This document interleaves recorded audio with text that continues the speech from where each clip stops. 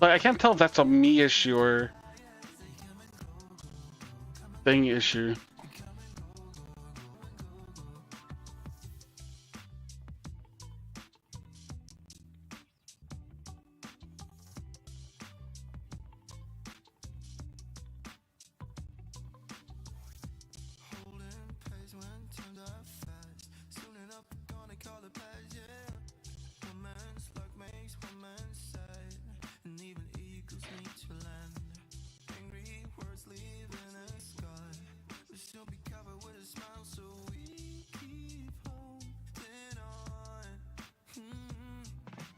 Like, everything looks good. Alright, I'm gonna like get ready to do everything. Alright, I'll be back in a bit.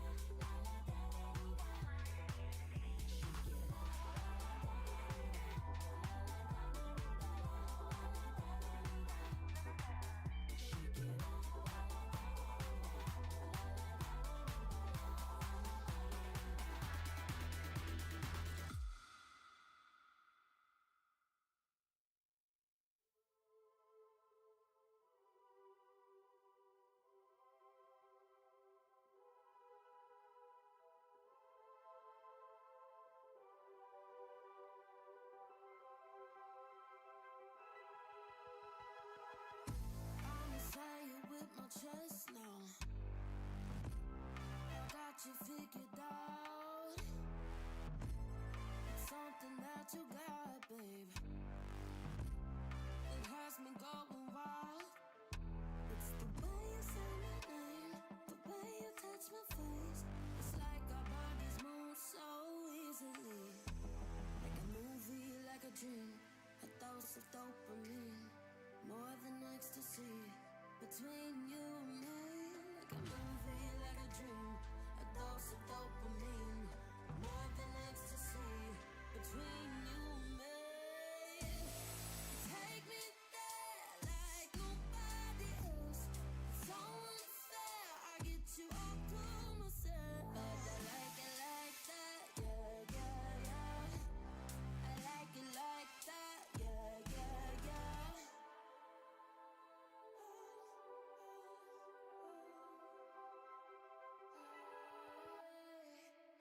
Got you singing like a choir boy. I'll take you back to church. Won't stop until you say so. I like the roles reversed. It's the way you say your name, the way you touch your face. It's like our bodies move so easily. Like a movie, like a dream, a dose of dopamine, more than ecstasy. Between you and me, like a movie, like a dream, a dose of dopamine, more than ecstasy. Between you and me, take me there like nobody else. It's so unfair, I get you all to myself. But I like it like that, yeah, yeah, yeah. I like it like that, yeah, yeah, yeah. Take me there like nobody else. It's so unfair, I get you all to myself. But I like it like that, yeah, yeah, yeah. I like it like that, yeah, yeah, yeah. You waited all night for me to come back. Why'd you think that it's not alright? Told you that I'm not that type. Didn't mean to get you so excited. Tried to tell you not to fall in love. Why you always hit me uninvited?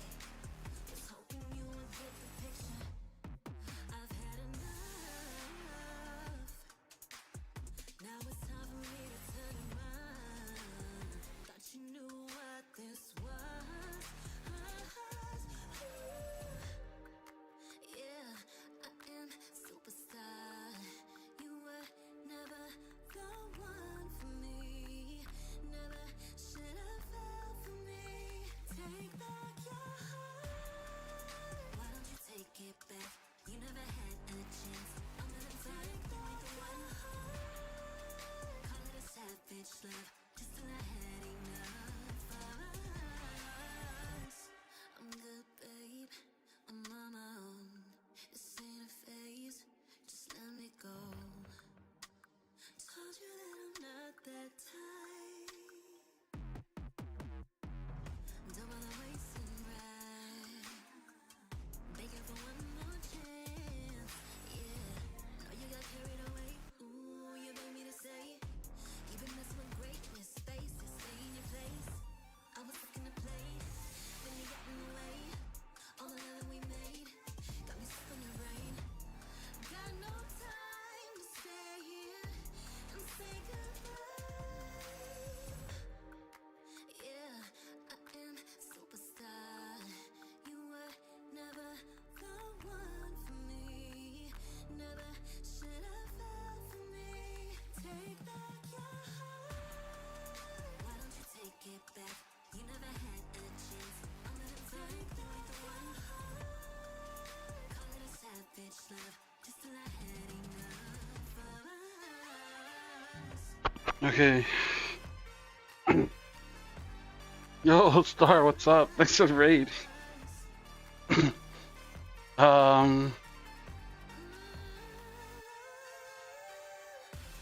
Guys are a bit early, but we will be watching CFO.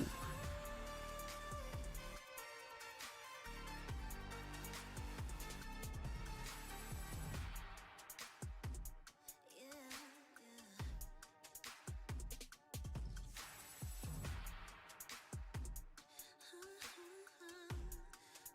Wait, 6 more minutes.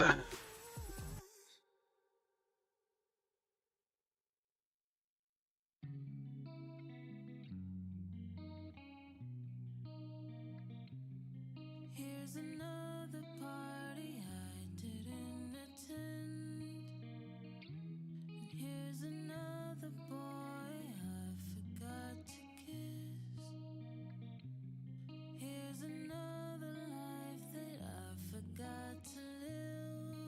'Cause in my head, Hang on, I can close out my own where I've thing. been. How was I supposed to know? This was a party of a century.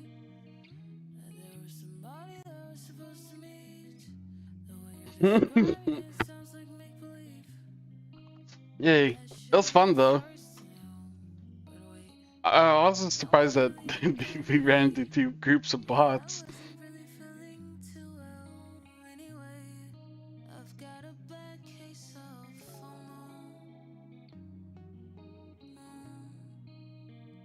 Fear of missing what I don't know. Got a bad case of FOMO. So don't you tell me what I don't know. Oh, allegedly. 'Cause I don't wanna hear what I've missed. I bet Diddy had a champagne Oh, yeah. pop, and I bet Bieber had all the girls flocking. No, I was just being lazy and tired. Key on lock, I bet Hova had beat throwing up the rock. I bet Oprah was handing out cards. I bet Bruno was headed to Mars. Bet my night wasn't better than yours. 'Cause I ended up spending it alone. But how was I supposed to know? This was a party of a century. That there was somebody that I was supposed to meet. The way you're describing it sounds like make believe. I should have been the first to know. But wait, no, I should tweet something, but I don't know what to tweet to get like people to come watch LCP. Especially on my Twitter, like. bad case of FOMO. Fear of missing what I don't know. Got a bad case of FOMO. Don't you tell me what I don't know. 'Cause I don't wanna hear what I missed.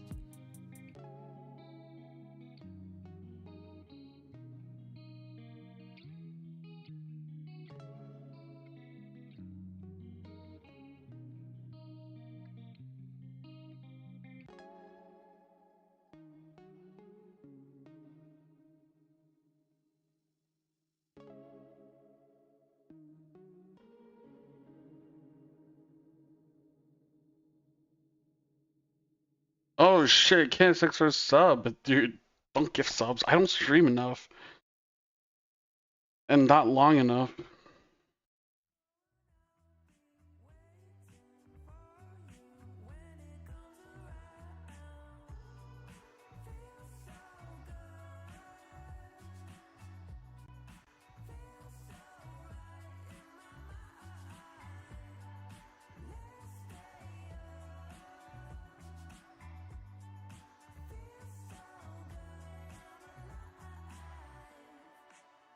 Yeah, I have a job, dude. What the fuck, dude? Nah, dude, that's so troll, dude.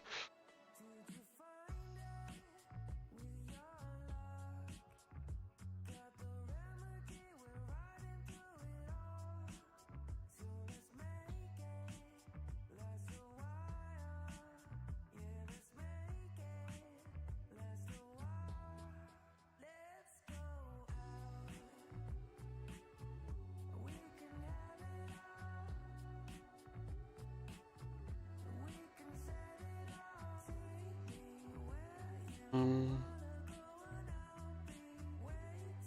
oh, Mel's enabled today?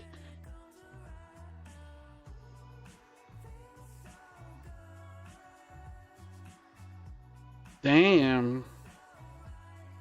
Yeah, that sounds like Kenneth's.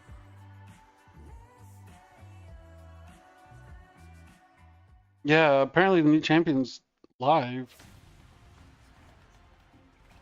The fuck? I only hear my left ear. Oh, there you go. That was weird.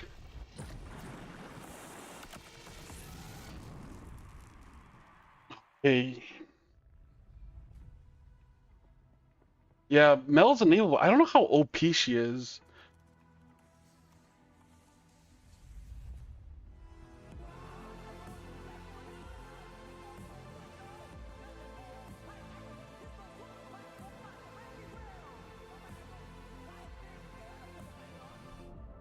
Like, I don't know if she's as OP as... Because, like, they nerfed her numbers quite a bit. Like, her kit's still good, but...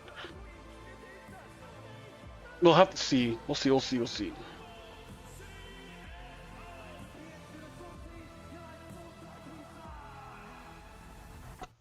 If you want to waste your money, you're more than welcome to. I'm not going to stop you, but...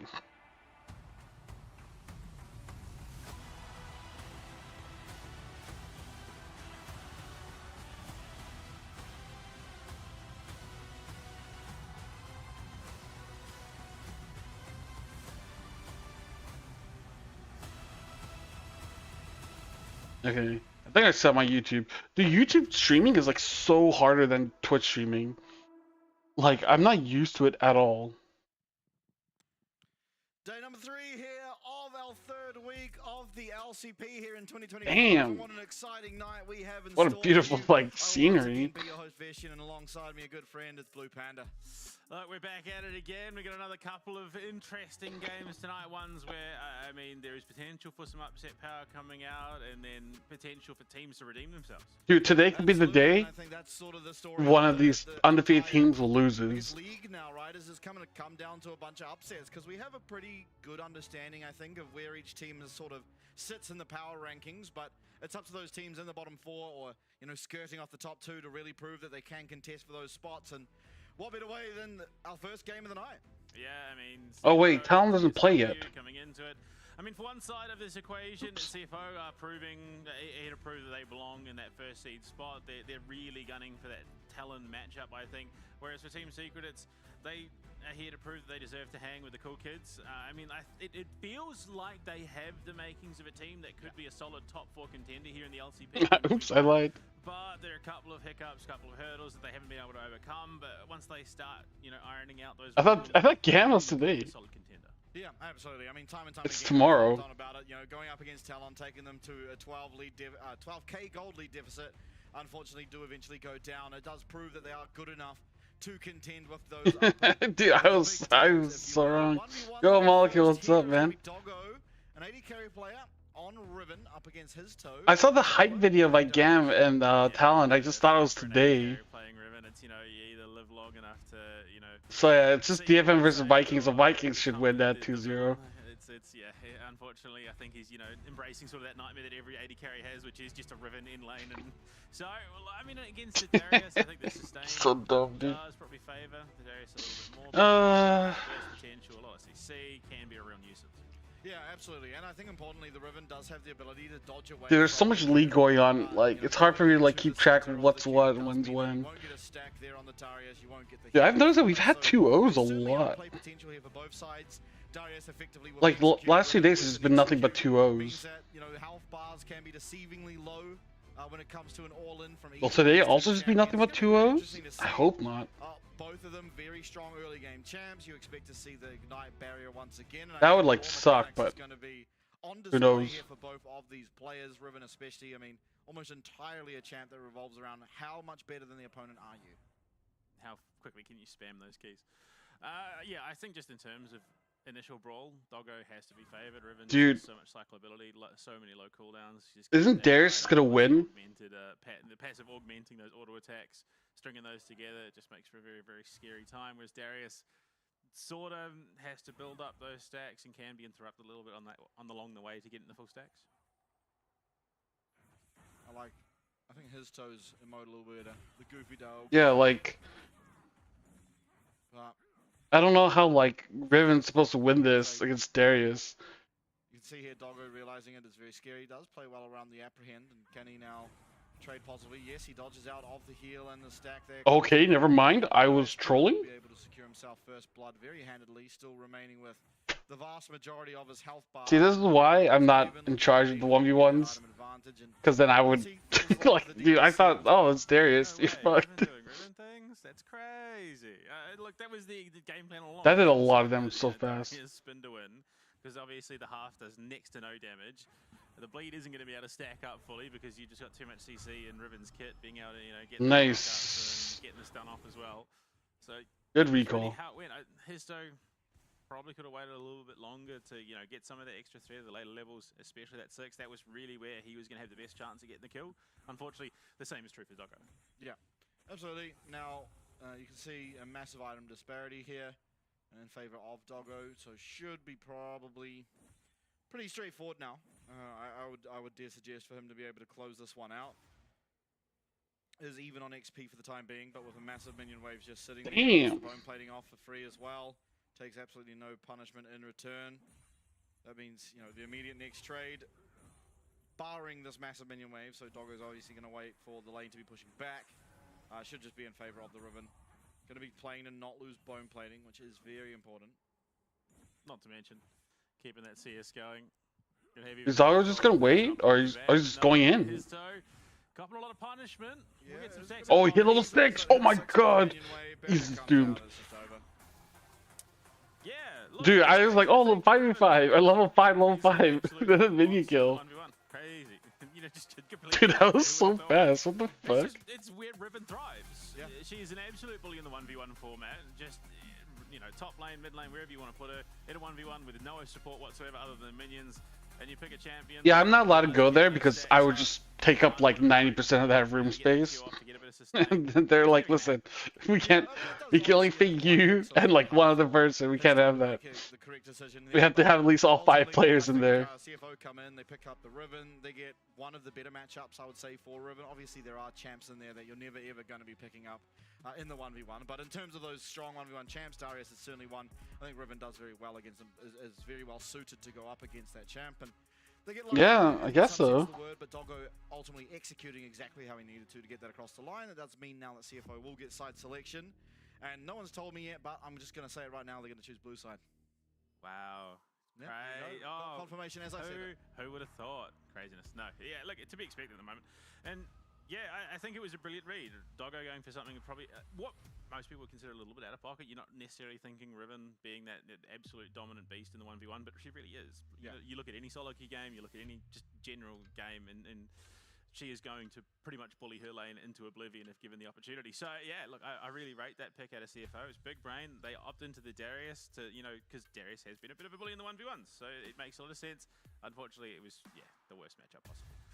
Listen, we're not here for hugs. We're here to win. Out of the Riven. I don't believe we've seen anyone else No, play it yet. definitely So fair. yeah, I mean, good showing, at least in its first 1v1. And so CFO now. So CFO is just gonna pick blue side, right? Blue side, you see them there on your screen.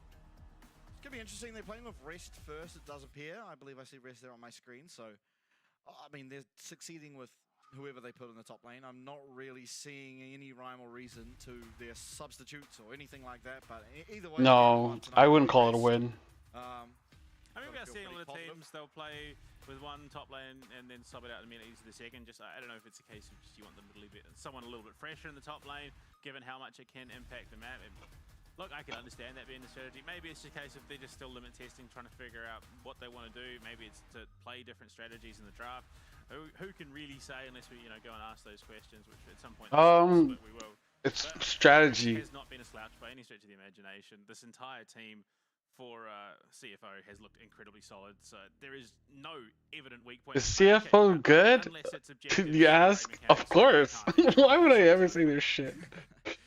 Why would I ever be like, oh, that's because we're incompetent and we just want to waste time by using both top lane? No, we have a plan. CFO definitely the heavy favorites. We have a strategy.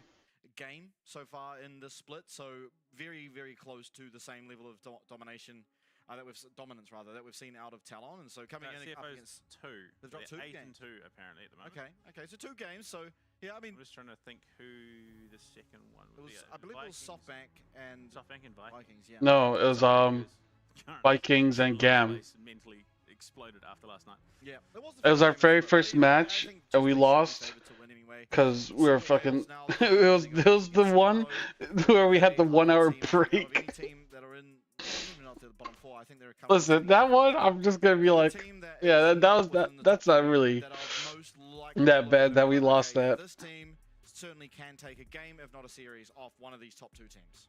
I don't know. I'm still not quite sure how I rate that third place. I think at the moment I'm leaning just a little bit more towards Vikings. They've felt a little bit more consistent. Yes, it is consistently aggressive, but hey, that playstyle does seem to work for them. We're a secret.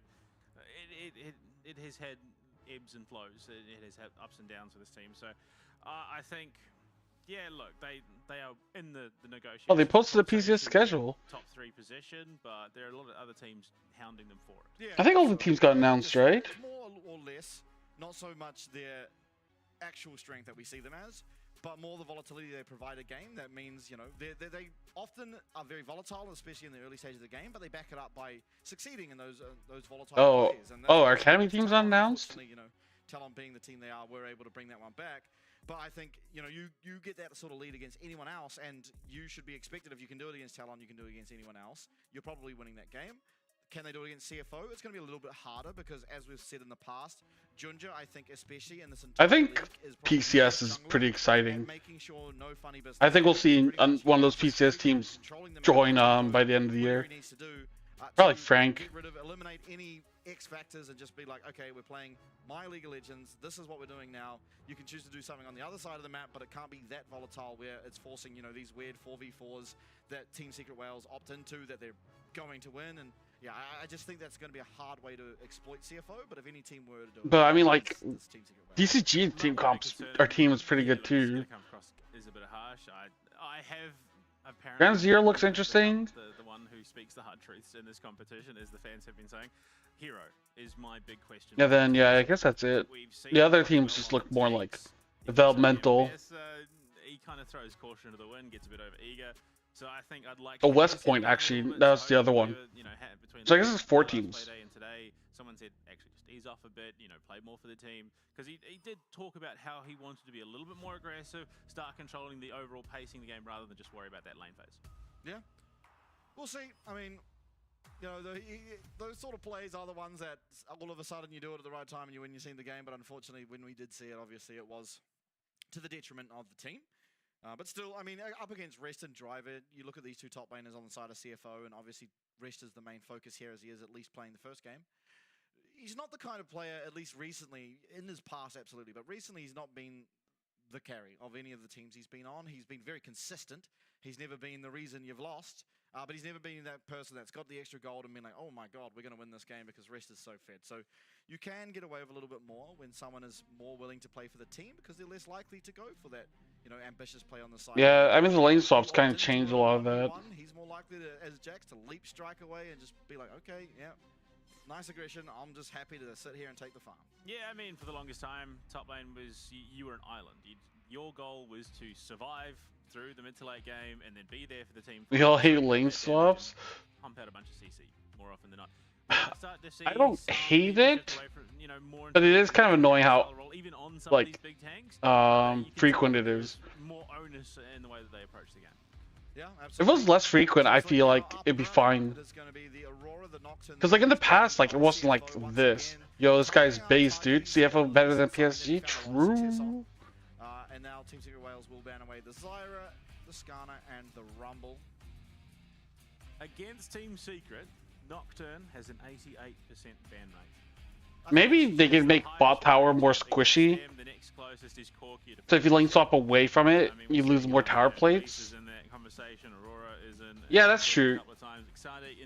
That would be fine. Like if you lane swapped away and then you lost gold or something. So that way, like, yeah, even though you avoid the early game, you still like lose out. Yeah, absolutely. Now Vi picked very early, very counterable champion. So you'd have to balance, like, oh, if we just went 2v2, how much more would we lose? How much less? I'm surprised Cassandre first pick. Usually people would go jungle first pick, like Vi. Cassandre already a good option, and we do see that obviously as the blind pick for the side of CFO. But what are we going to answer with now? Wukong stands out as something that can be an option.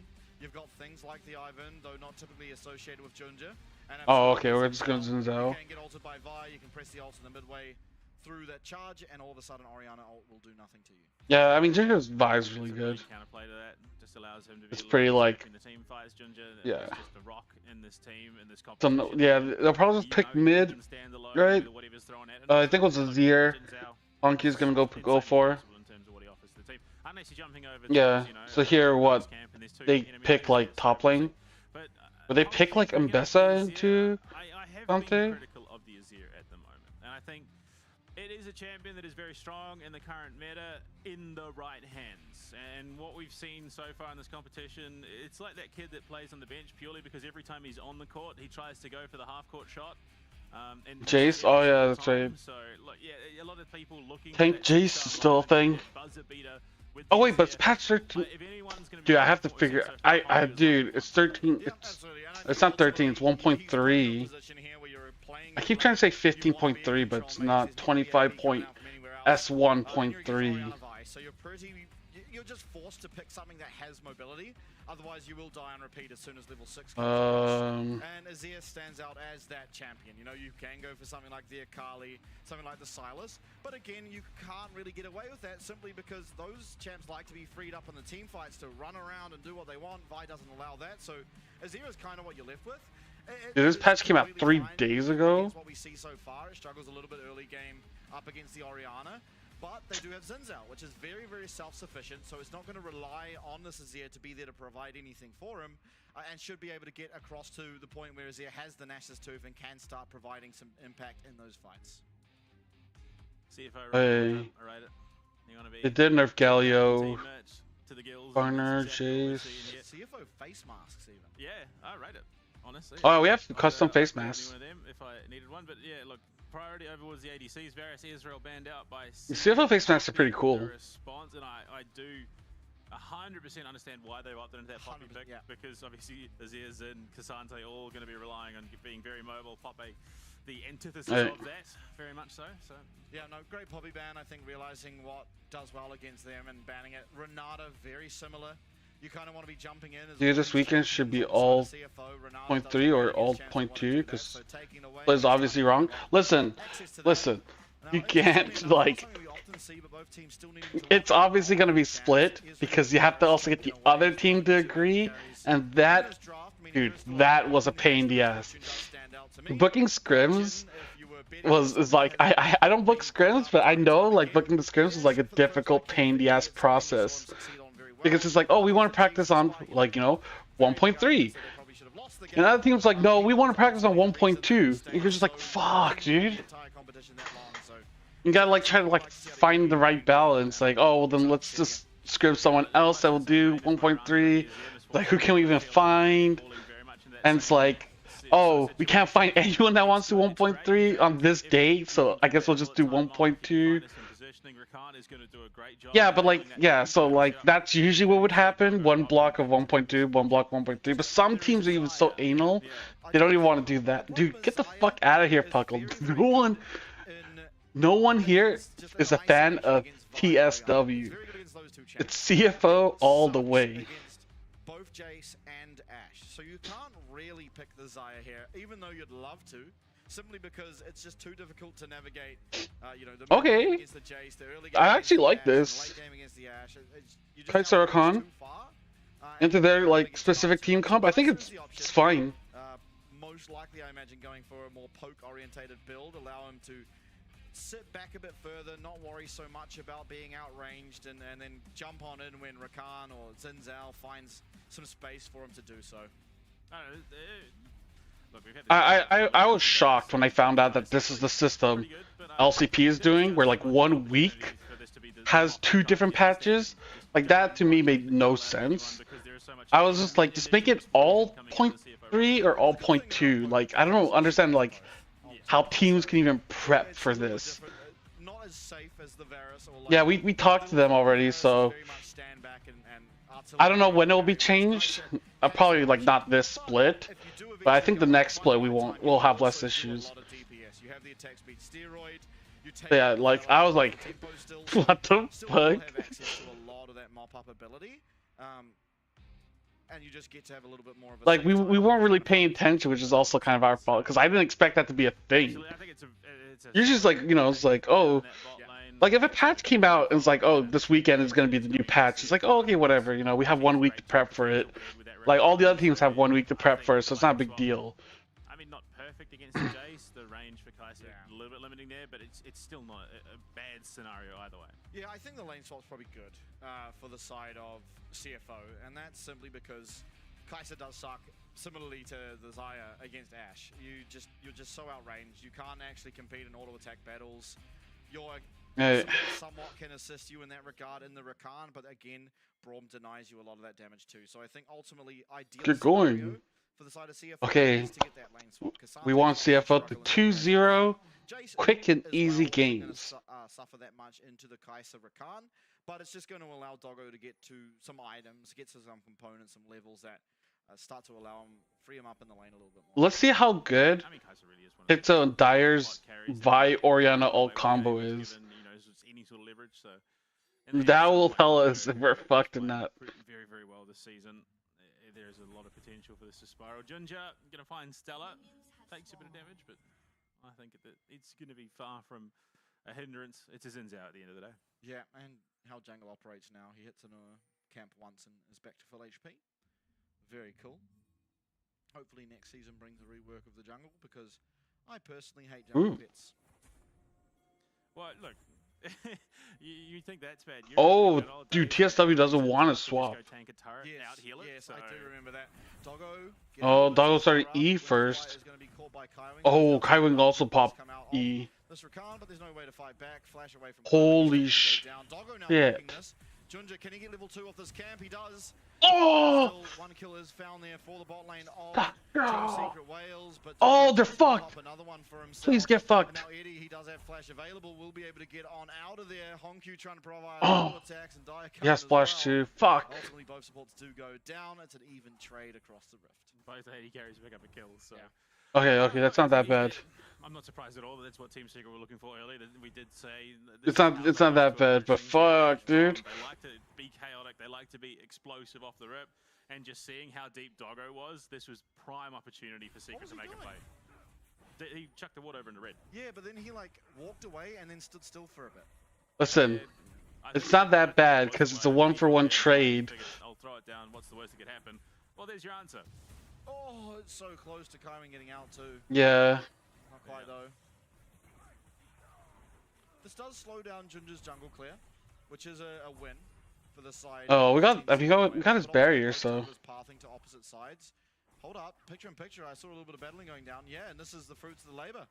Junja trying to get to his bot side, realizing that almost certainly there's going to be an invade coming through simply because of what happened at the level 1, is going to lose play around his off. It does go over to Histo. Histo now will have the option to recall, go back up. Histo? Top side, and it'll grant him 3 jungle quadrants for the first clear, which is a massive advantage.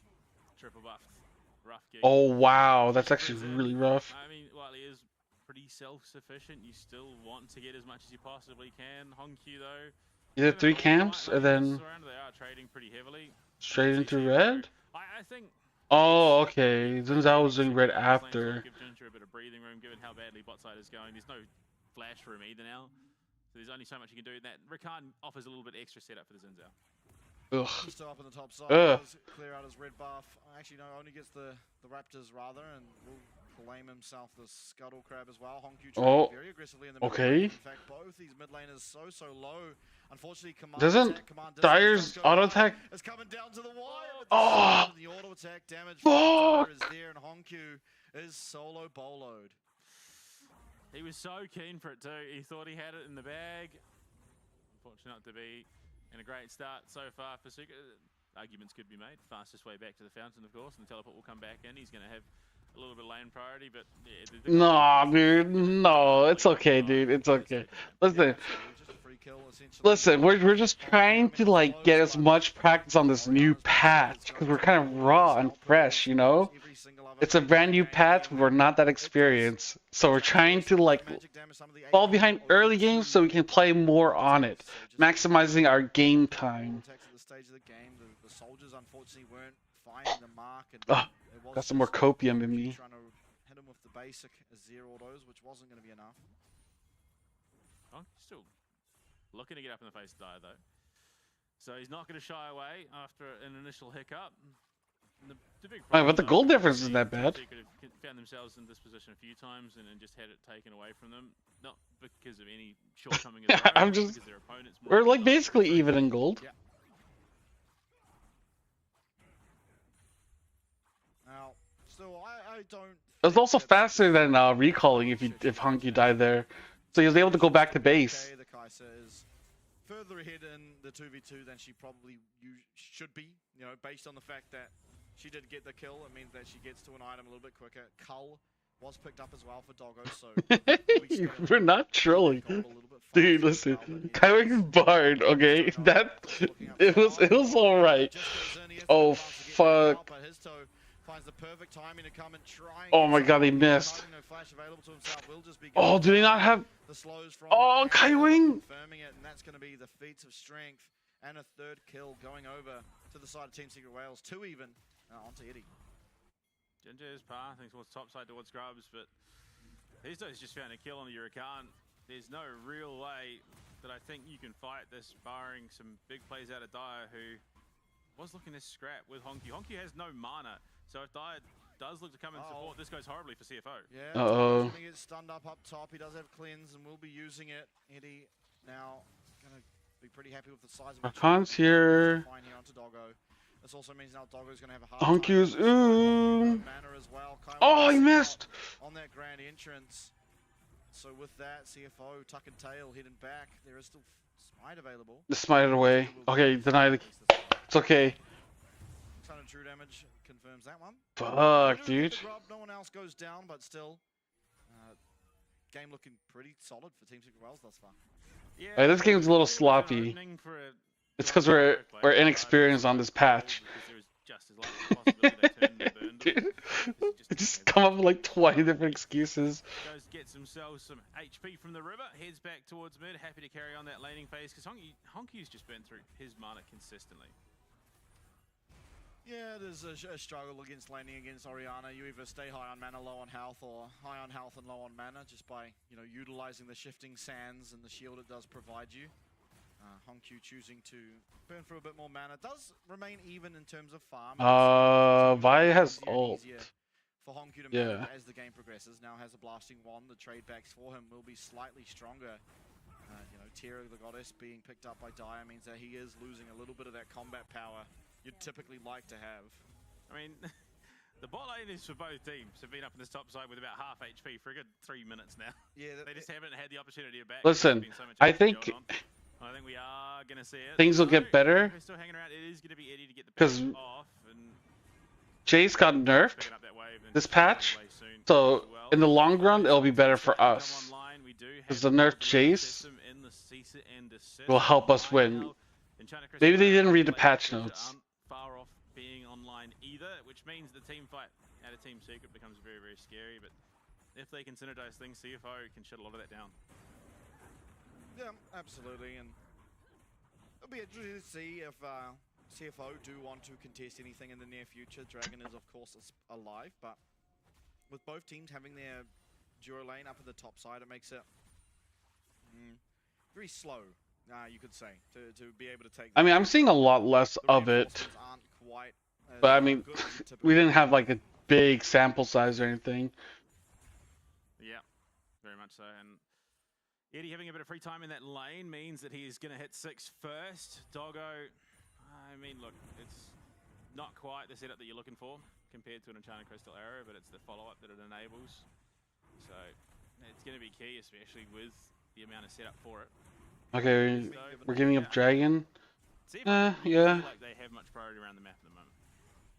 Yeah, definitely not. Ginger going for a base, and meaning he's not got any tempo to be able to be here. Histo's just going to be able to take it. It's just the first dragon, rather, and we'll be We don't have of the way 6. towards the objective feat as well. Dude, shut up. When do you give up the game? We just started. We're only 9 minutes in. Why would we give up? We're only 800 gold down, you fuckhead. Shut up, fuck.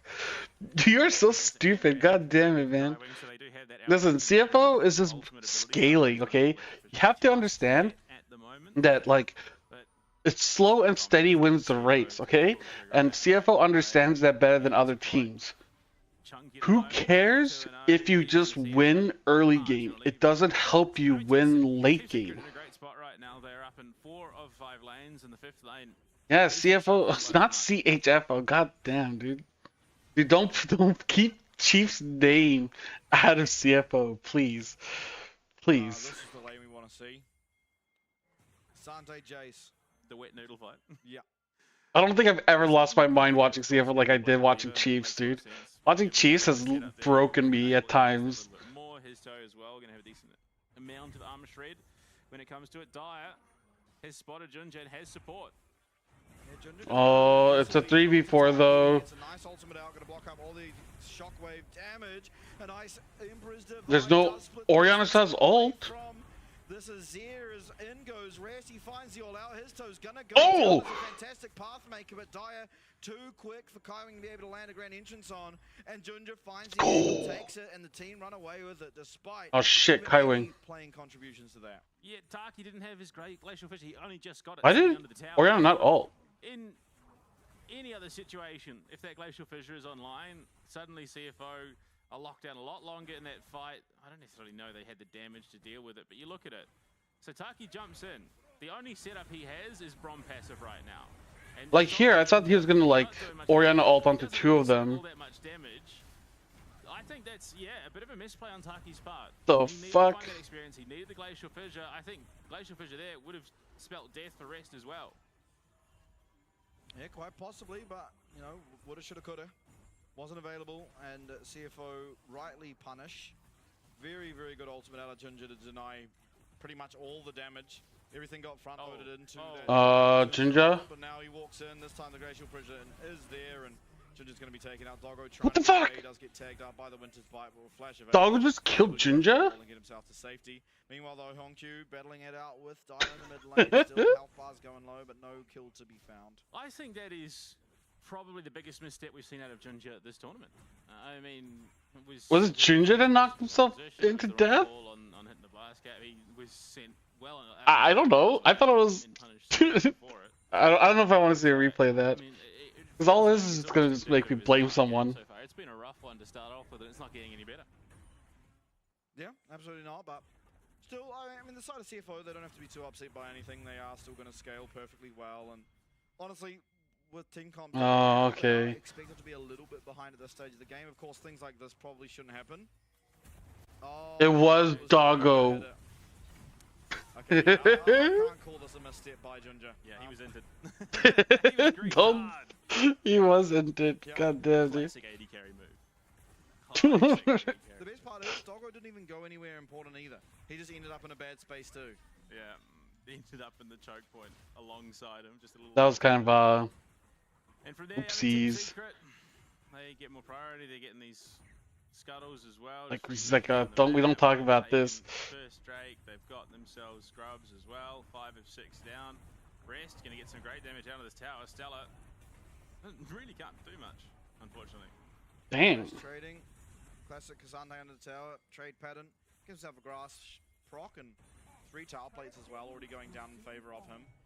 Recalls do come through from both bot lanes, or top lanes now going bot, or whatever you want to call it. The duo lane will be returning to bot lane. A good idea by Team Secret Wales. Kaiser and Rakan never going to be really punishing this tower that much. Yes, they do here, just 4v6. Resh had already Listen, pushed the wave. listen. But it doesn't mean this tower won't go down. Dragon's coming up, Going to be able to have priority. and we have our Kraken ults. players both up. We have items. AD carries, but Ginger and Kai positioning. Oh, he doesn't have flash. Wow. Oh, the 3-man shockwave. Oh, as well. The quickness here fuck. the team. They will almost certainly be able to get out. Hongq. Hongq? Playing very aggressively. Oh, On his limits. Massive trade back there onto Dyer. Did have to lose his flash there though, so nothing really that detrimental committed by the side of CFO. They no are gonna have to way. go for this dragon, but I don't think they really cared that much. Probably was the plan to begin with. yeah, we're scaling. We're scaling. It's fine. He has cleanse. He's gonna It's okay. It's find- cleanse. Cleanse cooldown's short. To protect him, yes, there is. He's gonna walk in and find a Braum. We're scaling. Yeah, It's okay, guys, like, You have to understand that like CFO is on another level, and like losing like a second dragon doesn't matter because like late game, we'll just win. Might be on the receiving end of a dive if he's not careful. Yeah, I have to say that we've seen a lot of the Cassandre versus Jace already. This has been by far the best that Cassandre has done into the Jace. Rest doing an amazing job Yeah, against Stella. I figure I don't. I forget who it was. I was watching someone else play fucking Cassandre. Jace, it wasn't good. XP, he's doing a really good job for himself.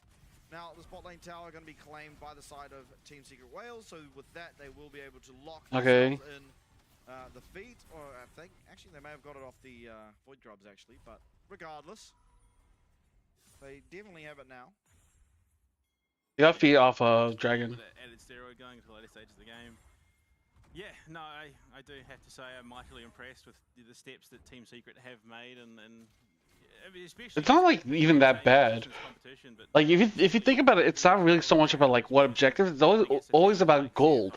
And like if you're only down like 800, 900 gold, that's like not even like a completed item. But so far, So if you're down like, you know, let's say even 1,000 gold divided by 5, you're only actually down by 200 gold. So guys, it's like really okay. Because if you think about it that way, you know, what's 200 gold? You can't even buy anything.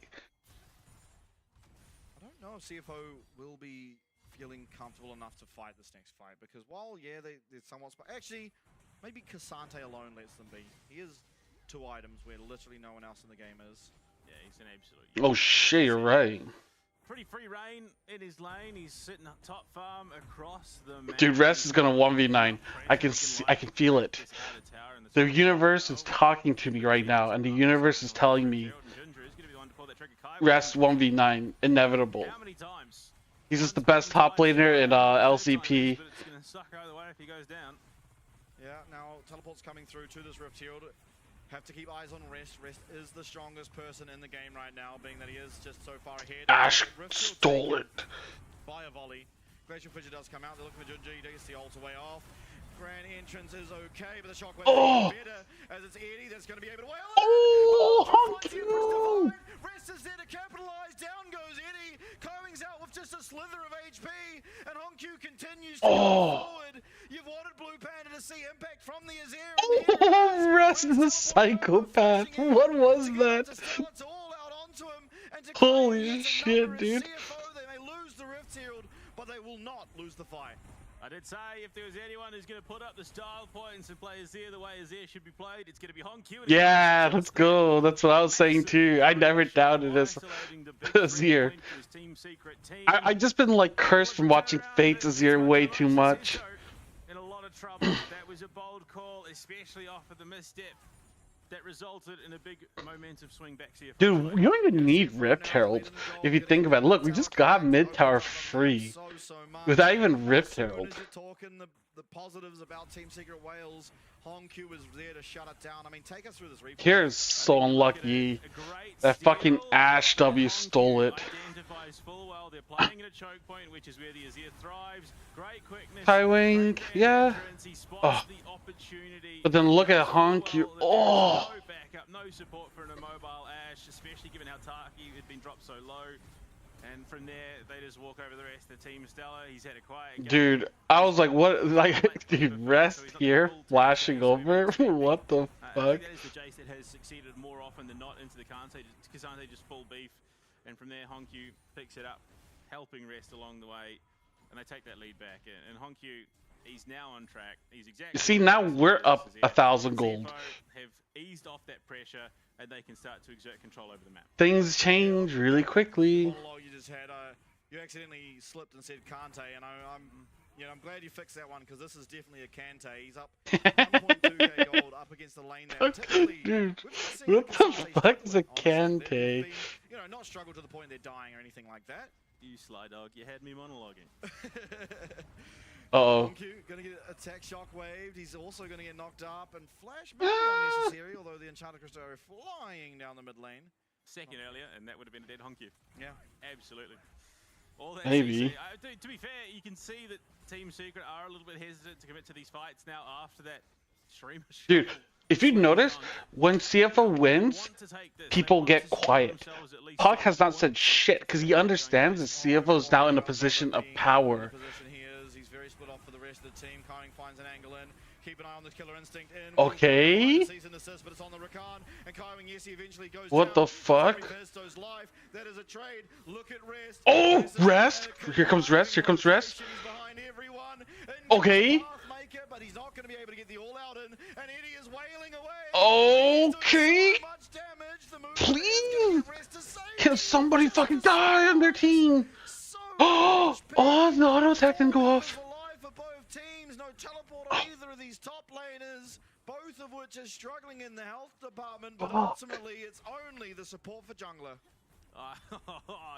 You got a feel for Rest. Dude, Pistol just lost his mind going for Kaiwing like that.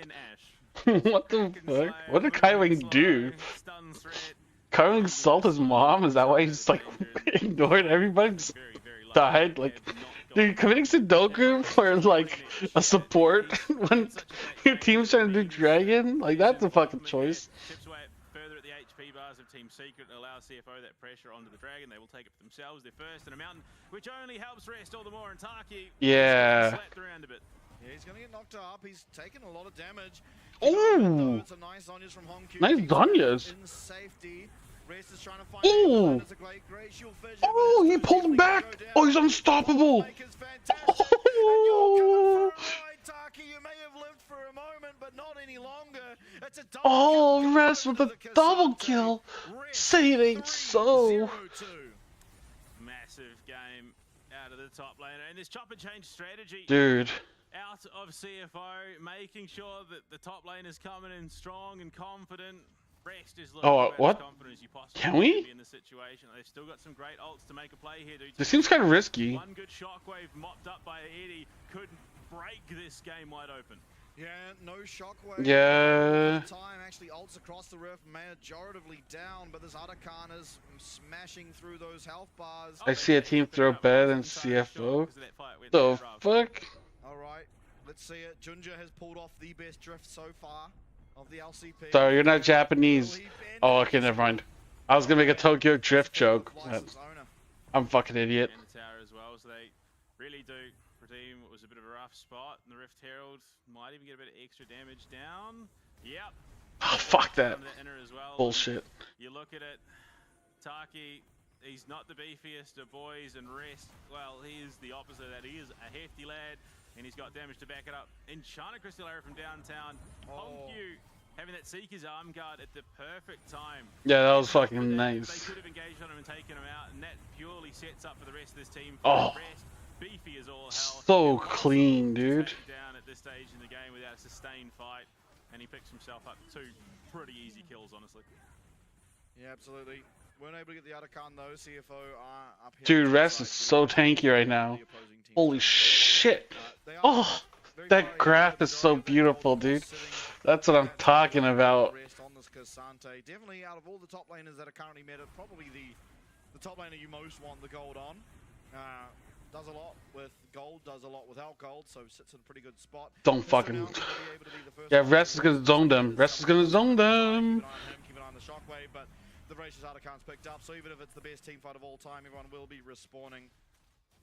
Yeah, but they nerfed the Voracious Otacon thing, so if you revive, it's like, or withdrawal, whatever the fuck it's called, it's like 200 gold instead of 100. 200's a lot. I mean, like, yeah, okay, it's less than 300, but still. If it was like 150, then it'd still be pretty, like, good. Yeah. Or it'd be decent. I think I'd argue just in terms of sustained fight, I think I favor Doggo a little bit more, has a better repositioning in the kit from Kai. Only saying 500 gold from an ace doesn't seem worth. So I think if played correctly, yeah, Doggo just edges out. He has been slightly better ADC on the whole, but it's not to discredit Eddie, who has been playing very well. And I don't think the death timers are like long enough to capitalize on it. It's like, yeah, I guess if you like fuck them up and then you're able to like rush Dragon or Baron afterwards, then yeah, it could be worth. Ultimately, it's just so much to ask for this Ashe to ever cut through what is a almost insurmountable health and armor from Oh, TSW. what the Completely fuck? sending it. Remember, he does have the Voracious, just willing to force Team Secret Wales off this tower. Yeah, but Claim dude, themselves Orion is defensive, split and now pushing. Kaiser rolls down, Is Orion? and still continue Orion is on. gonna split push faster, no? Dyer though, he is pushing bot. Oriana's trying to make a play here. Die if he can crack that. Because they have 5 Void Grubs. Big, but they're about to lose tier 3 in the bot lane Or for free. They just don't even feel they Or can wh- fight or them. what? They What- know what for the sure if they go fuck? down here, that's game.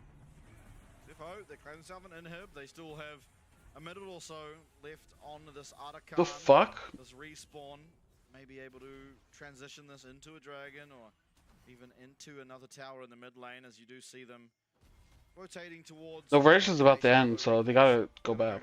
And dragon seems to be what they're eyeing up. I'd imagine so. 25 Damn, dude. seconds, Baron. I mean, Baron, honestly, with both these teams, actually goes down pretty darn quick. Yes. Kaiser and Ash just going to shred through him.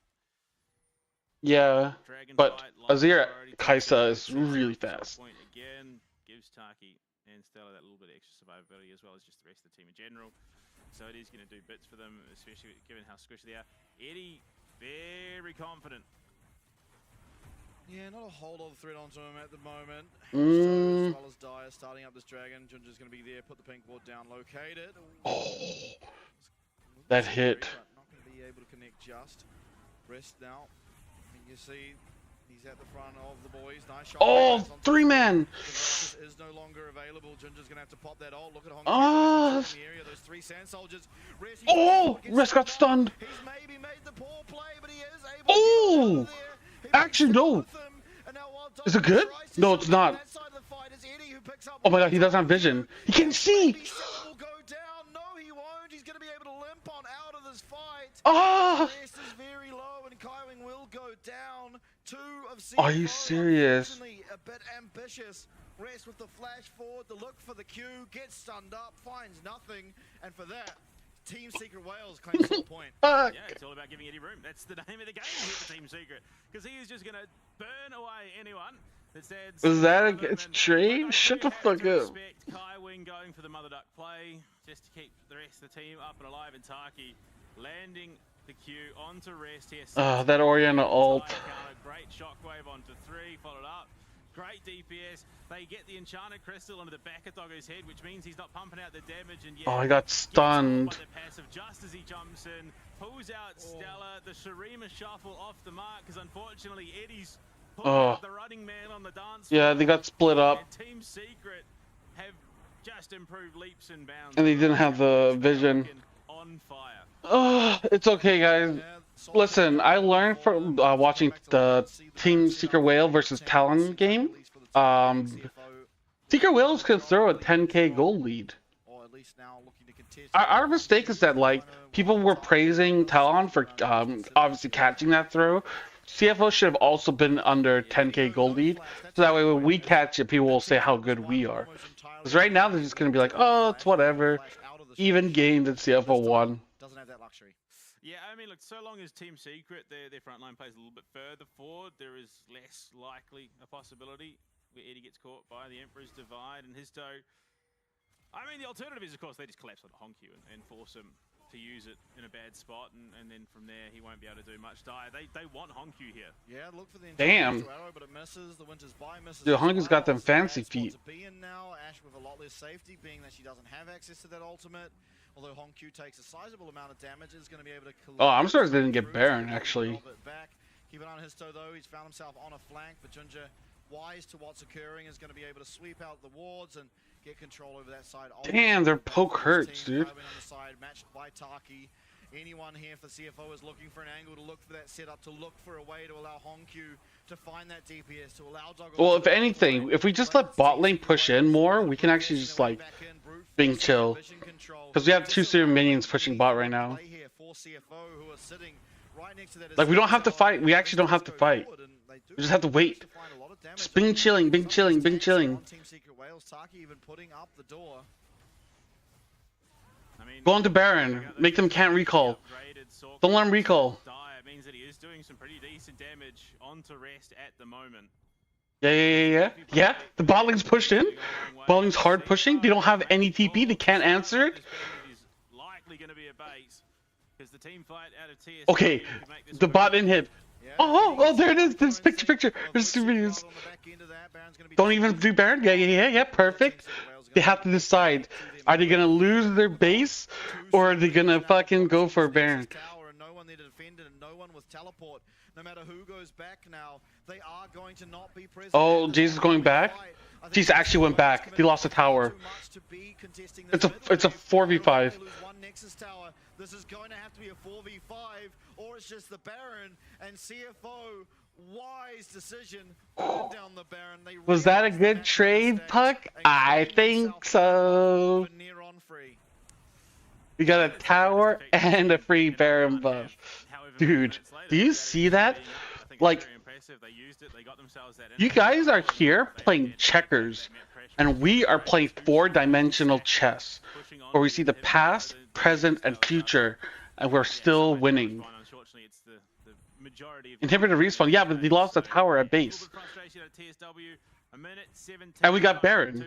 That possibility of snagging themselves a soul point. The big problem being, obviously, it's Baron buff. They can just shove those lays out. Now we can start pushing. Can take massive control of the map.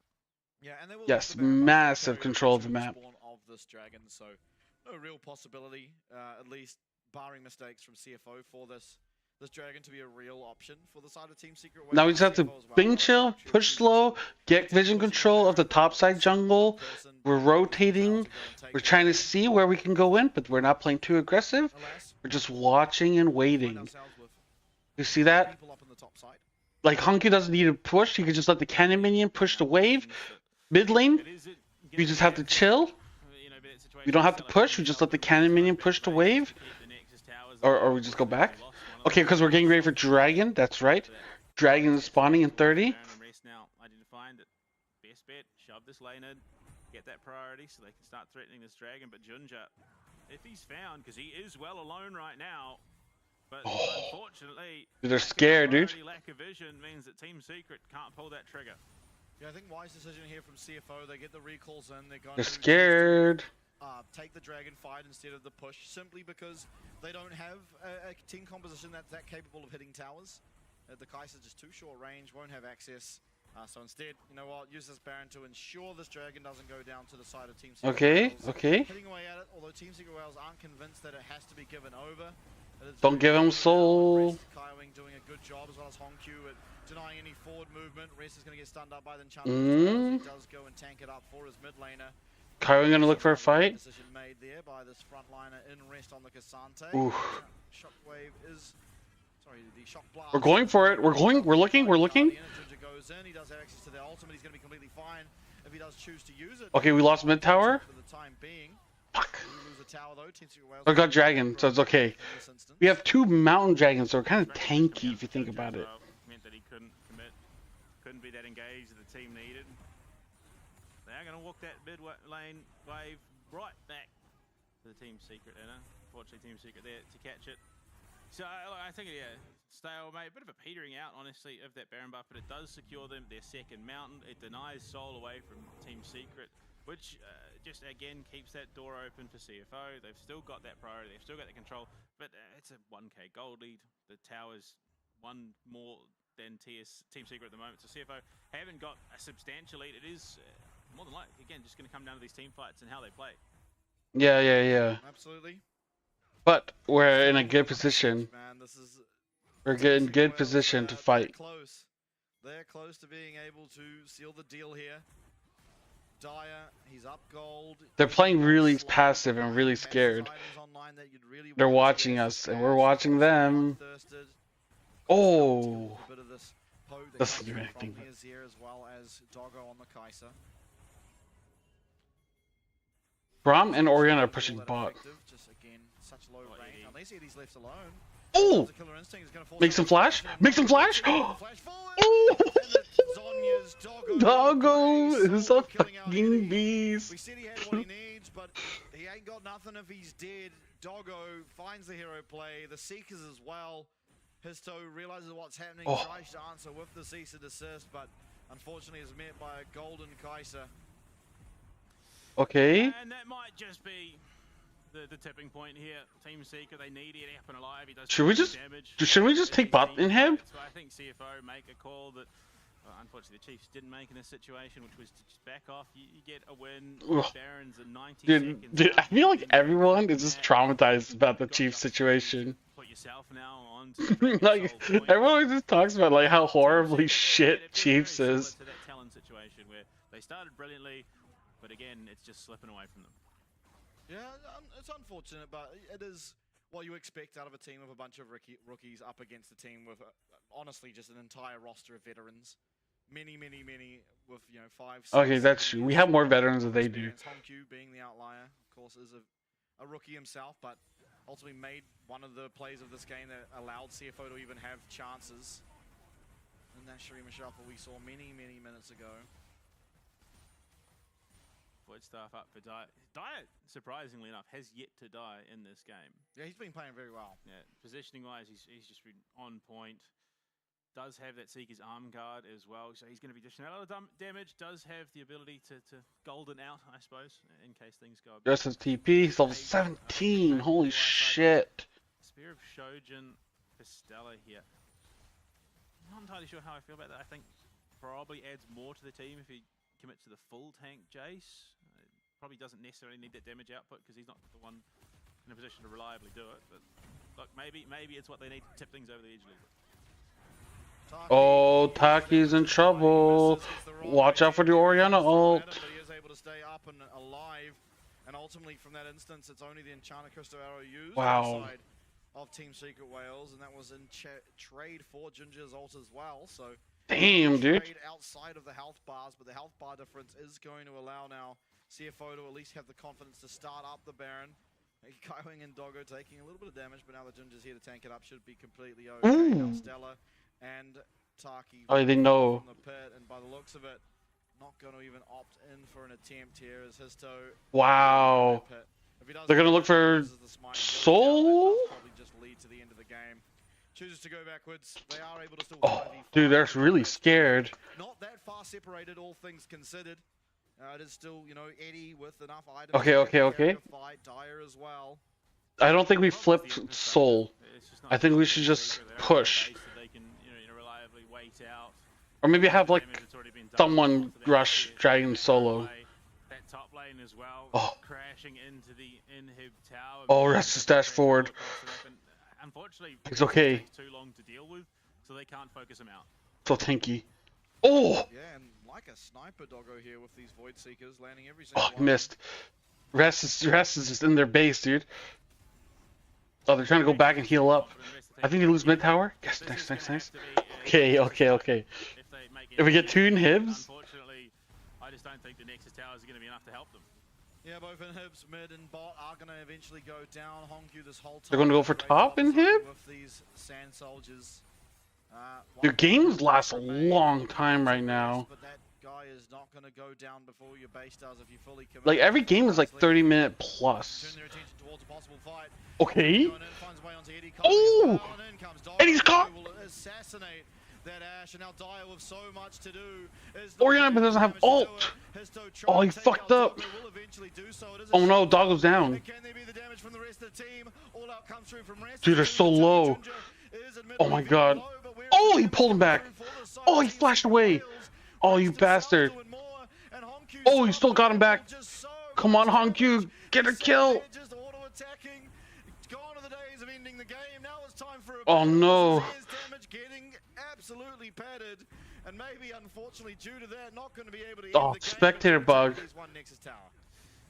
I was like, what the fuck is that turret? Like, why is it not attacking? But it is, like, animation is bugged. I have to say, they still have the team fight. Okay. The team fight to be able to do this, but unfortunately, nice. Oh, so good. They follow it up right into the back lines. Where did the Oriana ult go? That failed. Can only do so much with the command shockwave. I didn't even see it. Being both up on top of him, pops his own Seekers. So yeah, look, unfortunately that tipping point, largely the one. Dude, they're so low, but they're just healing just enough. Untouchable. Look at him. They get him half HP, and he just has shields, has the regen. Okay. They didn't get soul. And that is Okay, the mini map is bugged. There is a tower feel there. like they've fallen too far by the wayside. Yeah, I mean, ultimately, base completely cracked open. All it takes now is a 5-man death ball coming out of CFO, and they will just win this game, barring some spectacular play. Eddie now. No, Eddie has flash, or yeah, Ash has flash. It's just gonna be fine.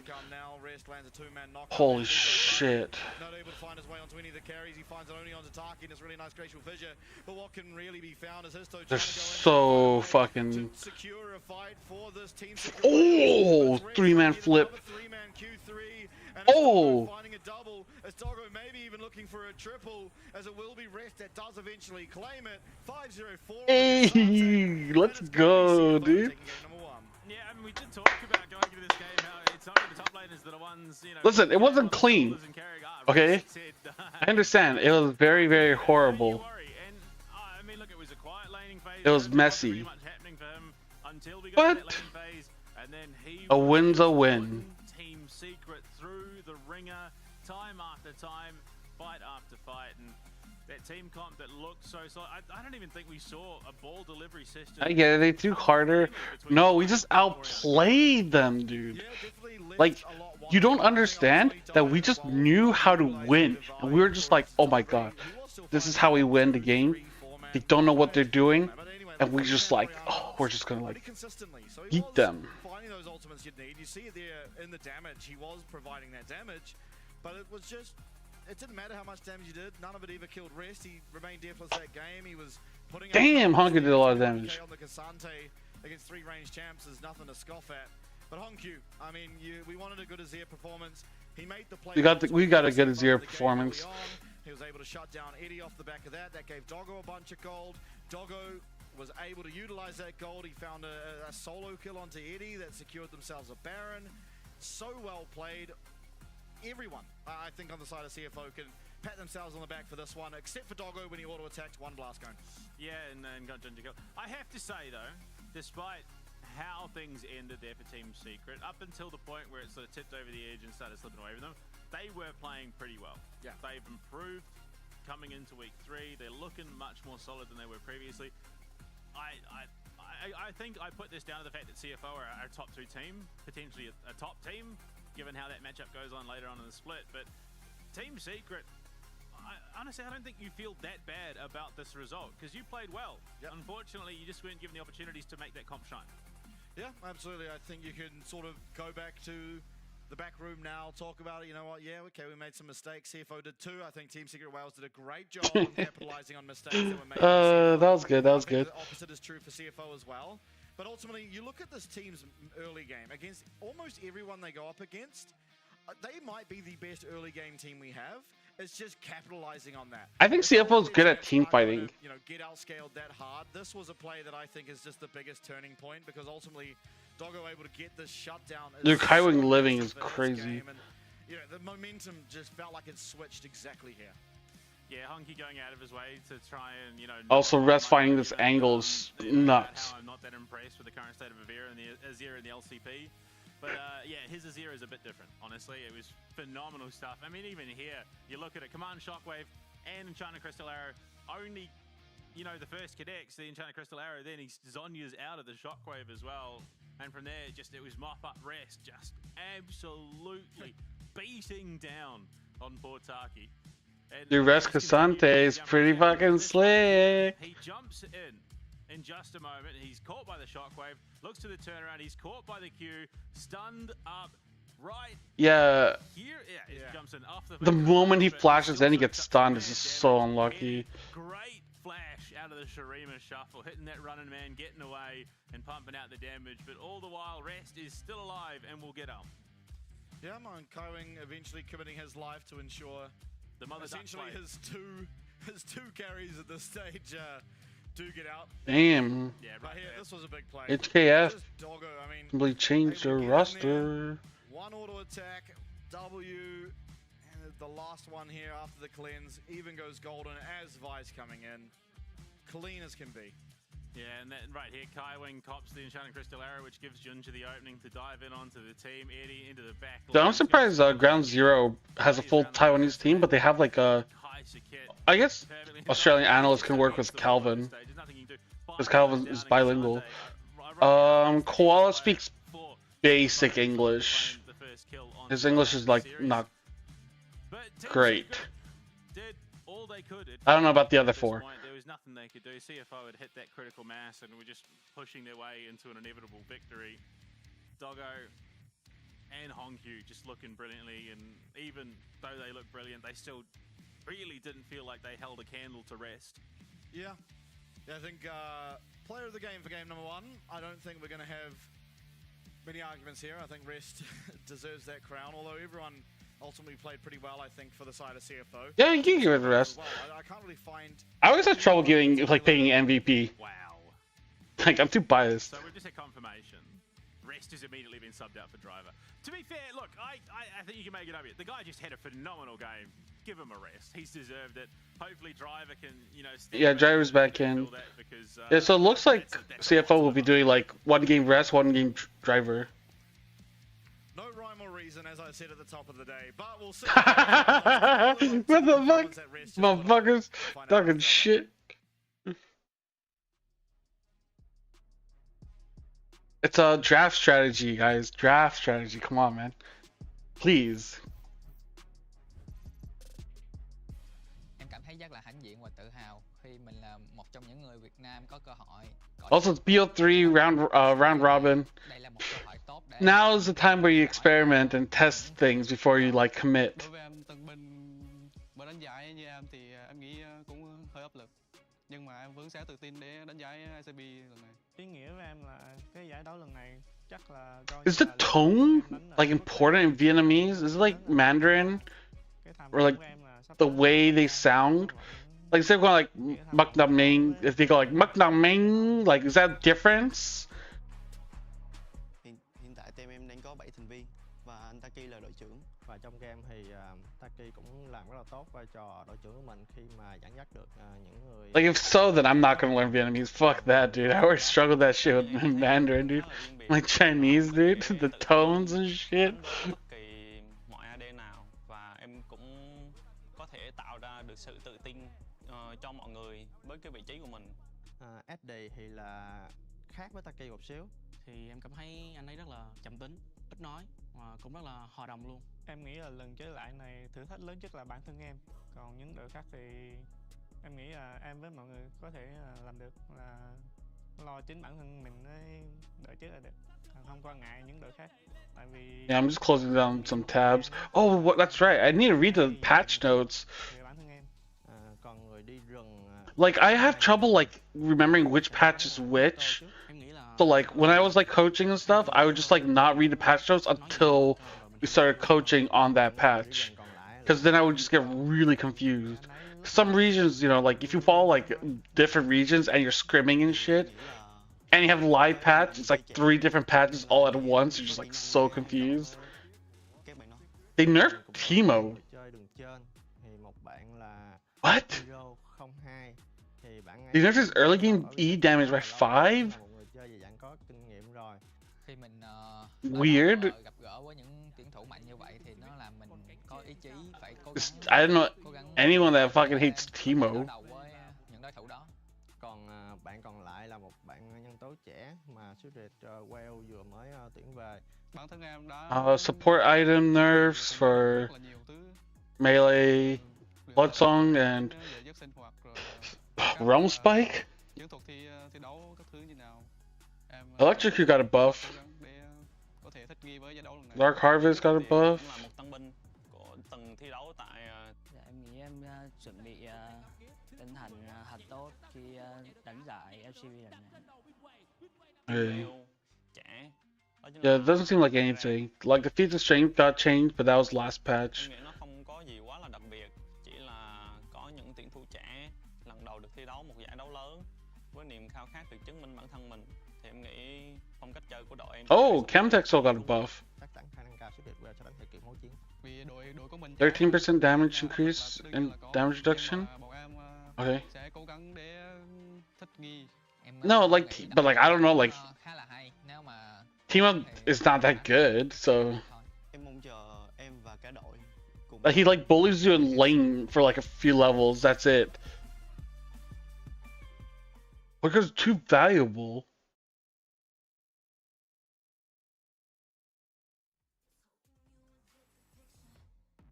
Oh, okay. Otacon.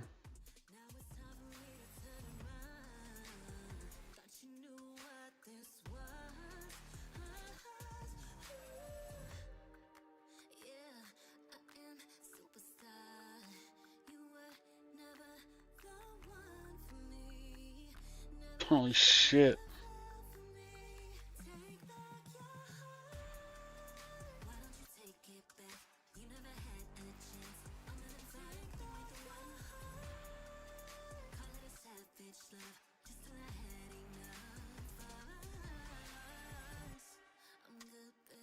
Oh, ARAM? Yeah, but I need to go like pee real quick. I'll be right back.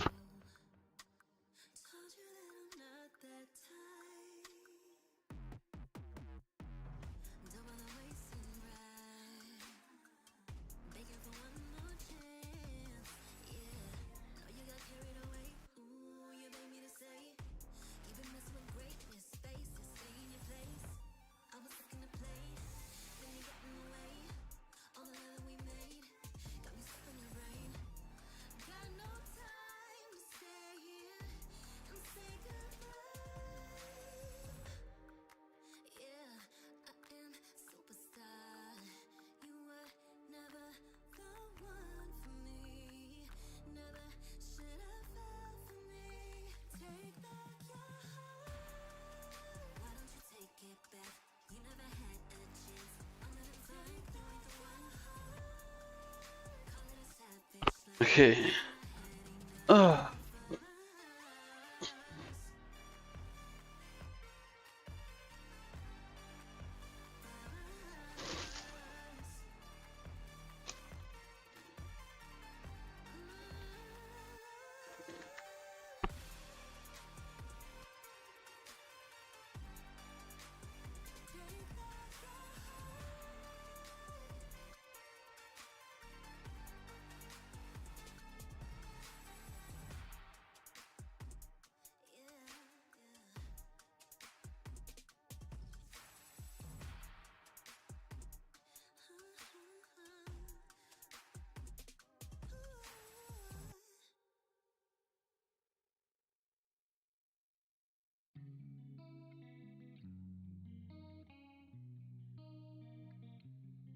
Here's another party I didn't attend.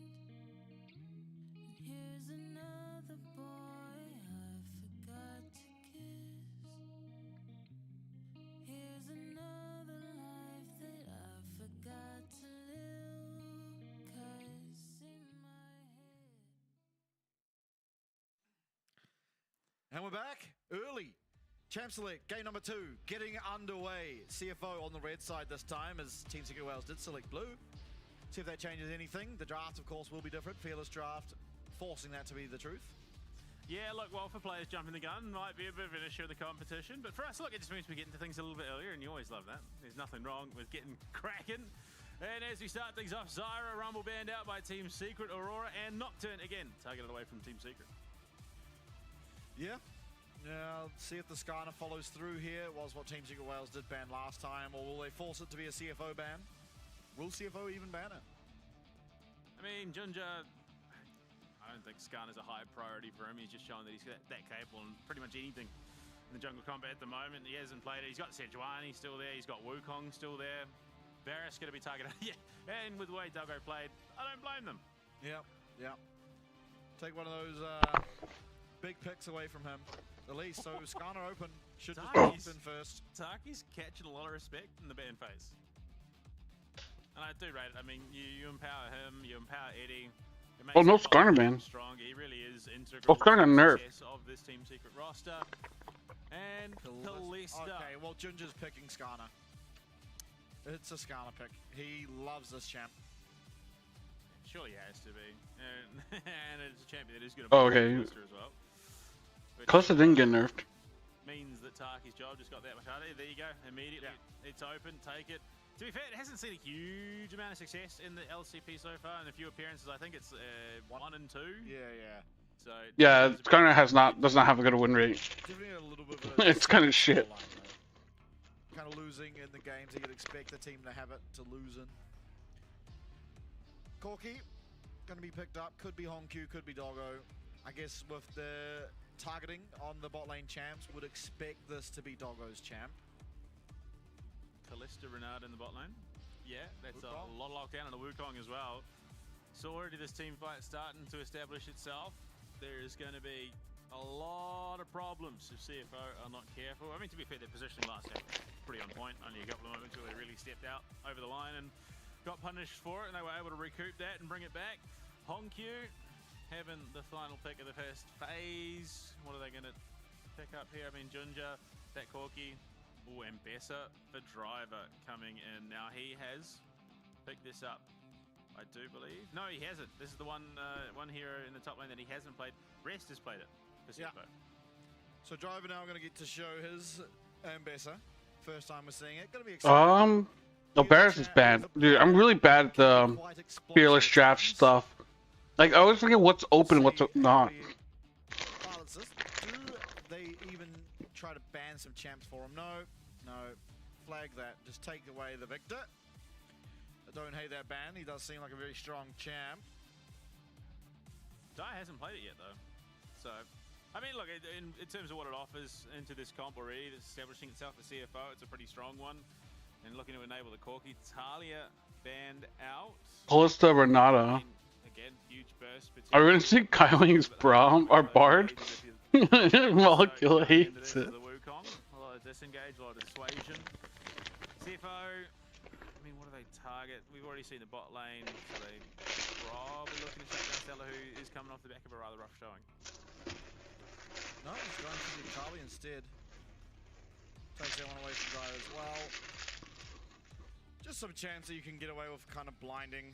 Akali, while not the greatest blind in the world, does generally survive lanes. You know, Dawn Shield, second wind, a timeless classic. It's going to be interesting to see where Team Secret go with the rest of the draft. Poppy taken out, so probably looking for something a little bit mobile in terms of top side. I mean, if I'm being honest, I'm already seeing a couple of big ults that Silas wouldn't be the worst pick for CFO, but you want to see the rest of the draft, I think, before you hard commit to it. Yeah, I think the ults currently aren't... I'm ready. Oh, let's go! I didn't even know this was able to be picked. Yeah. Well, okay. It's about to go down. No, okay. I've been playing some Oceanic in-houses recently. Oh, we've been watching some Oceanic in-houses.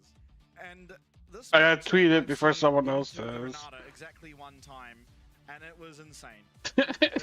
Your Renata fires out an ult at you, you press your W button, and all of a sudden that amazing team fight, oh, we're going to hit 4 people, hits 4 people on your team, and just completely wipes you. It is a very, very good pick into the Renata. It can be mid, and it also can be support.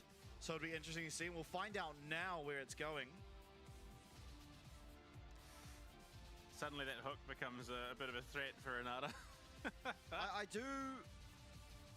Okay, yeah, I was going to say, I do suspect it's mid just because of the bans. And the reason why, you know, the Akali, while you really do outrange her, one of the things Mal does struggle with a little bit is that you cannot block a projectile, and this is something you said, when that projectile is someone's body. Akali... tried hard enough, honestly. Yeah. Mel's not committed. So taking away the Akali, you know, it's going to survive simply because of the sustain available. The Victor as well, very safe laner. Left you with, what do you pick now? The Ahri was the choice. Yeah. Now, how does Ahri do into Mel? Is this what it's like to go for a team that can win a round? Never use your W into a charm spire, at which point you will, you know, land a charm onto an Ahri, which seems pretty good to me. Predictions. I think, honestly... oh, dude, why did he close the submission so fast? Probably look at it 6, probably look to roam, maybe get off a tower dive or something. I think the outright fight with Mel probably doesn't go amazingly pre-6, and even after 6, it's not the best. So What's going on? Oh, look, I'm excited. The Medadas hitting the rift together, and Actually, yeah. Respect the Medadas. Well, we'll see. We'll see if we respect them after this game. Yeah, I mean, I'm excited to see the Mel. I think this champion on release was the most despicable release of recent times. It was just so oppressive. Still is. Well, you want to put the stakes even higher? Rest is the only player with a 100% win rate on Mbessa. Okay. So driver subbing in definitely has some big shoes to fill. You know, while Mbessa is also a new champ based on, you know, it came out between the 2 years. Dude, I hate using Twitter so much. I see a tweet, I'm like, oh, I want to read it, and then just disappears on my screen. I'm like, what the fuck happened? An auto attack passive that stacks up and does more damage. It's just the things this champ has are ridiculous. As well as, I mean, the reflect. The reflect is the big one, right? You've got a Renata. You're so happy to have a Renata on, and all of a sudden that thing comes flying back at your team, and you're not feeling so quite so happy. You know, one funny interaction. I actually don't know about this yet. Like this has been wondered for a while since sort of Renata's release. Is if you Renata alter Kalista and she's hitting her team, when she presses E, does it do damage to her teammates? I actually don't know the answer to that. I don't think you can hit. Oh, actually. So CFO locked. But Maybe. Wrong champion pick is what I've been told because it's a client issue. So probably not Mel. I imagine Mel's not released yet. I have to imagine. Mel can be picked. So Mel is live. Yeah. No, Mel is okay, right? Because we are. I mean, coming into this, there was this was sort of the weekend, the Mel weekend. That it was going to be going in. So what was the final pick? Was top lane? No, top lane was already locked in. Yeah, Rel. Okay. Which, if you do give into you know, League of Legends conspiracy theories, the theory is that the child that you know, I suppose spoilers a little bit. So if you have not seen season 2 of Arcane, mute this for a second and then come back in about a minute. The theory goes, as the fans are putting it, that Rel is the child that Mbessa gave up. Oh, really? Yeah. Because their father was a Noxian foot soldier. Yeah. And that's about as much as that is known as Rel in terms of her parentage. So the fans they're saying that this likely could be Mel's sister. Rel. She does give Medata. Is that it? Rel. There you go. Yo, Spam, what's up? How you doing? I'd say you can unmute now, but if you mute it, you won't hear that. So it won't matter. But yeah, no, I mean, look. So Dude, everyone's fucking like tweeting Mel, dude. Holy shit. I mean, realistically, it's not a bad pick, honestly. I think I rated into this comp as well. Yeah, it's harder. Mel, I knew it. That's why I was like, I gotta tweet fast. Mel, and then Mel. Team fights. Yeah, suffers a little bit against hostile takeover. Hopefully, Mal's able to. CFO's winning. We won game 1. Yeah, it was really clean. There was no issues. Just clean, fast, and moving on to game 2. I'm really hoping that somehow Honkyu's not in front of Myrel. I think Team Secret are probably kicking themselves with the opening of the Kalista Renata, because we've both seen this. One of the biggest counters to Mel in her current state is Leona. Because if you throw a Zenith Blade, Mel jumps to Leona and essentially just throws herself into the middle of the team. Is it Mel support? Get off the back of it. So it's going to be interesting to see how some of those more of those reactions work. Because I believe Kali's E would also have the same effect. No, because you have to reactivate it. Oh, yeah, true. Yeah. It's stuff like Briar Ult or those type of abilities. I wonder, you know, the old Urgot ult where he just literally just switched places with someone. Oh, dude. Can you imagine? Okay, I don't know if this happens. Leona E, right? Leona E goes through Mal, but hits someone else. Like just. How long was game 1? Not that long. But Mal comes not that long. We've brought back old Urgot ult. It was like 40 minutes. Not that long. There was something, he did something similar to Urgot. I remember seeing a clip. Urgot, chucked them in. No, I think it was a Lee Sin. So it was Urgot, Lee Sin. So Urgot pulls them into the team, and then Lee Sin just kicks him straight back out again. And so all of a sudden, Urgot's standing in the middle of a 5-man and he's dead. So, I mean, look, honestly, I think we need the revival, the retro League of Legends, just all the horrendously toxic old stuff that League of Legends used to be before they actually polished it and fixed it and and gave us the great state of the game that we had. Yeah. Like Warwick, you had old Terran, Oh. old Scion. There was some fun stuff. Yeah, it's a new patch.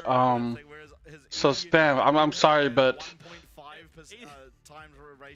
according to the new patch, Teemo got nerfed, so Teemo now does 5 less damage level 1. So we're probably never gonna see Teemo. What else was existing back then? The old Mundo, which is kind of just current Mundo, but it just felt much more cookie clitter. Is here the Mel? Yeah, it was very. You just very had a simple. random spinning orbs around Yeah, you. and you had any sort of HP regen, you just had it going the entire time. Yeah. Oh, there was there was some fun stuff. Old Udyr, he just going full into the tiger form. Yeah. Back when Nautilus dropped and the completion of Bronzodia, just an absolutely absurd. You're right, yeah, you told Ryan. Dude, you think Ryan listens to me? How fucking popular do you think I am that I have that much pull? W always just felt like, man, what even Old is this? Soraka. Oh, the mana? You give your team mana? No. Just Starfall. Oh, yeah. Is you build Kaiwing drop Starfall and it's the loudest? Probably, yeah. It was just, yeah, look, it was His voice is by far the loudest. 4.5. You missed out. One of the most broken.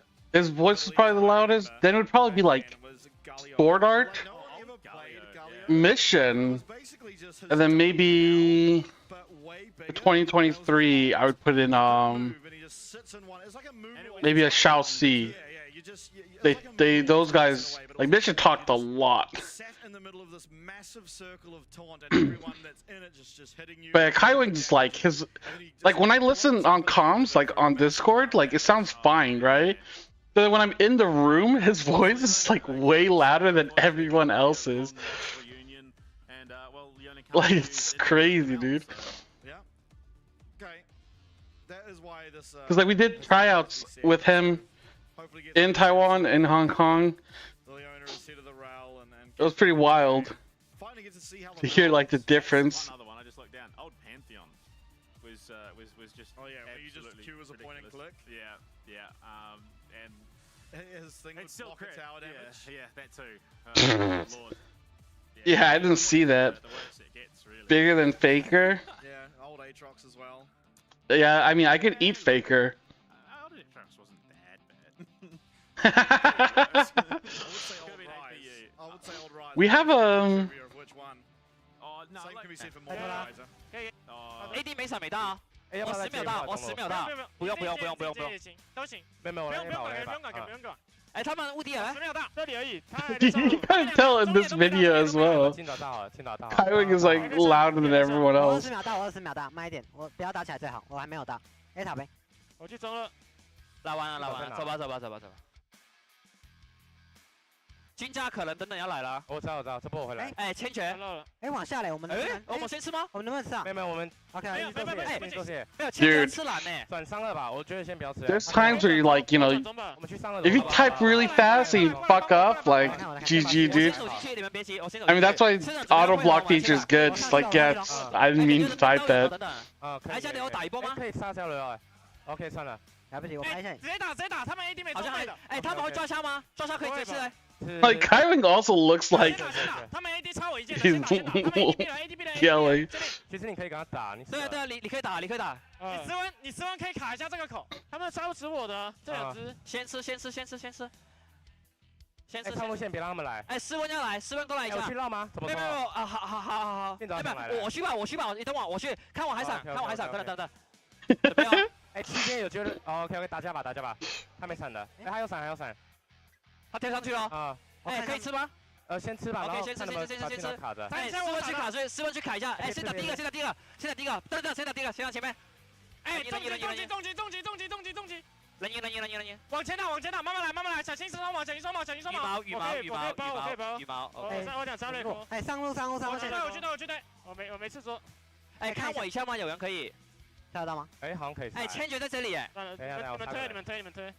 Yeah, game 3 wasn't close at all. He pilots this champ because it's the first foe in their middle lane. See if he's dominating lane. You know, this is sort of the vibe you get in solo queue, where it's very difficult to deal with the range. Yeah, something we need to work on is definitely comms. To get on simply because of how far away she is. Projectiles. But I think like it's been improving. It's just that like we have a lot of vocal people. Like Honky's not even like that quiet, but like, you know, like I would say like it depends. Like if Doggo is like shitting on people, that motherfucker will talk like crazy, dude. Like, cause he wants you to just like play around him. This might be the first competitive meld of all time. And Hongq, the man to do it. Because as far as I can find, I'm not seeing any numbers, no stats, no other leagues have played it, I don't think. Well, there you go. Is it not even played in tier 2 yet? Tell your friends, tell your family. One of the best mid laners here in the LCP. Yeah. Piloting Mal in a competitive environment.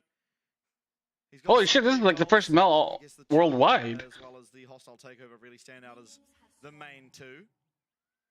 First player to die is first blood to an objective. First player to play Mel. First person to win on Mel. After that last game, he's absolutely outstanding. Yeah. And oh, cleaner than the first game. We forget about the first game. First game was just like whatever. We're moving on. Spam. We're on to game 2. I'm interested to see how the Ari matchup goes. Electric Damn, they didn't swap? Only getting stronger next patch. Because you want it cleaner. Listen, when you clean your balls, it's pretty clean, but you can always make it cleaner, right? Like one extra scrub makes a difference.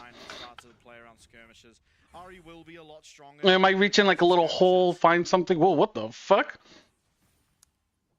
Alright, observers, we see you. Putting on an absolute It was not clean. Listen, I don't need to keep my balls clean. She is officially a resident of the Rift. Mel deserves that welcome. I can have dirty balls because I'm an adult, okay? An anticipated one for competitive as well, just based on how much success it's finding in solo queue. Yeah. You know, optimizations, which players play it which way, what builds do you go for? A lot of variety can be found there. Do you go for something, you know, like the just straight up burst, the Luden's companion? Do you go for Blackfire, Torch, and Fuck knows. CFO looked really clean and good. Stick out, I suppose, for this Mal.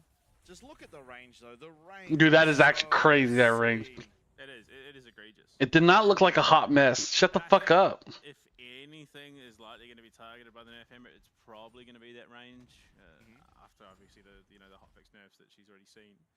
But yeah, just being able to impact that lane that early on from that distance. Checker occasionally got lucky. What do you mean occasionally got lucky? Level, but at this stage, yeah, it is very, very hard, regardless of who you are, to lane into a Mal at the moment. That was all skill, baby. Listen, maybe you might have to get lucky, but I can do it off just pure skill. There's no two ways about it. I think goes for an aggressive trade and unfortunately does not pay off. Doggo. Yeah. Just a massive double kill. I like to see how that started off. I imagine Kaiwing just going for a fight. It does not pay dividends even nearly. We'll get a replay in a second. Surely. We have to. That was just such a big fight to start the game off. Yeah. I mean, Eddie, 2-0 on this Kalista. We saw what Kalistas can do yesterday. What was it, 7-0-2? Yeah. Vietnamese Kalista, fear it. That's not the last game. Shut the fuck up. Oh my god. Just as they hit level 3. Confident that they can fight there.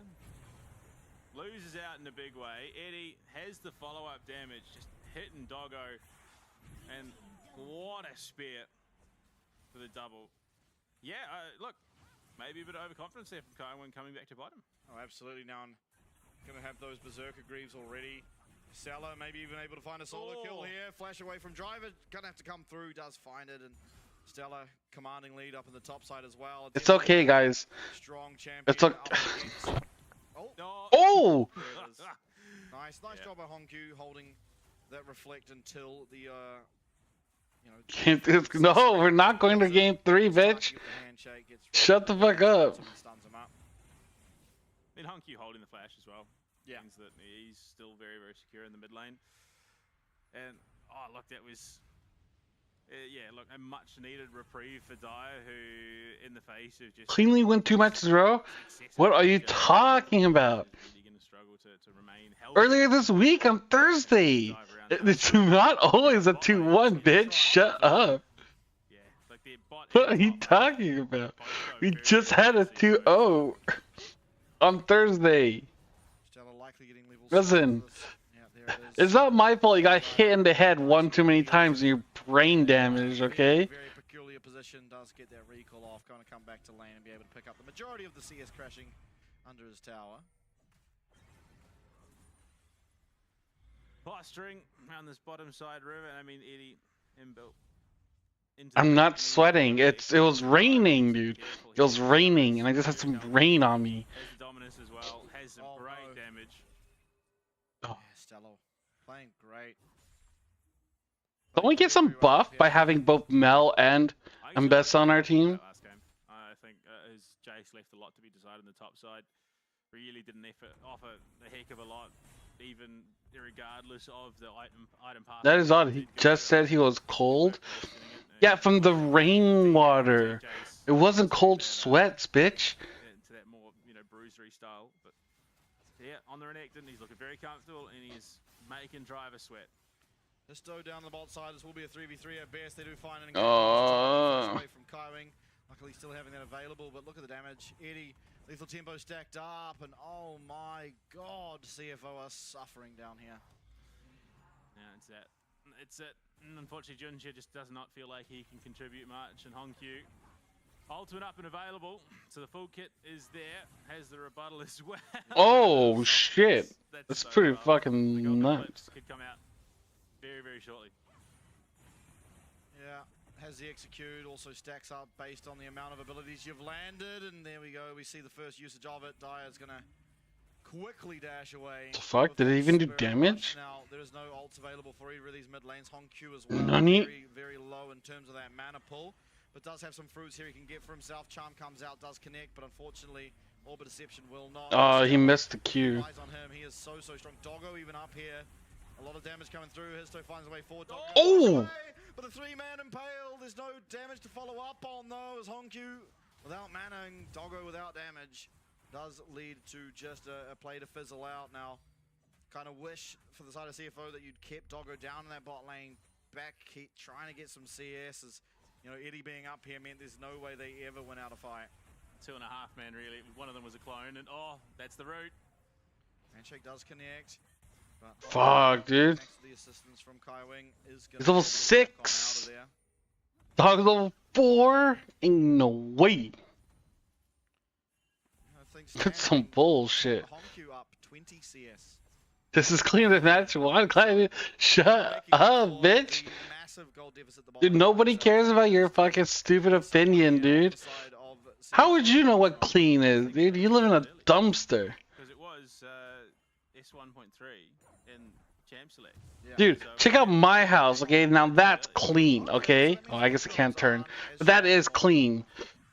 We got the Mal as well. Okay, which Stupid fuck. does explain why we saw Stella build Jace the way he did. Yes. Because it's not obviously as strong. Obviously, getting hit with a nerf hammer a little bit.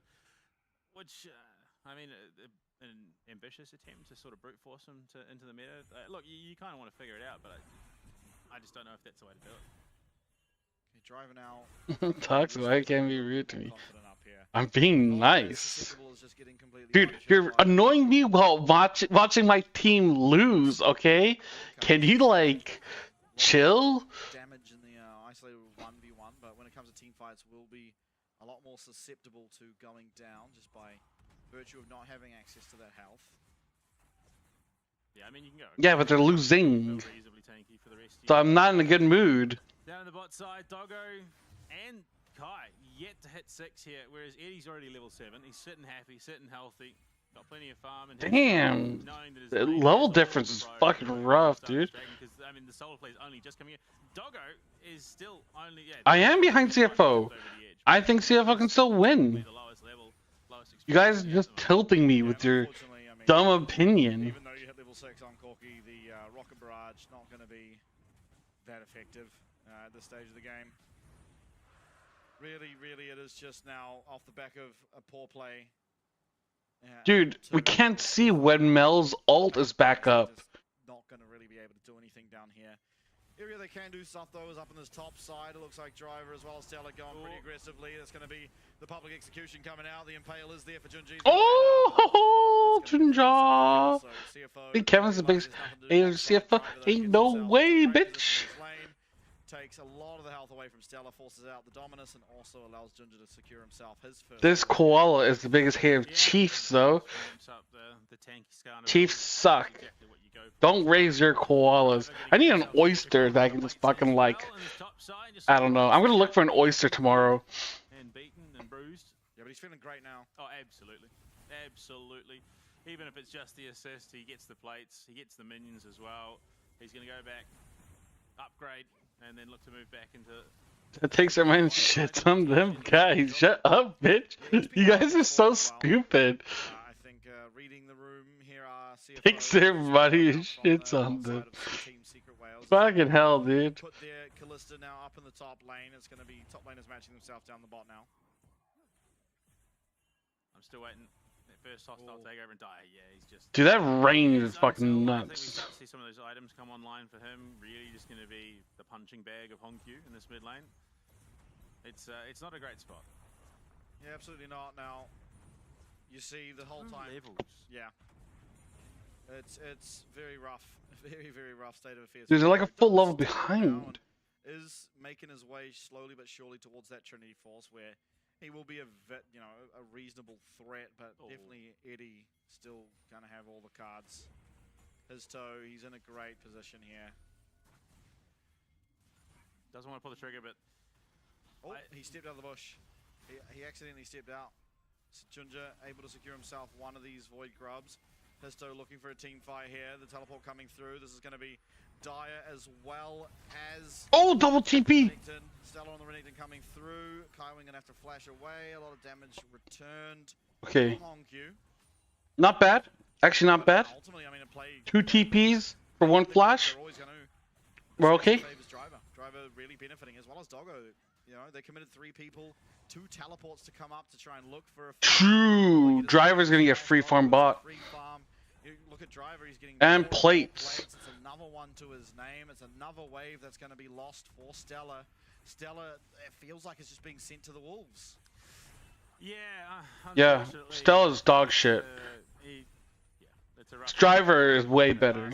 What was a brilliant start for him. It's just overpowered. Like, the fact that CFO has like the 2 best top laners in LCP, I feel like it's just like really unfair. Return damage, but clear those waves as well. You know what I mean? Every other team only has 1 bad top laner, while we have 2 good top laners. I feel like that gap is just like really hard to close. Actually, there we go.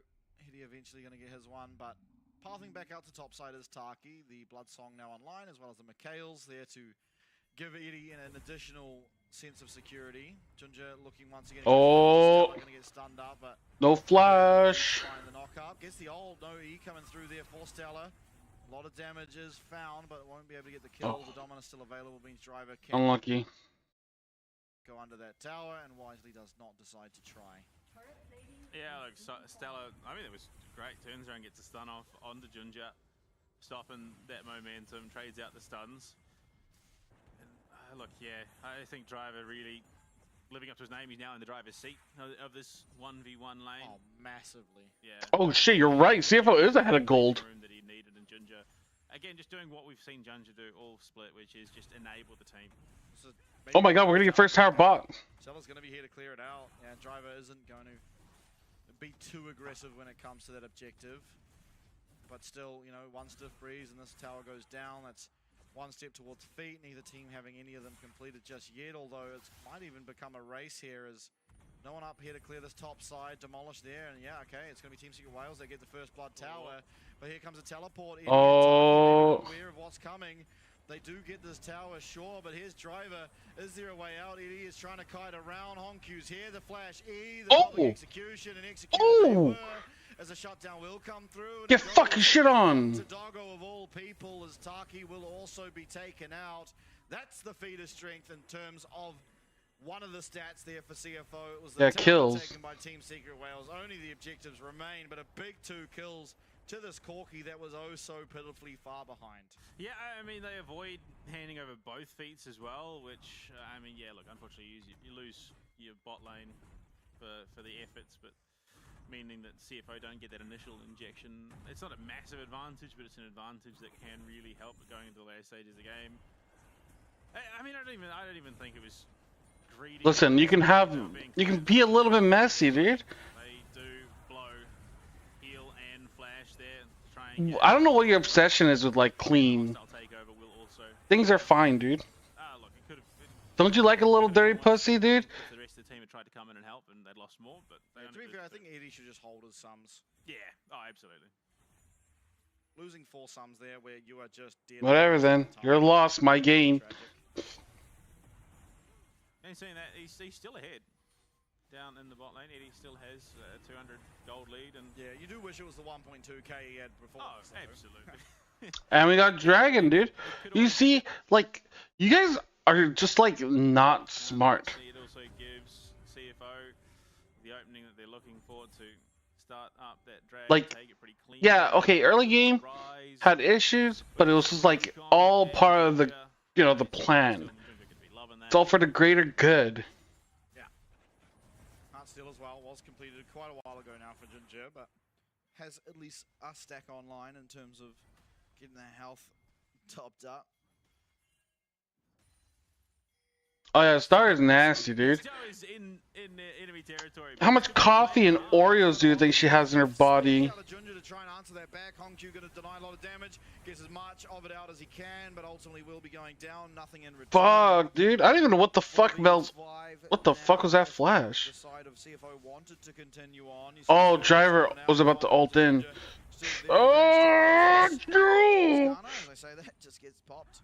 And so, I mean, good team fight out of Team Secret Wales. Get 2 kills for just a combination of ultimates, and Histo once again, I mean, we've seen him multiple times now just sitting in the jungle of CFO, trying to look for that flank. This time it does pay off and looks really good for them. And it was secure Rift. I mean, yeah, Histo was well out in enemy territory, but it was a great flank nonetheless. Fuck, dude. Dyer was fraction from going down there. How is this so bad? Didn't have the info they needed. Taki gets that follow-up, and they say, yeah, you know what, we can make something of this. Hongq's out of position, doesn't have the support that he needs. Dyer as well coming in from the backside. Hongq may have just made it out. Unfortunately, wasn't able to get enough to finish off Histo. Stella, just enough of a distraction to draw CFO away. Well, jeepers, Histo's playing a dangerous game in the enemy jungle. He had to flash there at the end to avoid disaster. And then obviously finding that kill on courtesy of the hostile takeover and the lockdown. Ball into the pocket of Eddie. He's going to extend that lead out once again. Still not that 1.2k, but 700 nonetheless. Absolutely, very strong on the Kalista, making his way towards what will inevitably be the Gwinsu's Rage Blade. Hongq on the mount. You know, my eyes still on the sky. Has the Seraphs making his way to what I believe will be a Leandri's, but a burn damage never hurt no one except the enemy team. Well, yeah, Gwinsu's finished off there. Team Secret in a great spot in terms of, you know, what they will have available to them in the next sort of 2 to 3 minutes. Mountain coming up in just over 2. Atakan less than 90 seconds away now, and they are looking for something. Yeah, Taki takes a lot of damage. Banking them? What the fuck? What has hit him, but with sure to be placed. This is mid tower, sure to fall. There's nothing really they can do to stop it, especially now that his drag racing it straight into it. There it goes down. Hongq still up at the top side. Spirit Rush comes through as Driver that's stunned up, and he's stunned up again. Does get the flash away though eventually, as Rend will be used there, not to execute him, but just for a little bit of additional damage. A little bit, I don't know, out of position, I'd say, our CFO at the moment. Dude, I don't think they have hentai on that website. Being out of position as it is TSW. Listen, you're watching cinema, okay? Listen, this is like the first Rocky movie, right? Except in the end, Rocky should win, not lose. This is like Rocky 2, okay? Except we haven't lost yet. I don't know, man. done that pretty well so far this series, but again, their consistent problem has been closing out. We're Apollo Creed in the first movie, you know, shitting on people. Yeah, absolutely. See if Honkyu's able to get back, get some Leandri's action going. He And has boots of swiftness, so we are letting this underdog challenge us. But in the end, Apollo Creed wins because he's the champ. Little bit of extra movement speed that you get from it means that He's just better than them. Do you understand? Comprende? Mi amigos? Any potential threats there? I mean, yeah, look, we are coming. Wakari Mashtaka? 20 seconds to the next dragon. Having cracked. Wakaru, Wakaru. Do have the priority here. They need to keep that mid lane just pushing up. yeah, absolutely. Doggo gonna claim this red buff. 10 seconds on the dragon. It doesn't seem like CFO are wanting to contest for it. Clearing out some some wards rather from the mid lane. Neither team starting up this mountain dragon. Rather worried because the Artican's on the opposite side of the map for what could occur. I mean, TP's up for both solo laners of Team Secret. Artican hitting the rift there, but you can see Honkyu's already positioned top side. Looking to shove that wave in. It's going to be Stella to meet it on the top side. Yeah, his toe just saw dragon. Yeah, I think that's the right call. Listen, 1K is not a lot. Oh, fuck, not this dragon. Now they're going to get feats of strength, actually. CFO, I don't think they outright take a fight if they do commit here at the moment, so those teleports would definitely make it even worse for them. So I think CFO respecting at this stage. Yeah, no need to fight. It's just the second dragon. It does give over the feet, but again, the feet don't impact the game that much. Yeah, but he won more before the movies. He was a champ. Like, for no reason. He was a champ because he was winning. Because we've seen it so many times. You clear out that vision, you do a bit of damage just where they can see it, and then they have to run in. He's going to win this game? CFO, guys. Lines up massive damage and really just choose through what Team Secret have. So yeah, I think off the back of that, they can potentially force their way into the lead, even if it is only that. They're not that far behind, really. I'm fine to agree. Now, I mean, it doesn't feel like there should be much happen for the foreseeable future. Yeah, the Artican's up. It's a little scary for either team to ever reliably hit it. You know, if you're Team Secret Wales, who are in the lead right now, you have to hit it in the face of a Mal who can hit you from miles away. Dude, who's is a fucking weird word. Like, when I saw you type it, I was just thinking, like, and then you corrected yourself. I was like, dude, why is that word so weird? Like, who with a apostrophe S is like, who is? Who's with an SE is like, whose toy is this? Or whose line is it anyways? That's how I like remember that shit. That shit's so fucking stupid, dude. It's like it's and it's. Like, I hate that shit, dude. It's so hard to remember which one's which, dude. No, you got it right. You got it right. I'm just saying, like, dude, when I was teaching English, like, I would always have to try to remember which one's which, and like, I'd always get so confused at things. And then, like, when I'm like, well, you know, like, you follow the rules, right? Like, then, like, you know, like oh is like, you know, like book or took, hook. And then it's like, oh, you know, like, two. It's like, no, it's not TOO, it's two. Oh. The one benefit is CFO don't know. It's so stupid, dude. TO is also two. It's like, what the fuck? Okay. TWO is also two. Senpai Kevin's the best teacher. We're gonna have a job. I mean, it wasn't that I was good. It was more like everyone else was shit. You ever meet fucking English teachers in Japan, dude? They're fucking dog shit. How many Japanese people do you know that speak English? Exactly, dude. Because they're taught by fucking animals, dude. Ended completely even.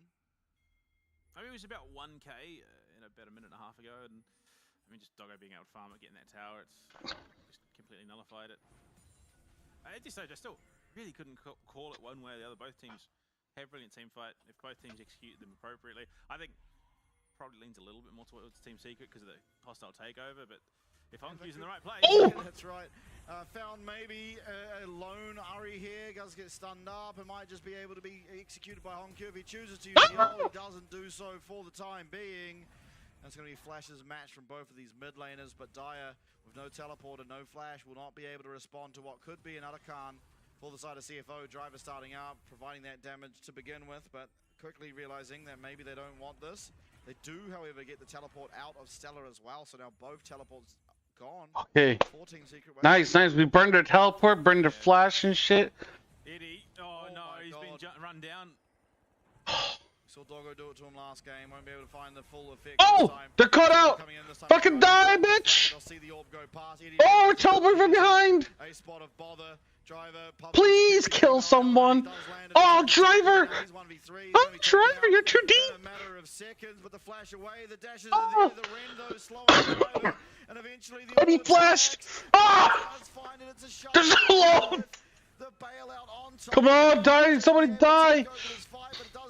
Oh my God, they're flashing in and flashing out! Please! Okay, there we go. There's one. Oh! Oh, the rockets! But still, so many low members. They do make it out. It's a so low. Some way, somehow. A hair bow, archery bow, and a bow greeting.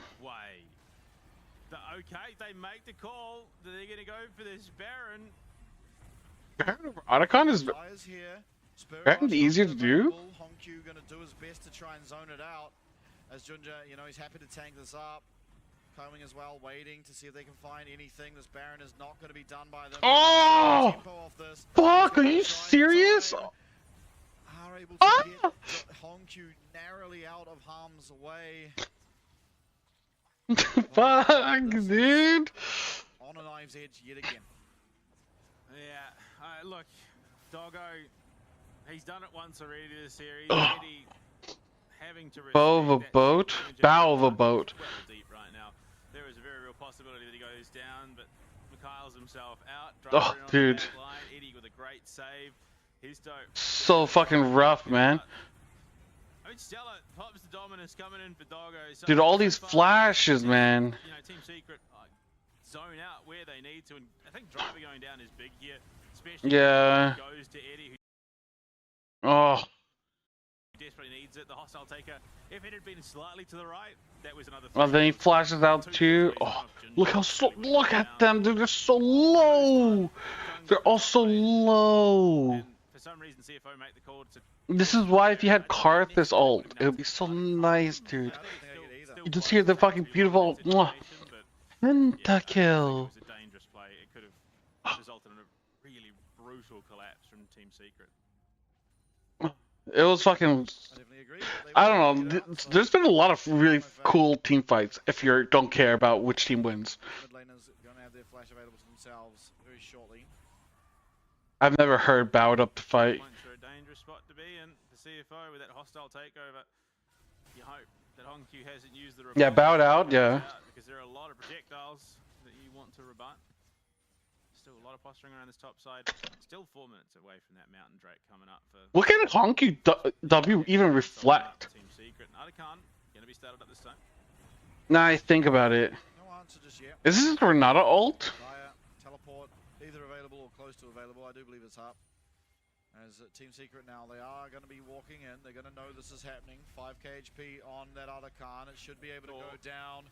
Will they be able to get it before Histo can get in the pit? We've seen steals before and Histo gets it. Exactly what you'd want for Team Secret Wales. Out will come the hostile takeover, but it's rebutted! Oh, reverse hostile takeover! So broken! In full effect. Nice variety. Oh, but they're all back up. Well, what the fuck? Well, I mean, it's in the name. It's the rebuttal. Hit him with the Oh, it's not instantaneous? Look, I suppose you deny CFO if nothing else. The vicious there. Yeah, that's a massive win for CFO. Yeah, well, I think it would have been a lot worse if they'd given. So we got 1,000 gold. We got 300. Would have been the Baron. So Team Secret making the best of a bad situation. 3 out of the 5 champs do. What skills do they have? Well, this champion is from Arcane. This champion is from Arcane. Other than just running sideways is now very much counterable. Plus, if we are on live patch, it now takes 15 seconds to respawn. I don't know what Mel does, really. I know her Q is like she shoots missiles in a specific spot. Her W, she puts out that stupid fucking shield and reflects all projectiles. So watch. Take a look at the replay. This is fucking stupid. I can't believe you got in there. I see Taki, Honkyu. This, I was like, oh, we're fucked. Right here, right?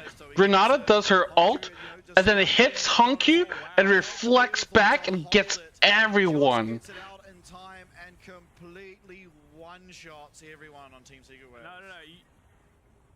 Stella was on him. Yeah, he was stunned. There was a millisecond window for him to get that rebuttal off, and he did.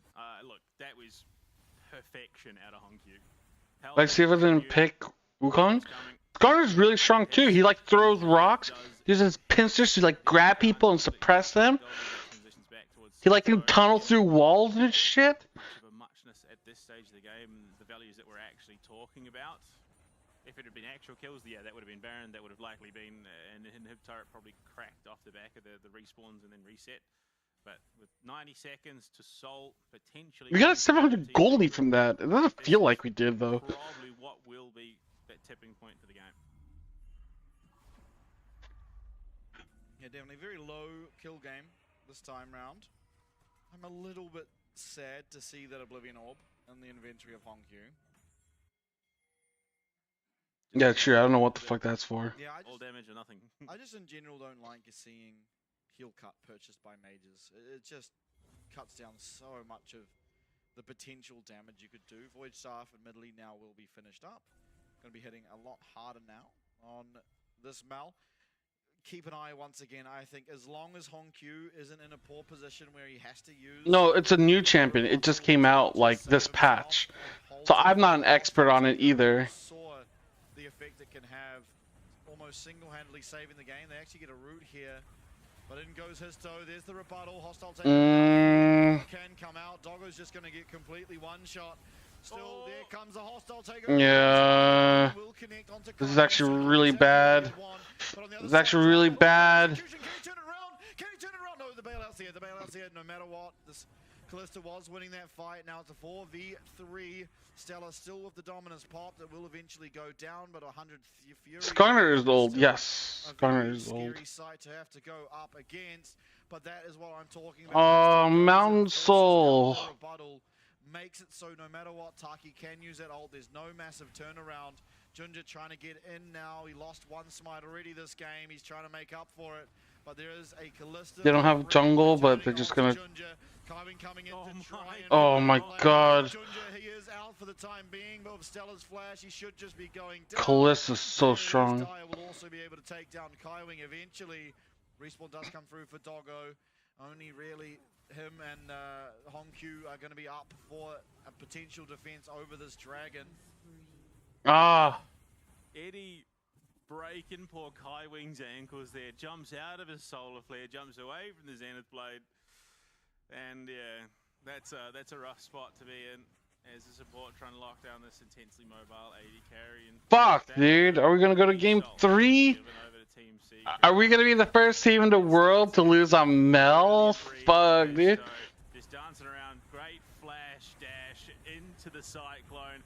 Charm connects on the Doggo. He's a non-factor because he was so much of the damage in Eddie. Dance it away. Big damage. Driver feels confident enough that he can go for it. Taki was a bit spread. So a little bit more damage, a little bit more gap. This would have been a different matter, but Eddie gets it done. They then followed up with 2 more kills down on the bottom side, as well as picking up Soul. So Stella, while opting into more of that bruisery build on the Renekton, is now pretty beefy with the Mountain Soul. He's so much the same. He's a lot harder to deal with. And yeah, look, this is now Team Secret's game to lose. It is. They're pretty comfortably ahead now with the Mountain Soul and all. Be an uphill battle for CFO. Yeah, public vision does go wide, trying to look for it onto Stella. Not able to do so. Dire teleporting in behind. Trying to find some damage onto Driver. Are they? Histo does go in, but once again the rebuttal used. And Oh no. He's just shut down. And Oh. this is Team Secret Wales in an absolute showcase of how to run away with it. They take everything. They get the inch, and honestly, Histo just time and time again finding his way onto Hong Q. This time on the Mal, the rebuttal used, no flash, and he's just going to get run over. Yeah, and this is that critical mass that we saw out of CFO in the last game. This time it is Team Secret to find it. Histo can just tank up that tower. That Mountain Soul makes him a pretty hefty boy with those shields on top of everything. Not to mention the feats of strength. They're just going to push down mid lane. Respawns 20 seconds off from Hongkyu and Driver. You've got two very you get a big tank and a bit of Oh! Nice and pale. He does get handshaked away, and Kaiwing now up. They're trying to find the damage. Can they? Out will come Hongkyu in just 8 more seconds. Oh my god, Callisto is fucking disgusting, dude. And the charm connects. Ah! Now Hongkyu. There's a lot of executable targets. There's a lot of them, but no. Oh my god, it's only Dyer left, but Dyer's more than enough to do it. Maybe an extra 5 seconds off that respawn, and that could have been a different story, but it is Team Secret Wales that take us to a 3rd game, and CFO's 3rd full series. CFO, I mean, a team that's striving to prove that we're one of the best of the competition, that they could be the true opponent that Talon have been waiting for, and yet another game 3 on the cards for them. If nothing else, it gives them more experience in the competition. Exactly, more experience, bitch. Their style of play, their game, going into that massive Talon match, which is just around the corner. But for Team Secret, they made sure that they righted the mistakes from game 1. They kept that momentum chugging forward. They looked for opportunities. They got caught a couple of times, yeah, but they then turned around, and Eddie playing the Callista perfectly, and Histo. I mean, just every element of this Team Secret roster played so Damn. Yeah, no, completely agree. It was just a macro masterclass for the most part. Yes, the game was completely saved by Histo stealing away the Artican. If not for that, this looks an entirely different game. But still, they managed to do so and run away with it thereafter. There was never really another point in this game where it looked particularly close. Histo quickly identifying if we get onto Hongkyu, if we force out that Shut up, bitch. Shut up. That's what we saw time and time again. And yeah, I fucking hate you guys. What are you talking about? I don't really know what to expect. I don't have a favorite in this 3rd game. Well, I mean, I think off the back of that, there is, yes, obviously Team Secret are now in a chance and a position to reverse sweep out this series, but I'm still not confident enough that it puts them in that conversation for top 2 now. I still think CFO are the better team from what we've seen as a whole this split, but Team Secret are closing that gap, and rapidly. Yeah. Let's see, 8-4, nothing. Game, Eddie, without a doubt, I think just playing perfectly almost from beginning to end. You know, it was, yes, this game again, like while it was so close, you imagine how good this looks for CFO if we don't just grief level 2. Yeah, Kaiwing a little bit overconfident there in the Corky Leona's capabilities. But again, it's a Callista. You build up those stacks and then pop, they're gone. Like I can understand. I'm a big Leona fan myself. I'm a big support main. Ugh. Leona, I hate you guys so much, dude. Listen, like. Do thing. And yeah, look, they overcommitted to a tower, but it did ultimately secure them the feats of strength after all of it. But they did blow a lot. They recovered nicely after this fact and pushed back to what was ultimately a very convincing victory. Yeah, definitely by the end of it. I mean, here was a big moment. CFO got this. Of course CFO's got this, motherfucker. That's true, actually. Just like Gam. Game 1 was a fucking, like, long game. Game 2 was long. Game 3 is just gonna be easy clap. They get one more kill here, eventually. Yeah, look, okay, I changed my mind. Eddie, great game, but Histo was the linchpin in that game. Yeah. He had the moments that set this victory up for Team Secret. While, yes, Eddie had the flashy moments, the flaring. Again, yeah, okay, so we've kind of disrespected Histo a little bit here. Yes, ultimately they die because Rebuttal does rebuttal things and Hostile Takeover is, reverse carded. But Histo consistently was the starting point for Team Secret making big plays, and they were integral to the ultimate victory here. And this was the tipping point ultimately jumps in, gets Doggo, gets Honkyu, and from there, there's nothing that the team can do despite Driver's best efforts. The hostile takeover, all it catches are the owner, but it's such a big threat, it falls in the back, and Eddie, yeah, look, he gets the flashy moments, but only because his toe is able to do what he does best. Yeah. No, I completely agree. I think his toe ultimately was just so integral to be able to get this far and actually get the game across the line, but still, each team fight was just piloted perfectly by Eddie. I mean, look at him here. He's perfectly aggressive. It's not like he's, clicking back ever. He realizes this is a fight we cannot possibly lose. Run away with it, make sure it gets across the line, and they did. It was close though. Honestly, 5 seconds quicker on a Honkyu respawn there, and they might have just been wiped and the game reversed again.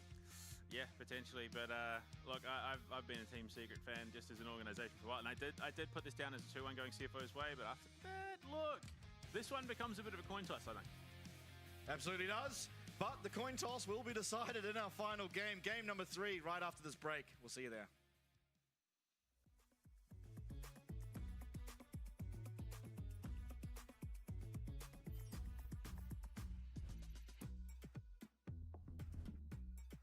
在今年 LCP 是一个完整的新赛区，然后也包括很多就是越南、日本，还有我们自己。我觉得在这种赛区的话，就是会非常有竞争性嘛，而且喜新程度应该会拉得挺满。但因为今天融入了越南跟日本，我们可能会去分析其他玩法可能会不会更好，对我们来说。在2025的 CFO， 我觉得我们选手都很年轻，然后他们也乐意。I hate you guys. Whatever, dude. Nobody gives a fuck what you guys think. You guys are fucking stupid anyways. 有非常多的角色词可以想要给观众去。 Look at this, dude. Okay, I'm gonna go pee. I'll be back. 学习力跟随机应变能力是很强的，所以不用太怕他们的那些风格。可以被选上，就感觉自己肯定还有潜力哦，然后可以为团队带来很多帮助，就觉得蛮开心的。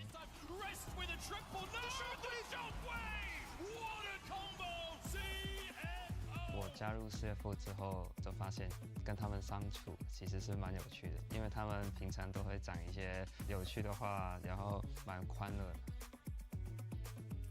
红 Q 是一个新选手嘛，那很年轻，17岁。那我们其实会教他非常多东西，那就是看他在比赛场上有没有办法发挥出来。大家都说他是未来的超新星。我希望带给粉丝们一个激进、敢打、敢操作的风格，不保守，就是打得比较进攻性一点。那凯运的话，今年也已经是他第10年在 LoL 圈了。那我相信他的经验是非常丰富，也可以带领我们队伍有一个很好的方向。比较像领导者，因为凯文比较常拉我们队员一起去沟通讨论游戏，所以有这个角色挺重要的。刚入4节的话，可能就游戏内，我觉得话也算蛮多的，就是然后操作也蛮好的。我会说我自己应该是算是老大哥吧，就有点牺牲自己，比较团队，然后因为我是上路位置嘛，我可以自己顾好我自己。那 Dogo 的话，他自己本身在 LoL 打了1年，就打出很好的成绩，然后就已经去 LPL 那边就是拼了好几年。这次回来的话，我相信他已经进步了非常多。自己在团练看到他的表现，还有他的操作，我觉得他非常那种明星的，还有领袖的气质，我觉得。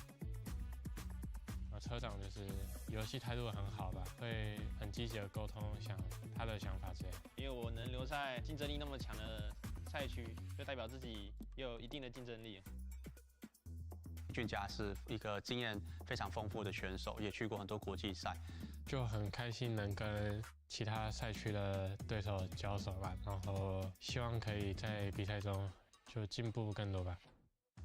今年我觉得我们 CFO 应该会是一个稳中带狠吧，就是要狠的时候狠，然后会乖乖的时候就乖乖的，不会想要去乱打架，然后顺利的拿下比赛。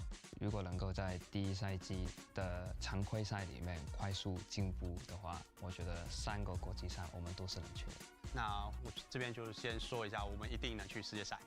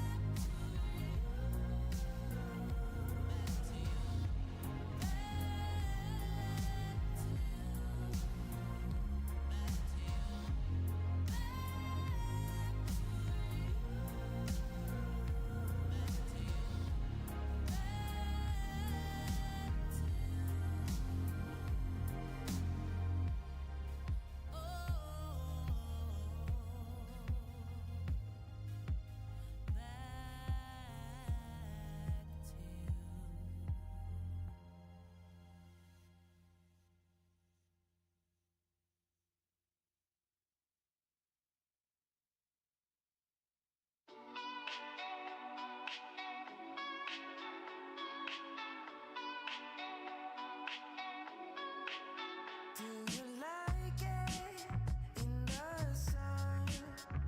Got your miracles with pockets full of gold. So let's make it last a while. Let the feeling come and take it to the floor. Let's go out. We can have it all. We can set it all. Take me where you wanna go, and I'll be waiting for you when it comes around. Feels so good. Feels so right in my mind. Let's stay up. Feels so good. I'm alive.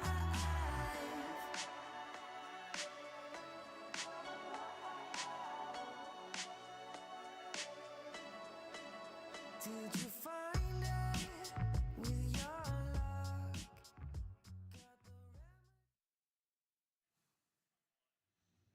And we are back. Game 3 inbound, and CFO once again will take us the full distance of the series. But Team Secret Wales, they're looking good, and they certainly look capable of taking this one. Well, I mean, CFO have held off 2 best of 3s where it's gone to a game 3. Once they reverse swept themselves, the other one they held out the reverse sweep against Gum. Now they find themselves having to deny another reverse sweep. Team Secret playing a stellar game. Elise still copping some ban priority, but we see an Udyr and an Akali paired with it. Team Secret, again, same bans, Zyra, Rumble taken away.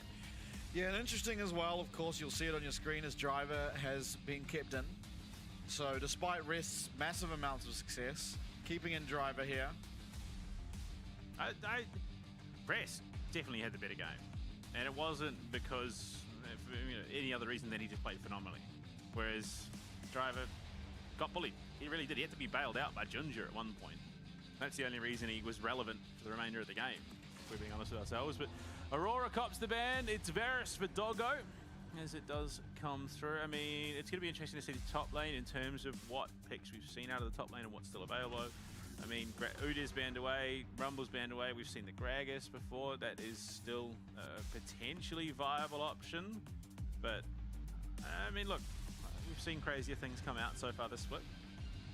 Yeah, and to no one's real surprise, the Misfortune here to answer the Varus. What else will Team Secret Wales do to pair alongside it? Yeah, you want some setup, definitely, for Team Secret. I think it's a gamble. I'm not sure if it's still... Again, good players make good Whoa, what the fuck? Good champions at the end of the day. That was fast. So Eddie has been playing very, very well. Wow. Positioning has been on point, and Sejuani coming through for Ginger. But Nocturne for his toe. Which has been banned at 88% ban rate against this Team Secret roster. Actually, it was 89% coming into this ban phase. There you go. Yone picked up, very strong skirmishing alongside the Sejuani. Kind of surprised we don't just see a Victor. The interesting thing, the majority of those bans were Team Secret on the red side too. So when they were playing red side, that's when it got banned away. More than half the games they played. And it's been let through, which might be a bit concerning. But yeah, Jack's Nocturne, there is a lot of jumping, there's a lot of threat. Honkyu. Now remember, Honkyu, this was his opening champion in the LCP where he died to Articuno. So, well, look, if there was any time to redeem yourself, it'd be here and now. Yeah, I feel confident in his ability to do so. Jack's a good champion against the Sejuani, but also a very good champion with the Sejuani. So taking that away, not giving any chances of those massive skirmish threats coming through. Now we'll get to ban 2 top laners. Of course, you're going against Driver. You've picked Jax. You've banned away the Gragas. You've banned away also the Scion. Both which he's played. Yeah. In fact, Gragas is most played champion for Driver. So looking to enable Stella a little bit here. We can see what he does when he has a good game, and he had a really good game last game. Yeah. I'm intrigued to see what Driver chooses now. I mean, yeah, everything that he has played up until this point is no longer available. Silas taken out as well. I mean, yeah, there are some. We're in game 3. That Silas really would A lot has changed. Lots going on. I mean, where do you go? Mid lane support still to be picked. You're probably looking for some setup. So Alistar, Leona is unfortunately gone. Rel's gone. Draggers. Maybe. Yeah, I think Team Secret will keep their support pick till last and just pick up their mid laner here. And they do that. So here's the Galio going up against Hongkyu on the Yone. And I think the Silas ban also is setting up for an Alistar, because you do not want to give a free Silas pick when you want to pick the Alistar. So taking it away, that seems to be That the makes main sense, reason yeah. I can think of. So should be some top laner paired alongside an Alistar coming through. Poppy is available in either the top or the support role. And it does I don't like to have to predict so fast, you know? Okay. We did wonder what would happen once we start getting deeper into the Fearless Draft. Where do we go? Urgot. Every champion that he's played banned out through either the Fearless Draft or the ban phase, and this is his pivot. Risky not putting rest back in? Yeah, I'm not sure about that. A lot of success on it, but he did ultimately himself play Like, well. the way the rest driver thing works is mostly about draft and playstyle. Like, what the CFO want to do? And Okay, so Nautilus was the eventual choice. Interesting. You'd have to imagine this is an Alistar. Like, it just pairs so well with this setup. The big problem is, you know, the only range damage is going to be coming out of. oops, I already deleted it. And Poppy, okay, so they're going to opt into it themselves. Interesting. Okay, so I mean, Poppy does well against a lot of these champs. Obviously, the Yone, the Sejuani, as well as Urgot all kind of want to dash in and get into your face, and Poppy does a good job of stopping them. But I wouldn't say it's the best Poppy pick in the world, just based on, you know, the Varus tends to deal with Poppy very well, as well as the Yone in terms of just those raw damage stats. Very tanky team coming through here for the side of Team Secret Wales. I think it just does offer a lot to Eddie on the Misfortune in terms of, you know, shutting down those. Sorry, wait, I got a message. The Nautilus, the Yone struggle to close that gap. If Poppy's, you know, has the kit up and ready to go, plus you just have the ability to remove that threat entirely. So yeah, I do rate this. Look, I think Alistar probably would have been good as well, but I think the Poppy just adds that extra layer of security. Yeah. We're gonna have to see what Team Secret Wales make happen with this Poppy pick. Eddie especially, eyes on him for this team. Good damn, dude. Consistent damage threat. If he's the one that's ahead, Tell they it fast. tend to be more successful at getting it across the line. Same happened with the Chiefs, and now gonna have to make it happen now up against CFO in their third game of the series. But as you said, you know, they've been here before, the CFO lineup. They are still undefeated in terms of those series, and I mean, you got to have some confidence in them to be able to turn this one around. Oh, absolutely. I mean, they're a high caliber team. They've been Hold playing on. so well up into this Fuck, point. man. Yeah, look, yes, it's not clean wins at the end of the day going to a game 3, but it still wins nonetheless. And I think that is the I'll move my camera down. takeaway in this situation. Give me a sec, guys. I gotta like. Up top on the Urgot against the Jacks. There's look, it's going to be interesting. First time we're seeing Urgot here in 2025 for the LCP. Yeah. See what Driver makes happen with it. Should feel pretty good against the Jacks in general. Yeah, I mean, it's not going to suffer hugely. I think Jax probably isn't going to have the worst time. But it does look like we are having the lane swap out of Team Secret, which I think definitely makes a lot of sense, given that, you know, Urgot has that range advantage on the Jax, but you know who has a range advantage on Urgot? Well, Misfortune does. That's true. That's very true. Also, Urgot, probably not a champ that typically does well in a lane swap situation, especially if you do look up there for a dive. I mean, we don't know yet. We're going to find out. So, I mean, Hongkyu in the mid lane on the Yone into a Galio. Oh. It's not the end of the world. He's still going to get the minion. Cops a bit of damage for it, though. It's just a bit strange. Okay. There's a world there if Taki leveled up W level 1, that Driver would have been forced to flash. Maybe not. Misfortune might not have the DPS to force it, but would have definitely forced a lot of damage and set up for one of the easiest slam dunk lane tower dives of all time. Okay. Thought maybe there was an option there in those sustain resources. Honku as well is just being Hey. battered and bruised. Maybe the first time the players have been close to one? Whoa, what the fuck's happening? Yeah, so now we're seeing the problem of using all of your HP for no reason, as the hammer will be dropped and driver will just be taken out very curiously. I mean, this is lane swap 101, honestly, is just sit there and soak. Oh no, nothing bad. I was because otherwise you get dove. replying to I imagine people. this was just pretty straightforward. Yeah, like he could have probably flashed away as well. Obviously, he wants the XP, but you're never going to find yourself in this position if not for exactly how you played level 1 in the first place. Yeah, I don't know. I don't know what the go-to is here. I think, yeah, arguments could be made. There are better top laners that could have been played, but like you said, Driver's played plenty of it. Obviously feels very comfortable with the champion. And scaling into the mid to late game, I think he does perfectly fine. Especially given that execute threat. Yeah, the problem is getting there now. Yeah, look, that is always the truth. He's got more farm than... Okay, I didn't really talk about draft or anything, but I think the draft and stuff is all really good. It's all fine. Absolutely. I don't understand the Well, yes, Stella is Nocturne Galio combo. He's getting every bit of XP as each Oh my god, dude.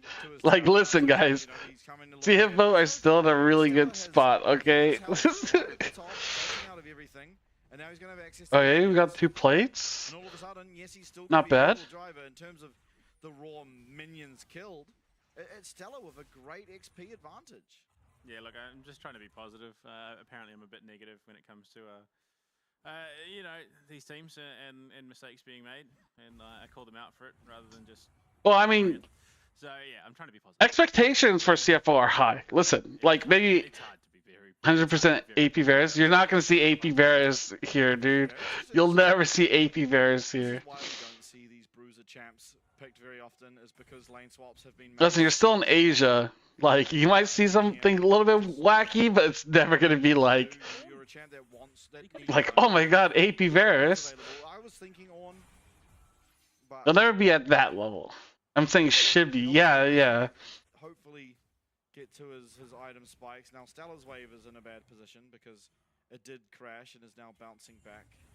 But CFO going to be happy to just bring it straight back into that tower again. By the way, Rageblade, Nasher, Zanya. Yeah, I mean. Yeah, that actually wouldn't be that bad. So far, No, EPMF sucks. It's a troll pick if you're lazy. You have your autofill support. I think that's why Ginger It's not something that you should ever like really do. It is a merciful recall there out of Eddie. Will give Driver at least something to work with. Not much, but it's something. Yeah. And because of the tower plates, luckily, as well as it was Taki and the Ignite, I believe that ended up securing the kill. The 80 carries gold is even. So Doggo hasn't had to pay a price in that regard. Well, a lot of posturing. 10 seconds. I do like the Urgot. It is like an Evi special, but we do script not DFM, SHG. I mean, we did wonder, a lot of talking over the last sort of couple of days leading into that patch going live, how much priority is going to be put over the Grubs, and the answer is still quite a lot. I wonder if we're going to see an actual fight. I wonder if Zig's bot would have been better. Alright, Ginger, going to allow these to reset. It will be at least one secured 100% here for the side of Team Secret Wales, but it looks like 2 as CFO not wanting to risk the game over what is now a dumbed down objective. Stella opting to run down to the bot lane to meet Driver. I mean, looking to hold on to that teleport. I don't blame him. Just gives him that little bit of a lead. Driver's teleport isn't far off coming up anyway. So, probably could have committed it, honestly. Taki getting jumped on a little bit, but... Hey. Again, it's not bad. Bit of a wet noodle fight. I do like Talia bot lane, but it's not really like a thing. Like, nobody really plays Talia bot. I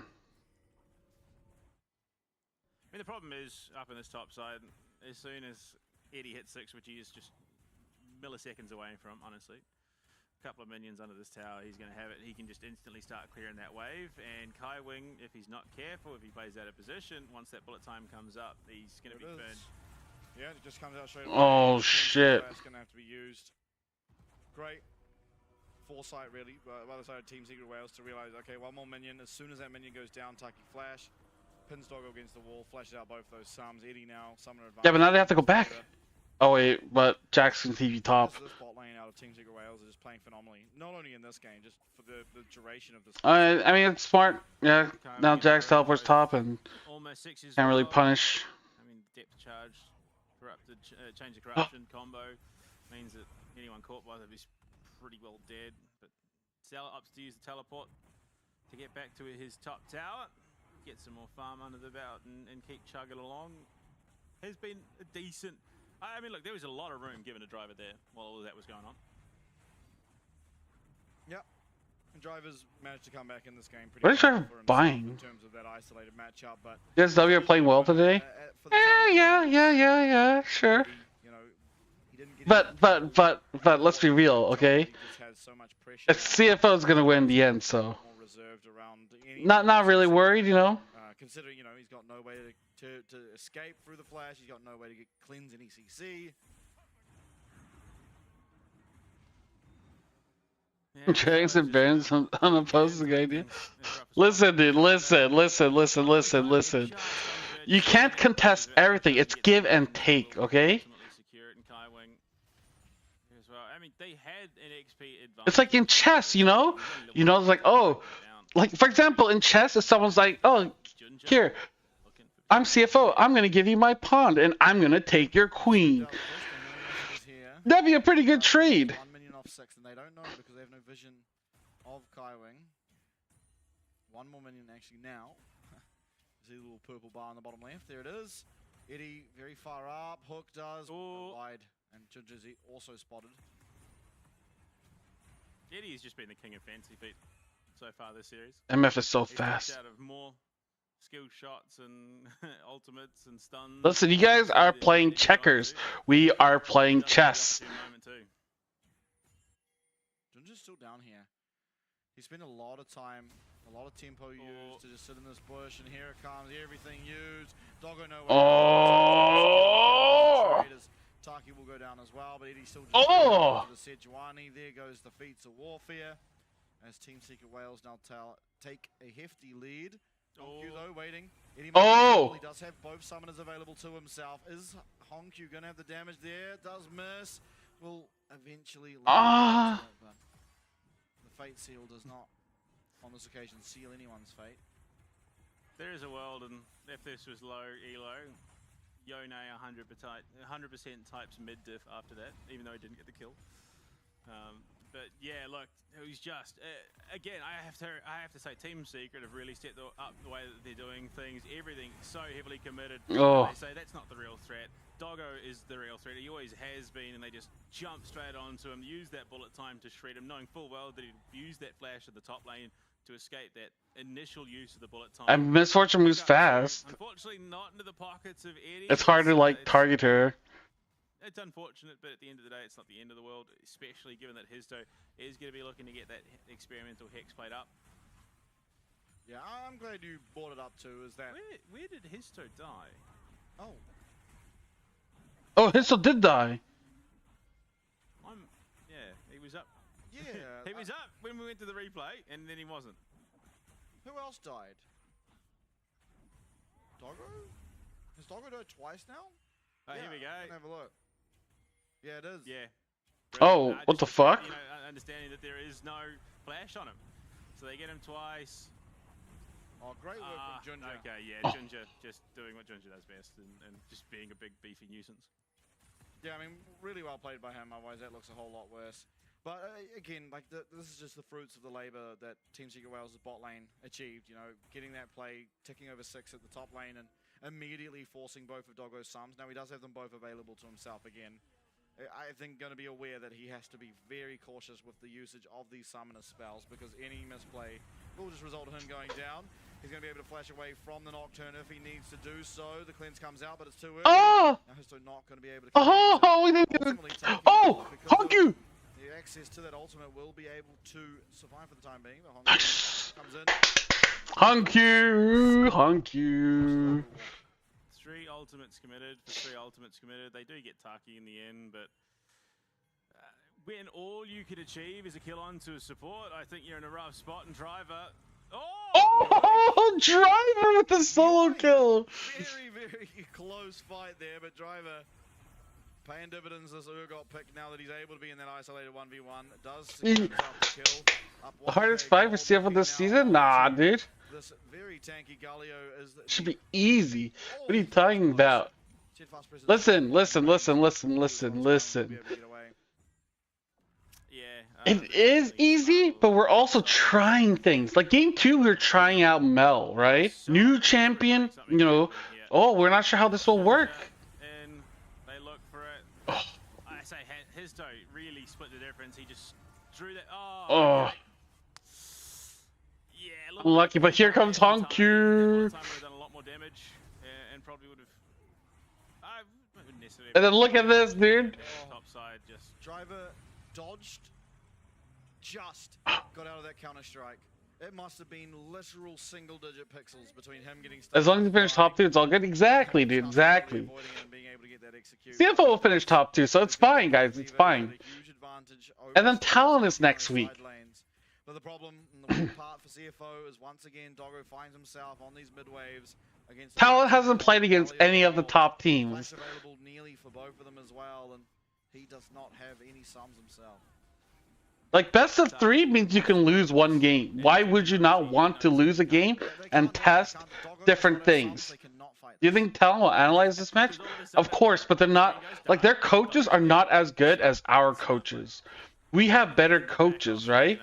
So our guys are now analyzing the games will be more better than Talon, because Talon will watch our games and they won't be like, oh, what do we do? Oh no, we're bad. Whereas CFO coaches are like, actually, 13 degrees to the left and we get a pentakill. Triple band, watch their movement. Their micro movement, they walk to the left more than to the right. And you're like, oh. And then our players like download all of that information and then just like get better. CFO wants Stella, but Stella. Oh, Stella. He had to read this here. He might just get away. Junja. Doesn't flash, does not flash. He's dead. Well played. See? A little bit too greedy with that summoner there. This guy in Bard isn't there? You have a chat? We won with Bard! No answer really from the other side of Team Super Wales. You can conclude. Or Eddie. Takes 2 tower shots. I'm surprised they didn't leap on that opportunity. I think just because Taki's there, they do have at least that bailout. Oh shit, dude. Why you put me on the spot like that, Molecule? I thought we were friends. I mean, listen. Definitely the worst song. It's all about experimentation, right? He's and Scrims, his Bard is very good. Any other present would have been great. Thanks, Grandma. So we want to practice it on stage. Oh my god, dude. Look, yeah. I mean, 2 Drakes taken. He's going to give them a little bit extra mobility. That's because he was in bad teams before, with bad coaches. I think Histo looks like he might be. Like, now that he has a better team and better coaches, Kaiwing is able to expand, right? Because before it was all about refining perfection. Now it's about expanding perfection. And Kaiwing is very mechanically good, and he's able to play other champions. It's just that he was never in a team environment that led him.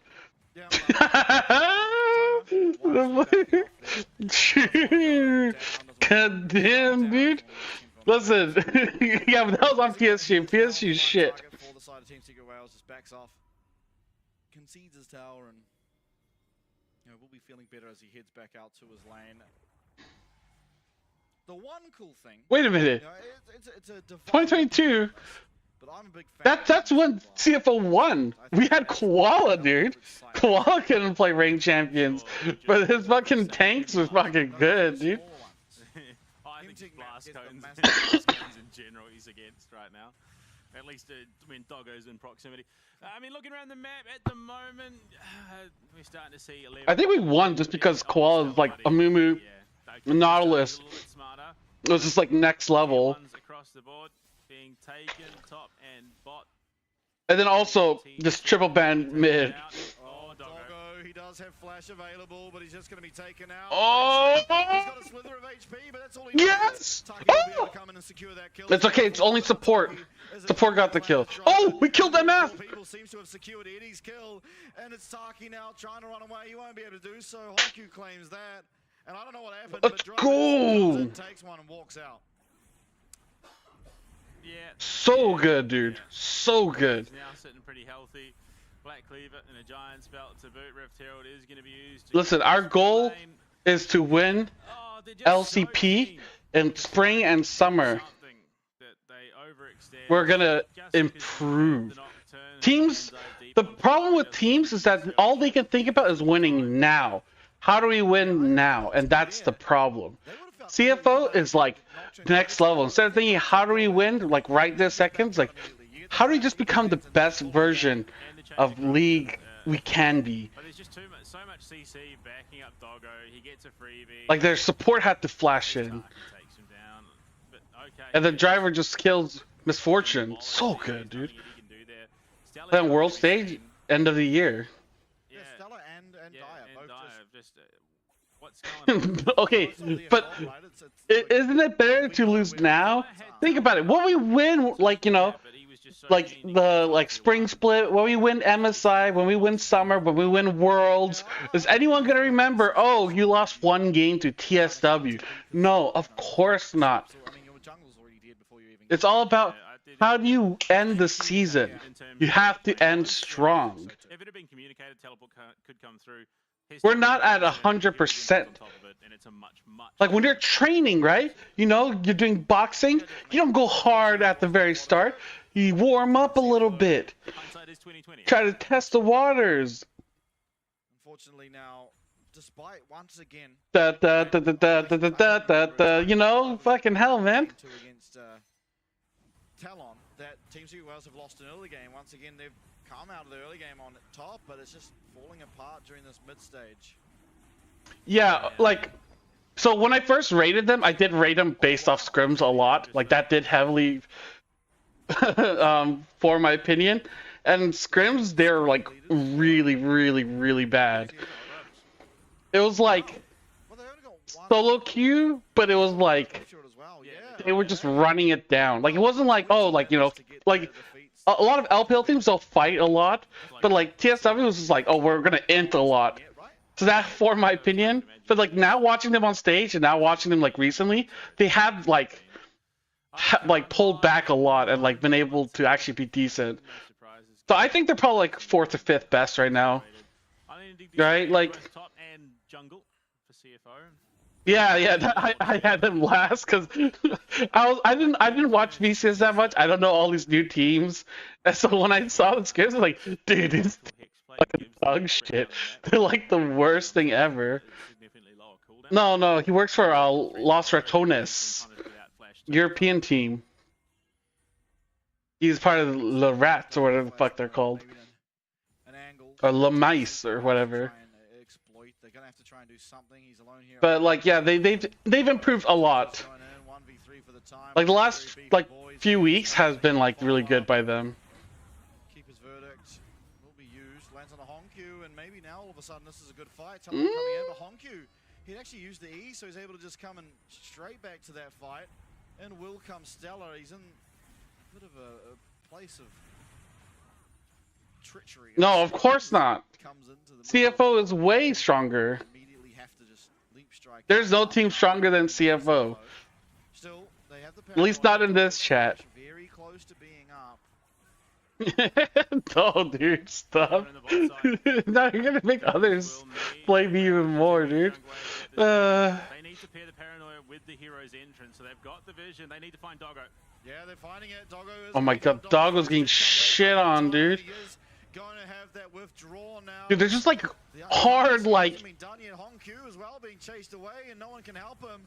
Everyone dead. It's just some tanks remaining, but the tanks. Oh, he missed it. For the time, but not after Dyer comes in. The thing coming up. Team Secret Wales, and that's the cohesion we wanted to see earlier. I'm super confident. But who cares? At the end of the day, that was a brilliant team fight. That's the combo that they Fuck, dude. Histo goes in. You chuck down the hero's entrance. Even if it doesn't connect onto the target, it splits the team fight. You can see it. Histo jumps in onto Doggo hero's entrance. It splits the fight. You have to worry about, you know, the bot side driver, Kaiwing separated. Ginger trying to figure out which way to go. They finish That's off fucking rough. on the top side. And for some reason, Eddie is just allowed to walk through the remaining members of CFO untouched. With Dude, it's not humiliating. Fuck out of here. Of Dyer jumping it on that Galio Voracious, Icon picked up as well. So not only did they win. Oh yeah, Nemesis is pretty good. Yeah, absolutely. Gold still pretty much dead even across the. I don't know. I mean, Nemesis counter shot. That alone, I'm more like, what the fuck, dude? That means that something across the map should be going down in the next 2.5 minutes in favor of Team Secret Wales. We'll see how they navigate that. No flash on Doggo once again. You can see the priorities though. For 4 out of the 5 members of CFO, they've got sweepers. Ugh. They're looking at clear vision. They're looking to set things up. Obviously, then base, get themselves the other trinkets and go from there. Whereas Team Secret all geared up towards that vision. Obviously, Jax is lucky. Dude, I can't believe it. This game, man. In the pocket because it works so well with his kit. Makes a lot of sense. But a minute to this, KMTlol Drake would put Team Secret on Soul Point. But the big threat, Doggo. Yeah, he will be the best. To his name, Histo and Dyer. He has a lot of time to become the best. He's slowly leveling up. Think about it. When you were 17 years old, what were you doing? Oh. Holy fuck.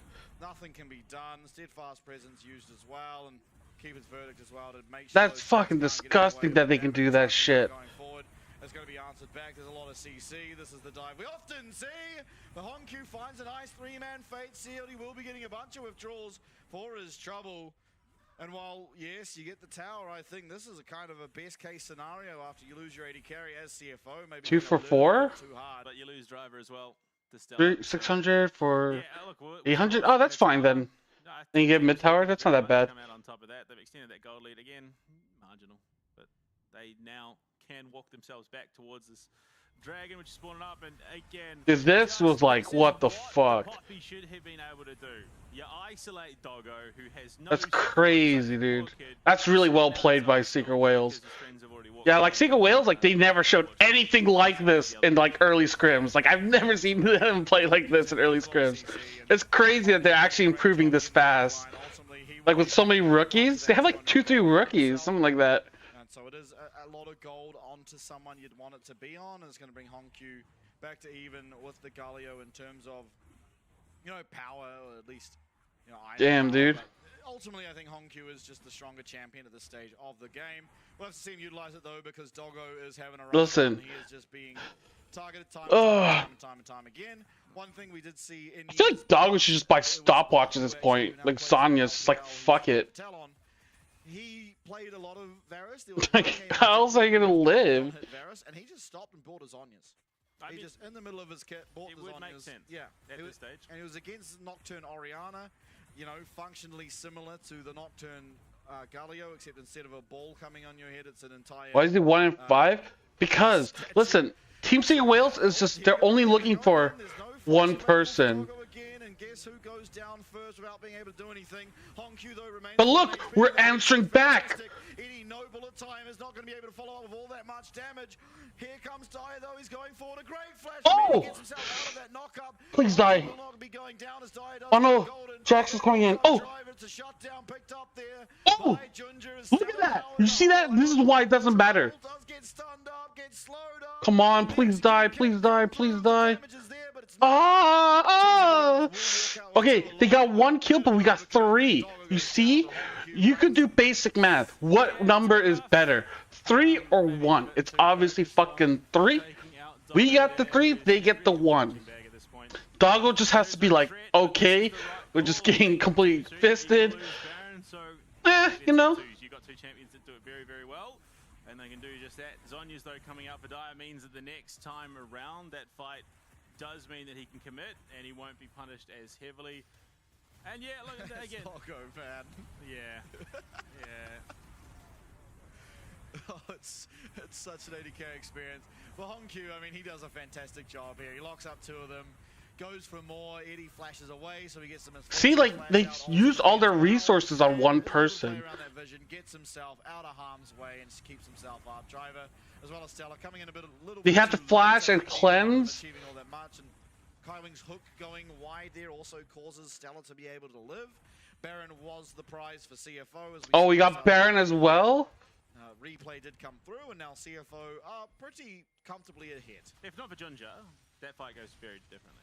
I mean, just his threat in front of Eddie was enough to... He kept having to walk back. He wouldn't commit to the fight. Dude, If not for Junja, I feel sorry for Doug, man. the teleport comes in. Stella isn't as Nigga, threatened as that's he was. true. Guys, it's about, like, showmanship is important. Like, if fans don't watch our games, we can't exist as a team, right? So how boring would it be if it was like 2-0, 2-0, 20-minute win? Like, you'd be like residents sleeping. Nobody would tune in because everyone would be like, oh, CFO's gonna win 2-0 easy. Who wants to watch that?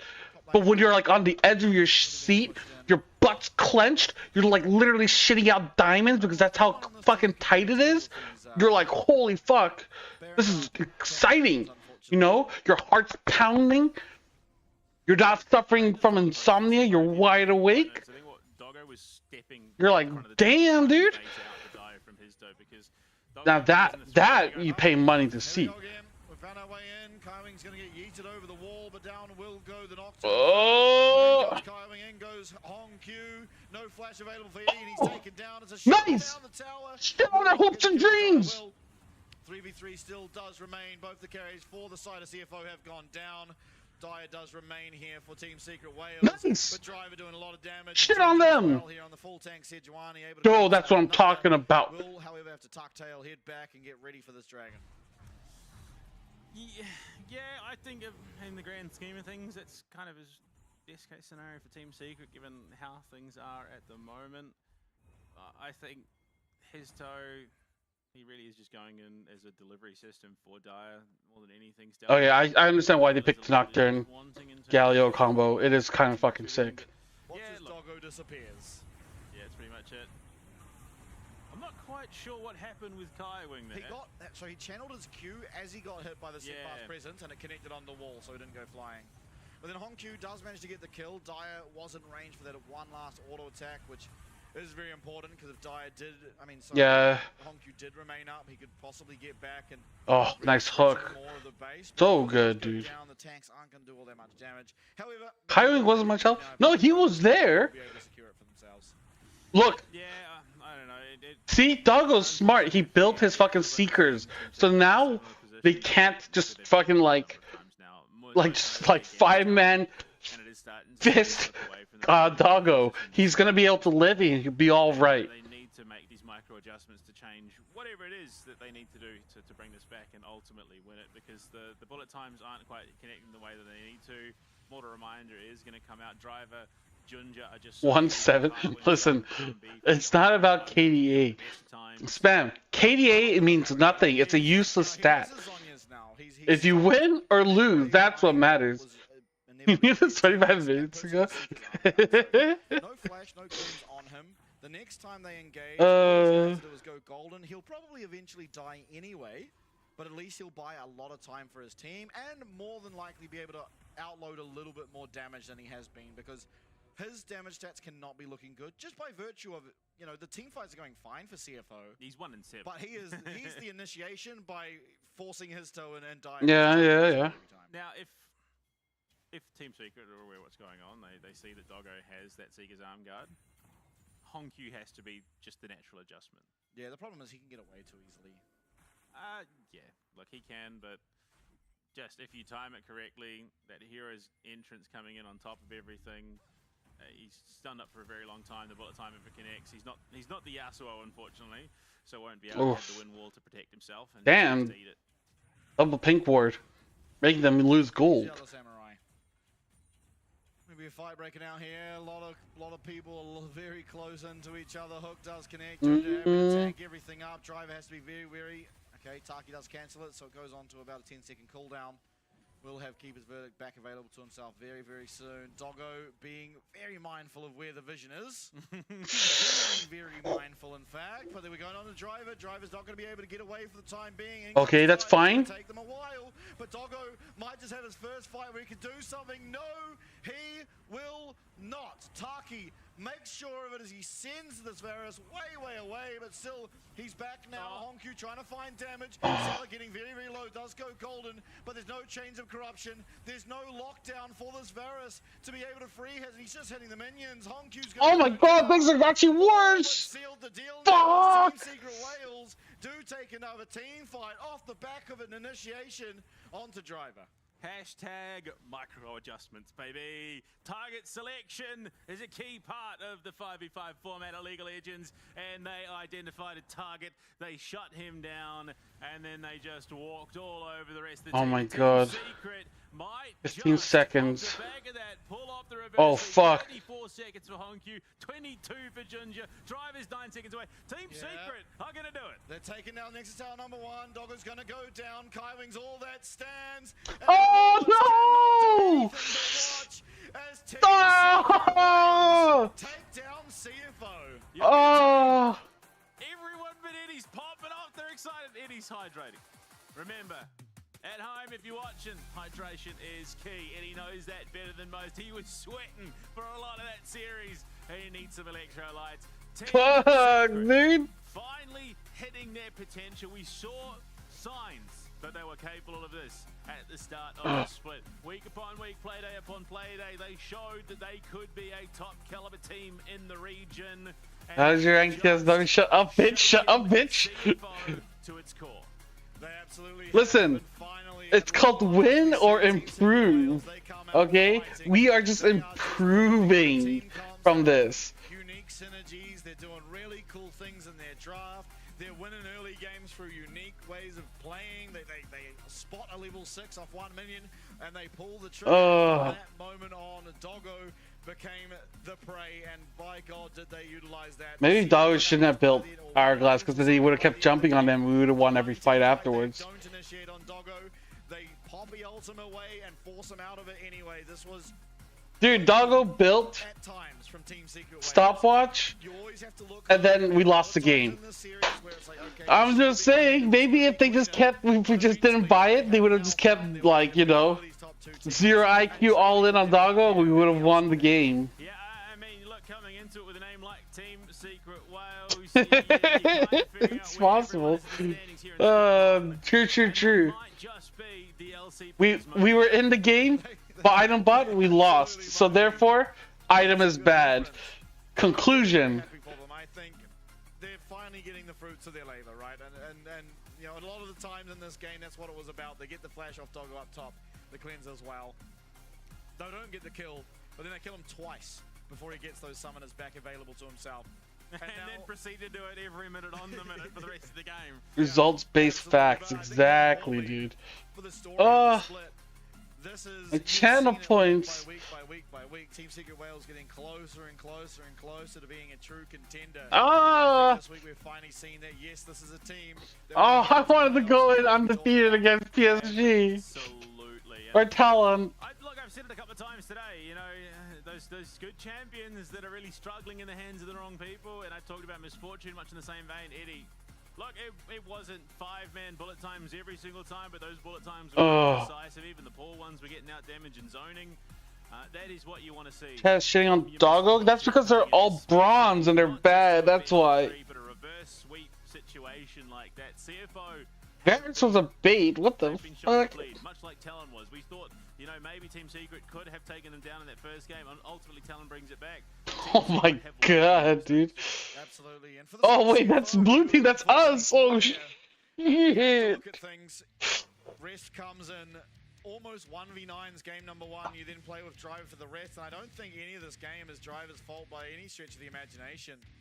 But you just have to feel maybe there's something there that Rest is providing.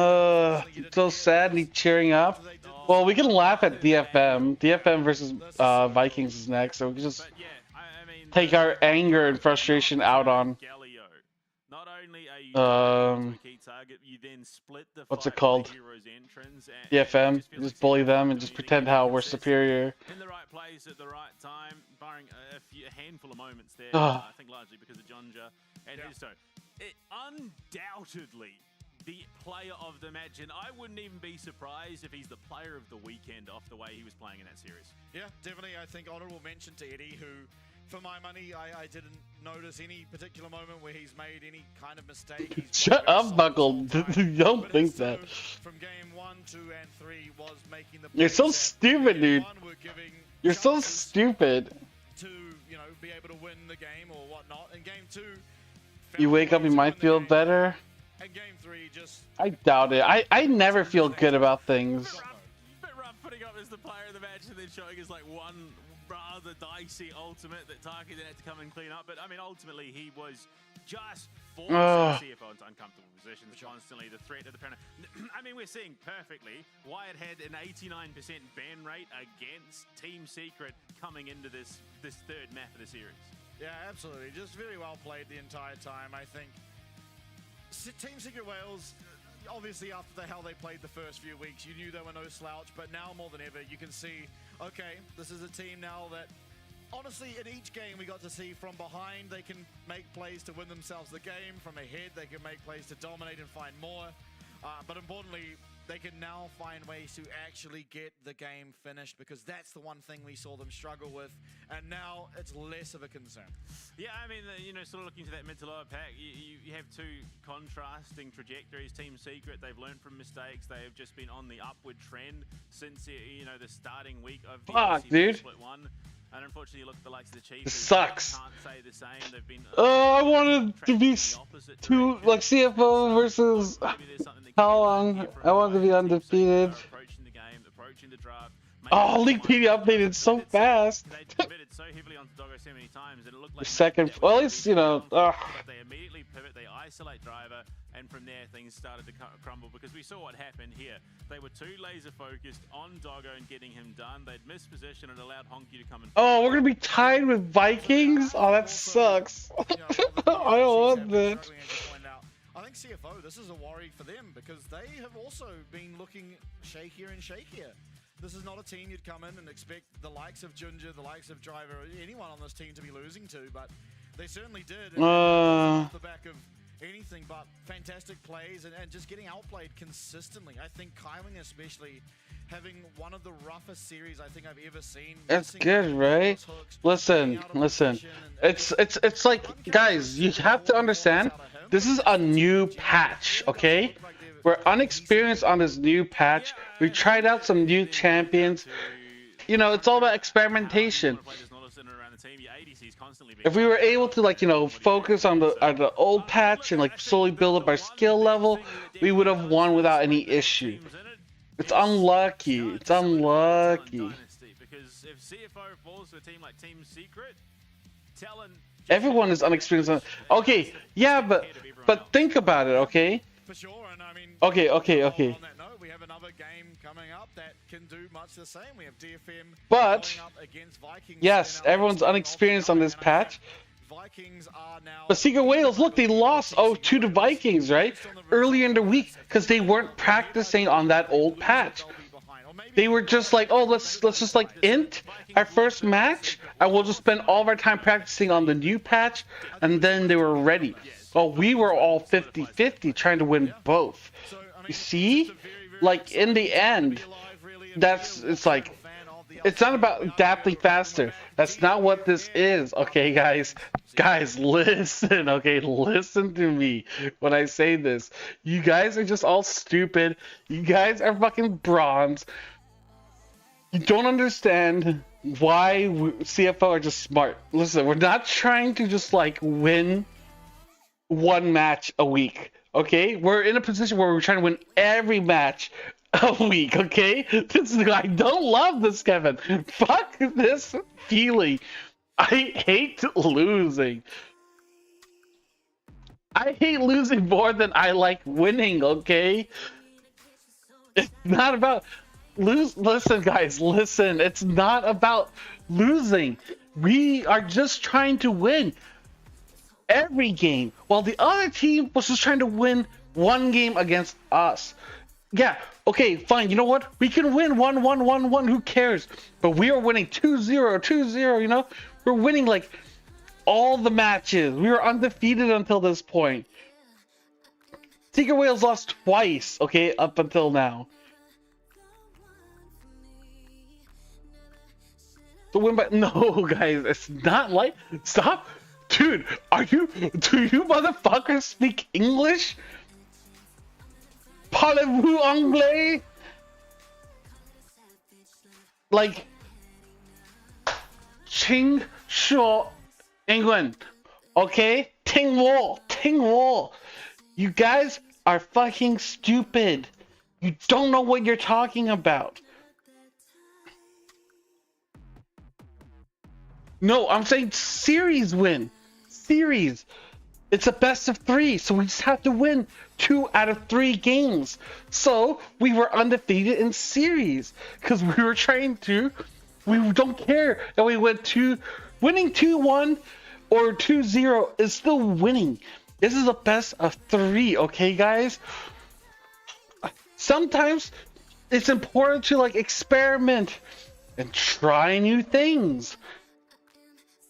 Listen, it's just regular season games. It doesn't matter. As long as you finish top 2, who cares? Next is playoffs. That's when it's going to really matter if we win or lose, because every match will count. This one is a little bit different, okay? We're just... Listen, winning... Okay, listen, if you...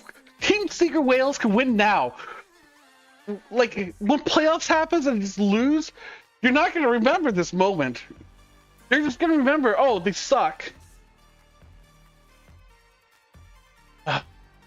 God damn, dude. It's getting me fucking, like, bricked up here.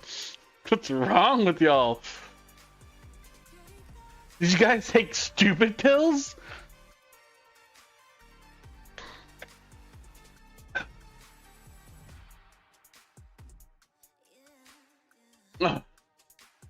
Fuck, man.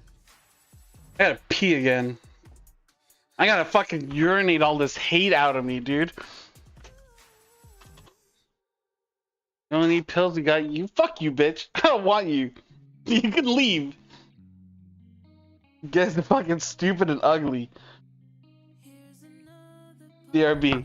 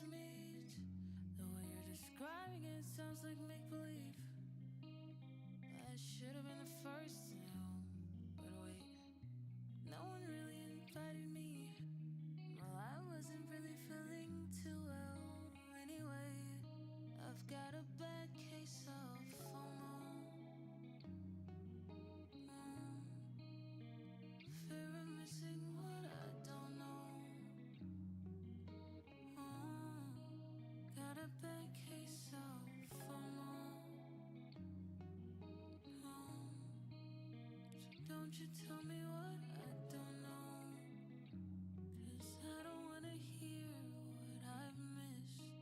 I bet Diddy had champagne poppin', I bet Bieber had all the girls flocking, I bet Khaled had every key unlocked, I bet Hova had beat throwing up the rock, I bet Oprah was handing out cards, I bet Bruno was headed to Mars, bet my night wasn't better than yours, 'cause I ended up spending it alone. But how was I supposed to know? This was a party of a century, that there was somebody that I was supposed to meet. The way you're describing it sounds like make-believe. I should have been the first to know. But wait, no one really invited me. Well, I wasn't really feeling too well anyway.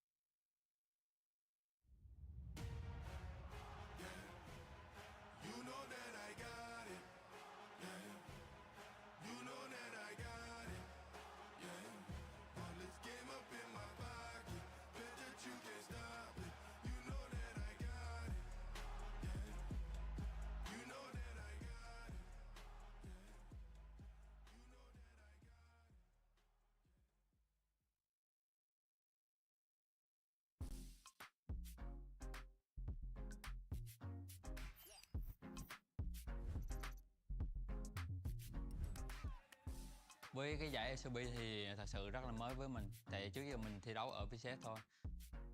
Dạ, theo em nghĩ thì việc kết hợp giữa cả ba khu vực thì sẽ làm cho giải đấu thêm phần kịch tính cũng như là hấp dẫn. Nên tụi mình sẽ cố gắng để tích lũy thêm kinh nghiệm cũng như là trải nghiệm để trước khi ra đấu trường quốc tế.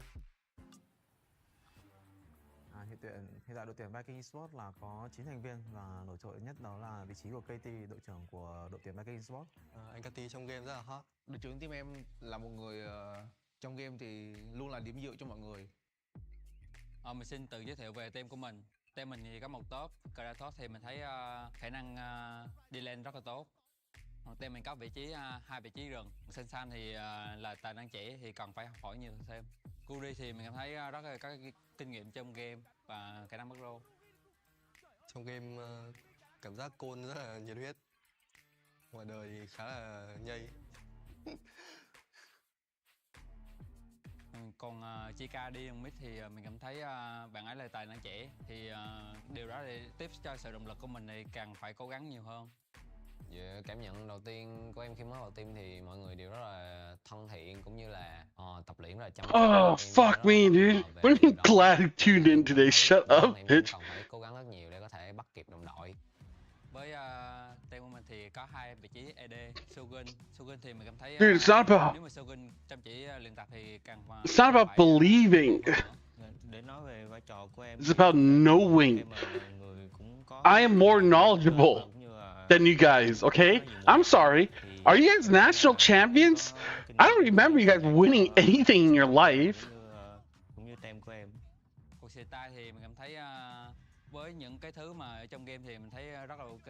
Còn chỉ có những cái tính I remember you guys being shitheads and losing. Thì còn phải tiến bộ hơn nữa. Còn hai support thì siêu long thì mình thấy Dude, what are you talking about? Shut up, you ain't going nowhere. Fuck you guys. You guys are fucking stupid. Những vấn đề đó thì càng tỏ sáng hơn nữa. Còn Sword Art hả? Thì với kỳ vọng của mình thì khi mà được đánh cùng với Sword Art thì em nghĩ là một người có khá nhiều kinh nghiệm và cũng như là tới nhiều và từng áo quân chung kết thế giới, và em nghĩ là em rất là mong được Sword Art chỉ dạy. Em cảm thấy rất là vinh dự khi mà team em được đại diện cho khu vực VCS tham dự LCP. Fuck, dude. Đi qua Đài Bắc thì tụi mình phải cần tập luyện rất là nhiều vì ở đây là không phải khu vực VCS mà tụi mình đại diện ở khu vực VCS và fan của VCS luôn. Em nghĩ là trách nhiệm của các đội VCS ở LCP rất là lớn. Đội của em đã Wait, how? chỉ cũng như là toàn bộ các I wanted to play. của LCP. Nên em nghĩ How are you playing? Giúp cho đội của em chắc chắn sẽ giữ được cái slot này. Thì em muốn gửi lời cảm ơn How? Fan của Viking là hãy tin một mình nhé, một mình sẽ làm được.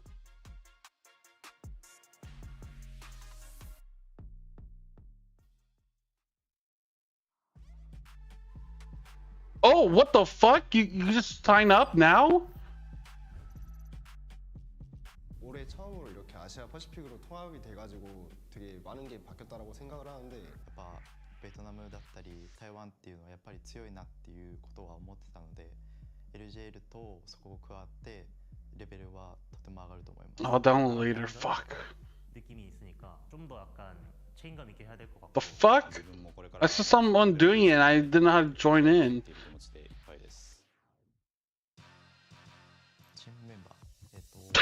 What the fuck?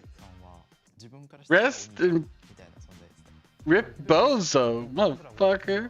한번 말해주면 그거 기억해서 시도해보고 성장할 수 있는 친구라고 생각이 들어서 개인적으로 좋아하는. What are you talking about? 結構連戦などを一人で耐えて集団戦で活躍するというプレースタイルが自分の。 How would you guys know shit about like competing? You guys are shit. 攻撃的なプレイヤーになりたいと思ってるので、そこの変化を見て楽しんでいただけたらなと思います。 관모는 이번 처음 들었는데 계속 이제 한국에 해외로 오는 것도 처음이고 배우면서 약간 서툴지만 좀 많이 말을 하려고 노력하는 스타일이고. 그럼 제가 원래부터 좀 주도적인 선수였고 하자고 하는 성향이 좀 강해서 인게임에서는 주도적이게 설계하는 역할을 맡고 있는 것 같고 그런 거를 바탕에서 좀 디테일한 걸 뭔가 하나하나 다 적용하면서 할 수 있는 게 정말 장점이라고 생각합니다. AD キャリーに新しく2ランクンが入ったんですけど、自分の役割、やっぱキャリーというロール Dude, it sucks that Mion finally got his chance to like prove he's good, and now he fucking has like health issues. を持ってキャリーをするっていうのが大事だと思いますね。 아리아 선수는 이제 제가 느끼기엔 가장 재능 있는 선수 같아요. DFM 내에서 제가 맡을 수 있는 Ah, 역할이 fuck, man. 저도 되게 경험을 많이 쌓았다 Well, we still have one more game to watch. 잡아줄 수 있는 게 제일 크지 않나라고 생각을 합니다. サポートのハープはフレンドリーな感じで面白い人ですね。チームの中でも一番コールもしますし、エンゲージのチャンスもずっと見てくれるっていう頼もしい人ですね。 서포터는 이제 좀 팀한테 약간 잘 맞춰줘야 된다고 생각하거든요. 정글이랑 서포트의 합이 제일 중요하다고 생각하는데 건모 약간 잘 도와주면서 게임하다 보면은 뭐 그게 약간 좋은 결과로 이어지지 않을까 생각합니다. 팀마다 구의 색깔이 다른데 그런 팀들 중에서 강팀들이 서로 만나서 경기를 하는 거기 때문에 되게 흥미있는 게임이 많이 있을 거라고 생각합니다. 물론 당장에도 물론 자신감이 있지만 What language is? Oh, Spanish. 수 있는 팀이라고 생각하기 때문에 굉장히 재밌을 것 같아요. 저는 이번에 DFM이 LCP 리그에서 성공을 거둘 수 있을 거라고 생각하고 성공의 의미는 이제 저는 롤드컵 출전하는 게 가장 큰 목표로 두고 있거든요. 決して弱いチームだとは全く思ってなくて、やはりまず一つ目の成功は LCP リージョンで優勝すること、チャンピオンになることなので、その成功のために全力でやっていきたいと思ってます。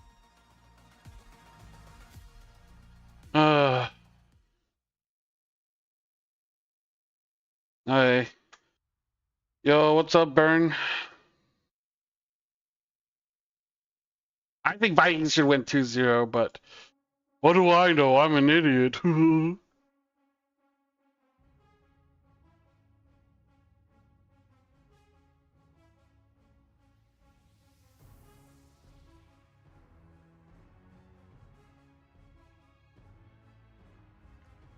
Series number 2 about to get underway, of course, with our 1v1, and it does feel like it should be a bit I feel like my whole day is ruined, dude. If there was one man on the side of DFM that would stop that, Aria, and he's Dude, I feel like that guy. He's feeling a bit confident.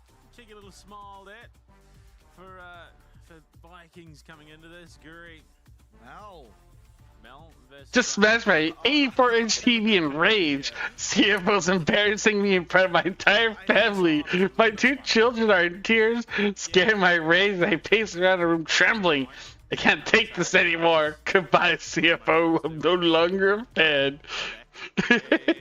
Dude. I think the problem is that all Sign has to do is not die. Fuck you guys. You guys have nowhere else better to go, dude. That's how I foresee this game.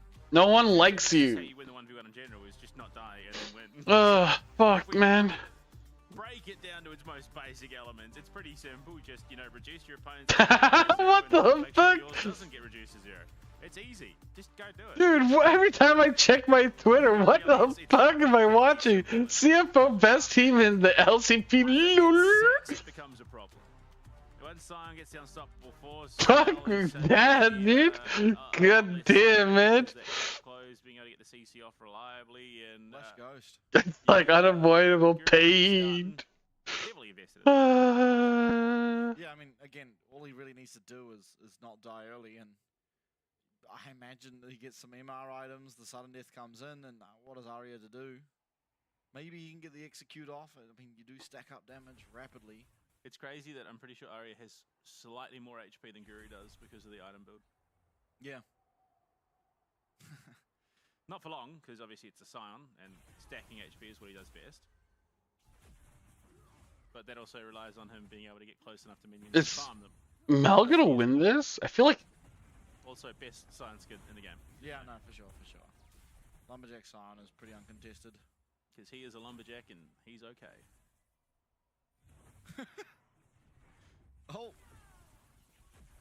Oh.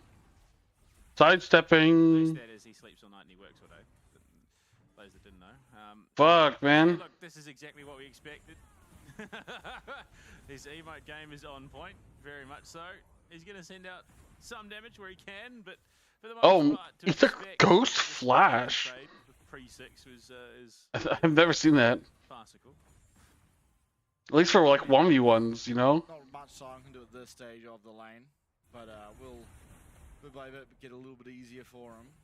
As long as he's able to get that CS and not find himself too far down. Aria going to pop the Ghost.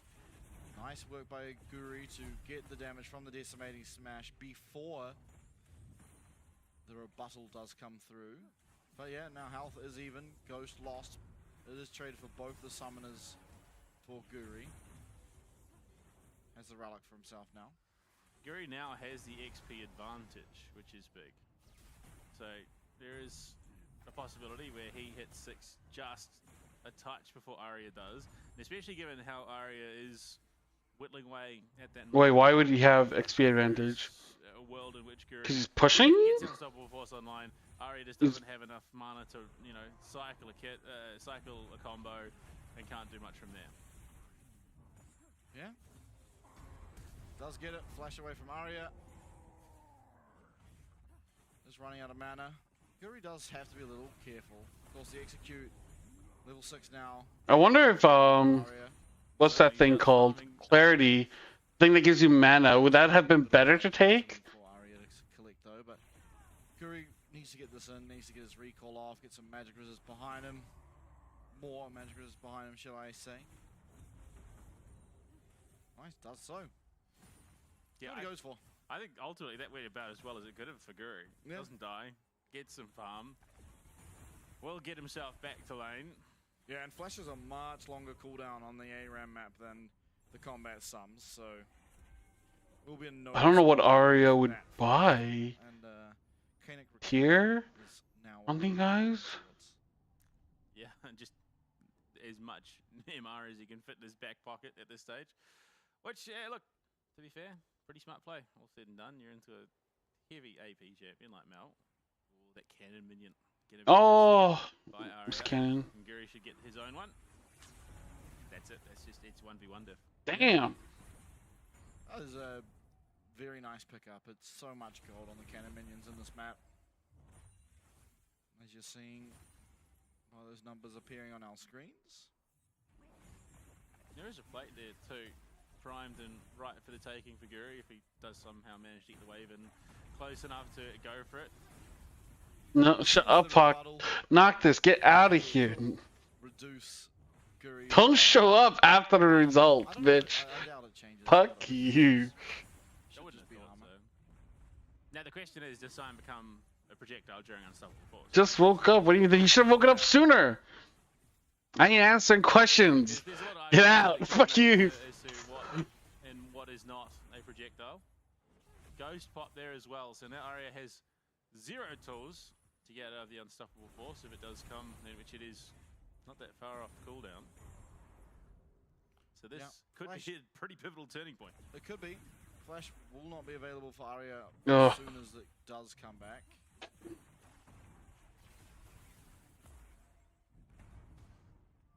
Uh-oh. Does connect. Yeah, this could be it. This could be it. Unstoppable Force available, both sums as well. Aria doing a good job to space away from the Scion. Will miss Is their passive like that strong? for himself and It doesn't feel like it does much. from that Q.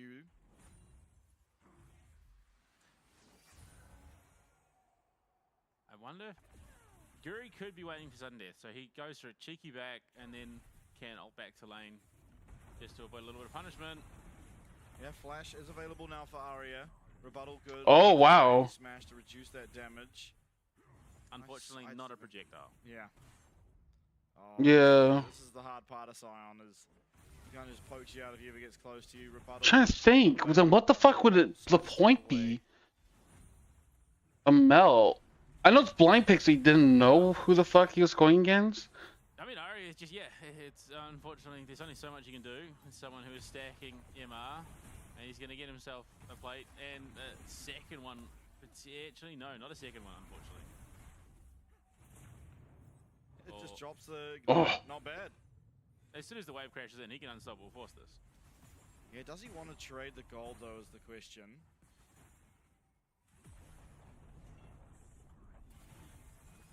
No, okay. Oh, and no flash.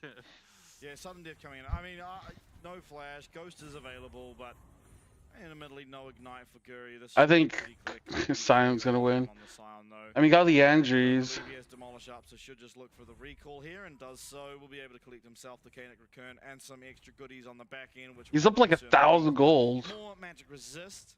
But I think Arya knows the writings on the wall. You see him laughing. He has the Leandres, which is a nice pickup. All the Iron Potion even for Guri. I mean, it's a nice pickup. He's got the Cannon Crit and another Spectre Scour. Damn, dude. MR on your MR. It's Mel's pretty mana hungry though. I suppose. Well, actually, no. Technically, Mundo is the only Juggernaut in the game, according to the devs. Sion doesn't quite Well, get that threshold. looks like we're going to see Vikings on blue side first. He got those 2 minions. Show him who's boss, Guri. There we go. Sudden Death coming in. Is going to miss that ultimate, but importantly does get the ghost now out of Arya and sidestepping away very well. Arya doing his damnedest, but like he's landing a lot more abilities than Guri. Oh yeah, he's fucked, dude. I think Arya knows there is no hope in hell that he's winning this one. As Guri will just walk towards him. Yeah. Base tank it. Just commit to the bit. Yeah, the ult didn't do that much damage. Dice to a minion there, I think, actually, unfortunately. Cheating. So, does Guri technically win the 1v1 if a minion takes the kill? That's a good point. Yeah. So maybe the minion gets to choose side select. He was red, so we'll have to see. But look, I mean, again, we're seeing Unlucky. Mel, which is great here on, you know, what is her first day in the LCP, it would seem. And we're picking up that victory for the Vikings. Guri will have side select, and I mean, of course, it's going to be blue. Yeah. Are we kidding ourselves? It's going to be blue. Yeah, I mean, Vikings, if they needed the help, will get their side select, which will be blue. Haven't had confirmation, but we can all but assume that that's going to be the case. Surprise, surprise, it's blue. Yep. So I think looking towards the series, for Vikings, their point of strength is probably going to be bot lane, because I think that is also DFM's point of weakness. The problem is, DFM's point of strength, Arya and Guwan, is not so heavily outmatching the other side of things. I think Kadi has been doing a fantastic job. And ultimately, yeah, it's hard to see their real way forward. Yeah, look, I mean, Shogun, Shillong have just been a powerhouse duo in this game, and if Shillong is allowed to take Pike again, things get hugely uncomfortable for DFM, even at the best of times. Kadi, Guri, Kratos. Kratos, I think, really is just sort of the linchpin for this team. But, fuck, man. Look, this Vikings roster is capable out of every single lane. DFM. I want to watch DFM and Vikings play, so I can just like take out my rage and anger on a different team. Oh, I didn't change my stream title. DFM versus MVKE. Well, I guess I get rid of CFO win.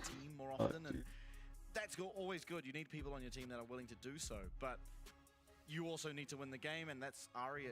That seems like that falls onto Arya's shoulders. And admittedly, so far he's been doing a pretty good job at it. Picking up the series win pretty much off the back of himself only, and then even some of the series they're losing, you look at him and you're like, damn man, like you worked hard for this, and honestly feels like you deserve it, but unfortunately you didn't do it. So I almost feel like we're going to have a similar situation here in this best of 3, where Arya is probably going to play very well and look very nice doing so, but it's just, there's so much strength coming through from Vikings, it's really hard to look past. Yeah, I mean, look, the one, I think, saving grace, redeeming grace for Arya, whatever you want to call it, he's got such a diverse champion pool that have been played so far.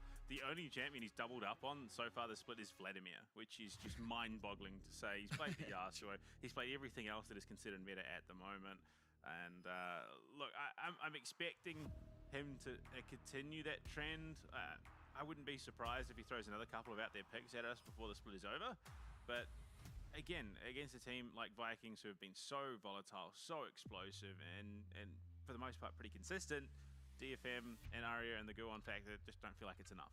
Yeah, completely agree. But again, like we didn't think so in the first series as well. There's always the what ifs, essentially. You know, like what if Arya gets something that's really good in this game and he's able to get the space needed, he gets some resources, maybe a kill or 2 in there, and maybe he's going to be able to do it, and I think that's what they should be looking to do.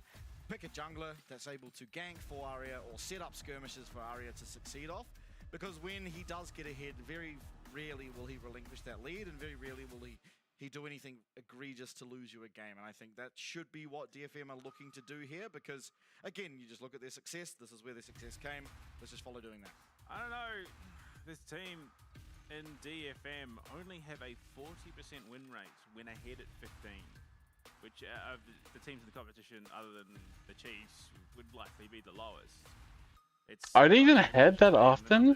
Do not speak highly anywhere else on the map. Even they've only taken 22% of first towers in the games they played. They've got a third of the first bloods, so they really are falling behind what is considered the standard in this competition.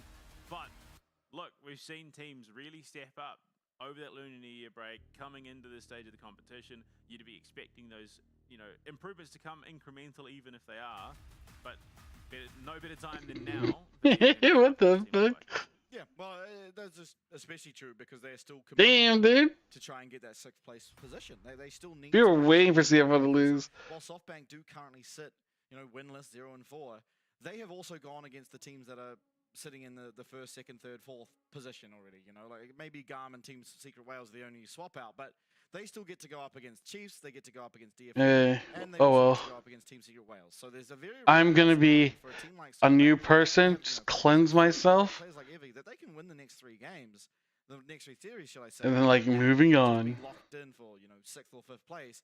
DFM still need to absolutely work to get to that solidified position where they can then have a little bit more time together. Even if they're not expected to win the playoffs, they get extra stage games, they get that more practice and able to come together as a team more ahead of Split 2.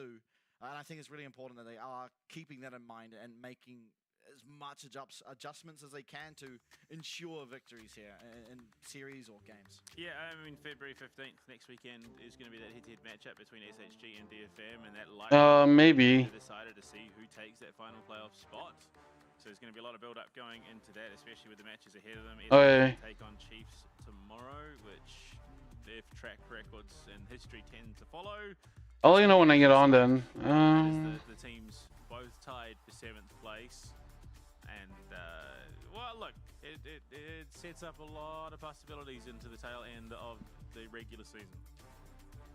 Absolutely. Champ Select should be starting up momentarily. There's the graphic, and there's the Champ Select. It's Vi, Callista, let's get from Vikings, and the response will be the Zyra, as well as the Nocturne, with 1 ban yet to come. Diego, pretty consistently banned against DFM, so he's going to be let through the first rotation, which, I mean, look, go on. He's played it once. Okay. Well, I mean, I still plan to play at the end of the month, so we will have to see. Top lane, obviously, Jace with the patch, as we do see, it is S1.3. So that patch is live. Changes. Oh, Skarner's open. Skarner's just like a bait pick. Menace that he was in the top lane, and we thought we were going to have today one last day to reconcile with the fact that Tank Jace was going to be gone tomorrow night, but no, it's tonight. What the fuck? I am the carry, motherfucker. I mean, not massive nerfs, but a couple of changes here and there around the rift. Most certainly on Evelyn, who has been a staple of the competition. I'm kidding, no, we're not going to see an Evelyn. I don't think even with the Fearless Striker we get that deep. There might be a team that pulls it out, but given there's only 3 best of 5s in that playoffs bracket, yeah, it's a small window. Yeah, absolutely. Cassante locked in here. I mean, we saw what Rest can do on it. I think it probably is just the strongest top laner on the patch now, especially with that, the full tank Jace being essentially removed, or at least kneecapped. The Cassante stands out. You saw Rest, as I said, perform phenomenally. Kratos looking to replicate that. On the other side of things, though, no slouches are the Ashe or the Zinzao, and those will be happy pickups here on the side of DFM. First, Zinzao for Guon. Hey, I'll think about it. I don't know. Usually I like to go in blind, but we'll see how I feel.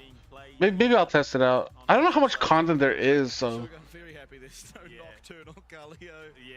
Dude, what are you talking about? I'm actually good. I mean, look, we might have to wait and see if, Shogun does bring out something like the Smolder once again. But, given what we've seen in Su team, damn! Does go to be a game No Skarner. I think Black is just very, very solid, and they not only have they got the Xante, not only have they got the Varus, but they got a Wukong as well. Yeah.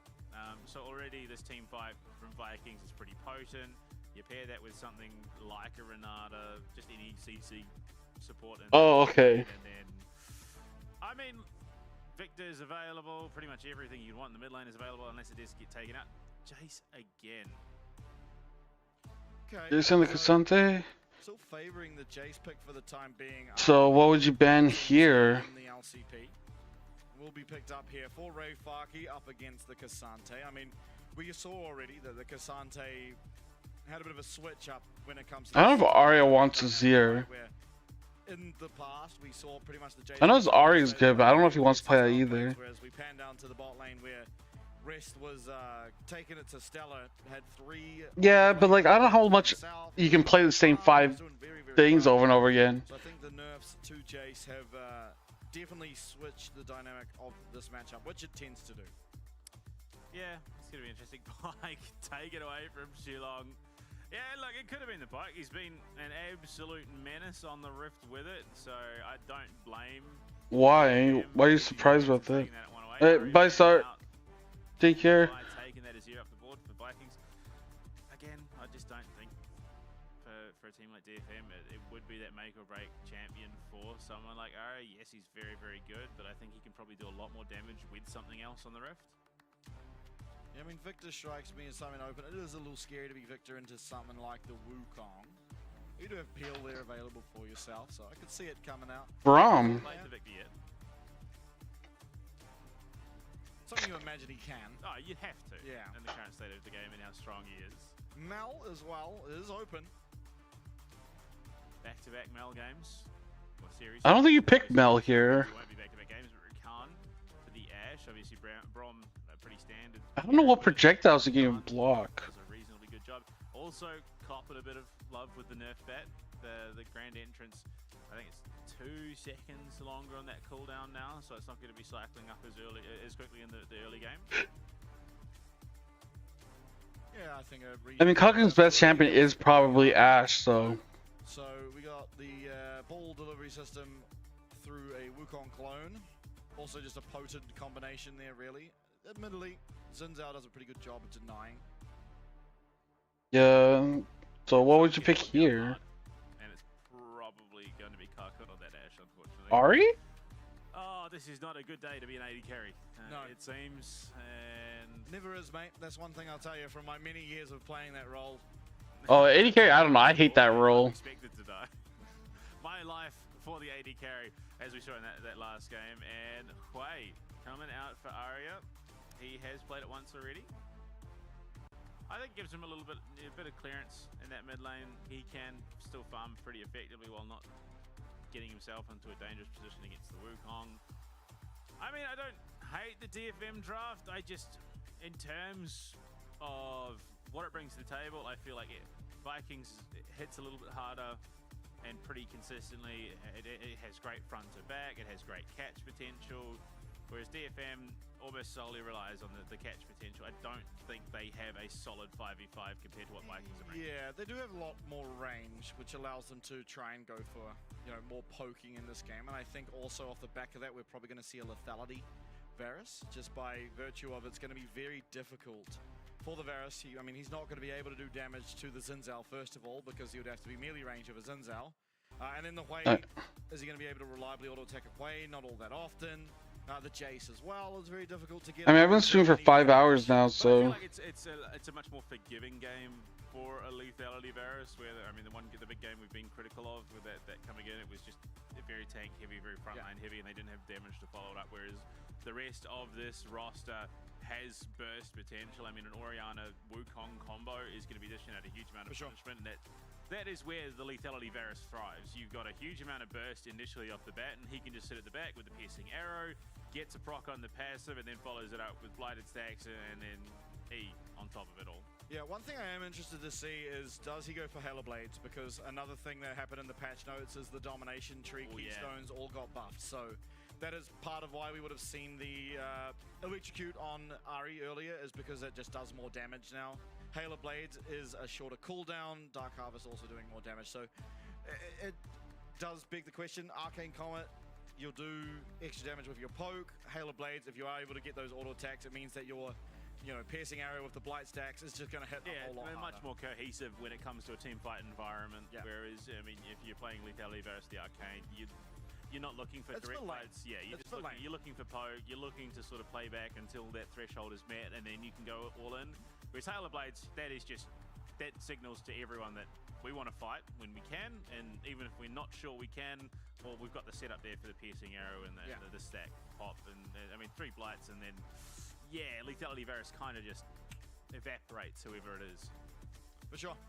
Interesting to see. I think that's the main thing I'm curious about, just what the impact of Halo Blades buff is. Not many champions opting for it. You know, Pyke was the only one we've really seen. Pyke and Varus, pretty much the two. The good old days of Halo Blades Pyke mid. Oh yeah, back when his Q would hit more than 1 minion at a time. Yeah. Halo Blades, it makes for some shenanigans. I love it. I love doing the weird and wonderful in League of Legends. You do some really funny stuff. You do, and then people get angry at you because this is not what the pros do. It shouldn't work like that. It does, unfortunately for you. Well, let's get into it. It's time to take the rip. Yeah, okay. Yeah, look, I don't hate it. I think if they're trying to play the 2v2, then it makes sense because, again, it's just the much stronger laning rune. You're going to land the Arcane Comet damage every time that you use your E, which is the majority of your poke through the lane, at least the early stages of. And against the Ashe, you need a bit of lane power because that champion does a lot. I think it also indicates that he has faith that his team is going to be able to get that. I think so that he can finish things Quay is a pretty strong pick here. You want to have absolute faith in your teammates. For sure. I think so far, anyone on the Vikings roster probably can. They've been playing pretty phenomenally. Only dropping the 1 series, I believe, to CFO. Got him. Poor Karkun. Okay. Cardi's going to be pretty happy with his hover over his rune right now. Most damage done in the game. 100% landed. Absolutely. It's about numbers. Numbers go up. Makes dopamine. Makes brain happy. That's right. Well, just vanilla lanes across the board, it would seem. Yeah. Okay, we get to see the 2v2. Oof, got him. If it was a lethality Varus, if this was a game that I think Kakun's Ashe is like decent, so we'll see how much he's. Land the hook there. Unfortunately, that does mean the Halo Wow, missed thing. Okay, pop barrier. That's weird. Just a massive trade though coming through for DFM. Yeah, I mean, even if it didn't miss, I think that's just always a winning trade, being that you have Ashe with lethal tempo. Oh, I missed CS. Bring back Blitzcrank, man. He was gross. But no, yeah, a little bit of damage back onto Heart, trying to even the standings in the spot lane. But Cardi's taking some damage. I mean, as you'd expect, Quay does feel like he just has a little bit of extra range compared to the Orianna, which, I mean, that plus he's just got so much more disruption in his kit. Yeah, I feel like Chase wins these matchups in LCP. I'm actually torn. There's 2 Casantes. I don't use the Empyrean, but it's either this or the true damage one. I'm a big Heartsteel one rather. I'm a big fan of both of them. When do we get the heart of the cards, Casante? Like, surely that has to be at some point, somewhere down the line. Battle Academy. I don't know. What, he's just slapping down a card every time he queues? Absolutely, yeah. Face down. Goes all out and it becomes each part of Exodia. Bronzodia. Oh, yes. Yeah, we got to stay thematically appropriate. But I mean, look, I suppose the one change, one big thing is that we are seeing Jace now lean back more into the bruiser role, which I mean he's sort of been and done everything, hasn't he? You know, assassin Jace, bruiser Jace, tank Jace, AD carry Jace at one point. Jungle Jace was a thing. Was it? It was very, very niche, but at one point it was, yes. I don't remember that one. If I remember correctly, it was back with the Lantern because you got the attack speed steroid. Yeah. Yeah, so it just made it a little bit faster. But yeah, no, he's really just been and done it all. The only thing that, ironically, he hasn't done is Mage Jace. That is pretty funny. Yeah, they can't dive. They're willing to give him AP scalings, or any hard-hitting AP scalings anyway. That's the one. You can't give him too much. Kratos, yeah, with the changes to Jace means that this is what we I think we would have expected from the Casante Jace matchup. Damn, this kind of getting fucking shit on. Obviously, how the fuck did Rest pull that off then? Between Rest and Setter in the top lane. Yeah. Kratos absolutely never getting that recall off if he wants to stay even in XP. Guri is now up here, going to be able to start his second rotation again. Oh wow, they just mirrored each other. Somewhat to be expected. Both teams going for a very standardized draft means not really going to cause for all that much chaos. But here we do see now Shogun coming up to this top line with Siu Long. It is also responded to well by Kakun. You see him there pathing through his topside jungle as he returns to match. Tier versus a slingshot in the top side. I mean, with Shogun getting to the lane a little bit earlier, his experience. Ugh, that's kind of rough. Little in favor. I don't think it really is going to matter. I don't think Kakun is hugely under threat as they are just slowing the pacing of that push into the tower. They want to stack up the waves so they can start to threat. Like Kakun's losing on so much CS, dude. Yo, Meander, what's up? How you doing? And probably, it looks like get themselves ready for a potential Void Grub setup. Yeah, it makes a lot of sense. 40 seconds. This means that ultimately Guri will be able to finish up his second clear, get the recall in, possibly buy a Phage, and turn up to this top side fight. That is almost inevitable. Maybe not Phage, maybe Tunneler, actually, come to think of it. Or might be Phage, depends. Well, so we went. Just woke up. Yep, until like 4 AM. Damn, dude. You just woke up? Oh, okay. Well, shit. Yeah, I get his tank chase isn't as strong, but you kind of still need that beefy front line. I think he offers too much compared to the Bruiser Jason. Well, Aria just eating a command shockwave there. Yeah, I thought. Yeah, I mean, interesting decision ultimately considering. I don't think they're gonna like flash or do anything crazy like that. Okay, nice dodge. Oh, heal and flash used. Now down a pretty critical summoner. Oh shit. Okay, well. I was gonna say you should go back to bed and forget about the games today. I guess if you've already watched it, well, fuck me, dude. Given the propensity for lane swaps, as we are seeing a lot of our supports in the competition struggle to get 6 online, and as a result, they find themselves in situations where a team fight that, traditionally, if we'd been just running straight lanes, they would have had the ultimate up and available, and it would have been this big explosive fight. It was a banger series? Yeah!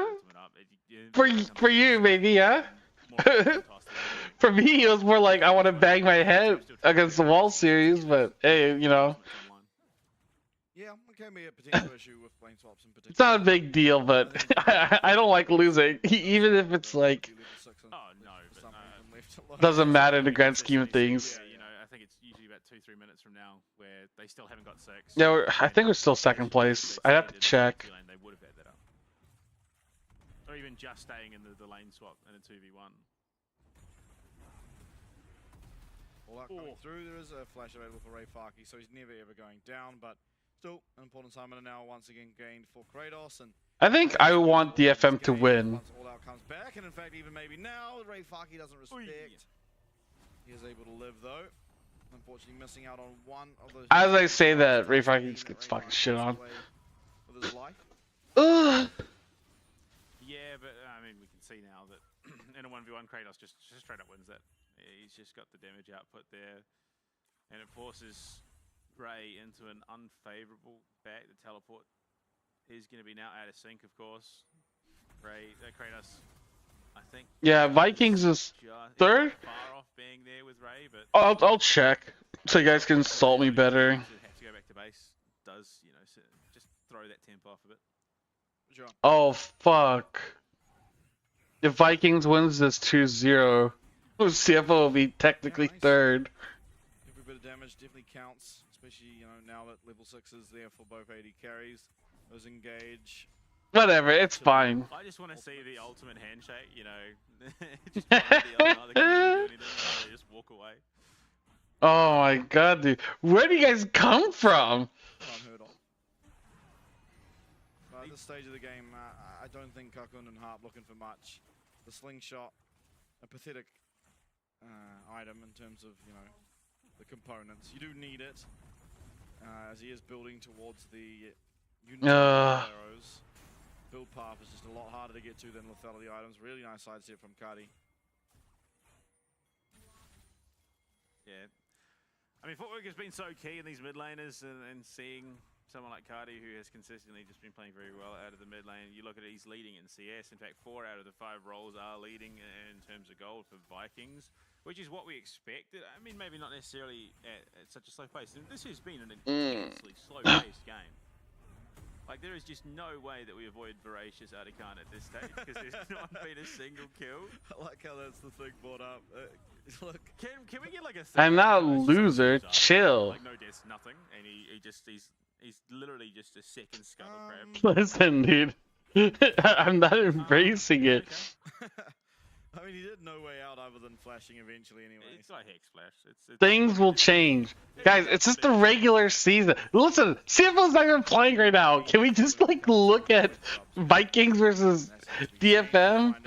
Motherfuckers, dude. Oh, dude, like, shooting that series was rough, man. Every time CFO loses, it's just like, I have to take so much abuse. It's crazy. People just don't type, and then the moment CFO starts losing, it's like, ugh. For the most part, Nautilus is just that fast that he won't necessarily, especially. You'll see. Listen, in the end, I will have the last laugh. Call it at this stage of the game. He can literally just walk up, throw a dredge line, and he's fine for the most part. He's not going to be in a situation where he has to flash. He doesn't have to pull that yet. Damn, dude. Inclined to agree. Lane swaps once again coming through. Also, you get there's like tiebreaker. Like a team that's 1-2-0 and a team that wins 2-1 are not the same ranking. Like the tie-breaking will be that. Even if you have series wins are the same.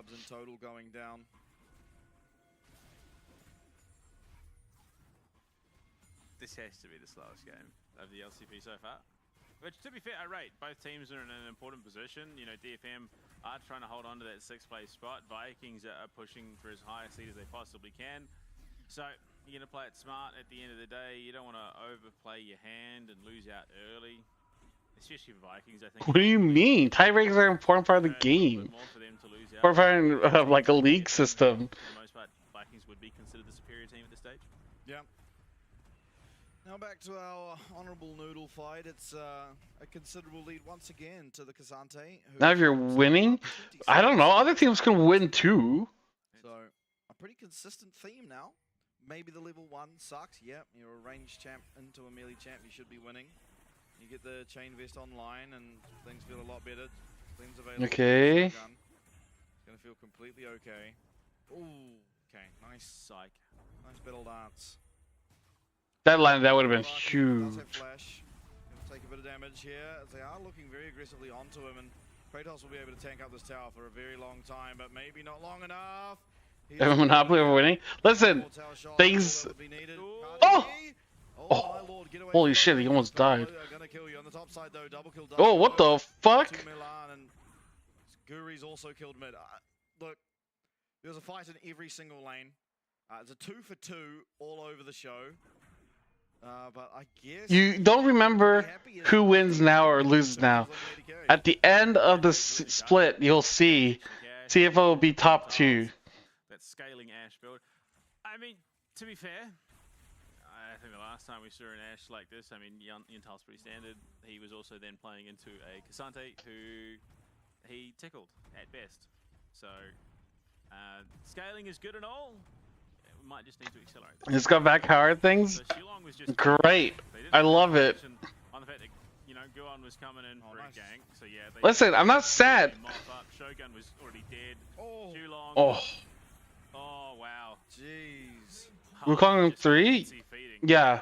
Around that team fight, and then It was K'Sante, Varus, Wukong, something like that. Oh, and ults the clone for good measure. Oh! Wait, what the fuck? Anyway, but yeah, you just got one shot.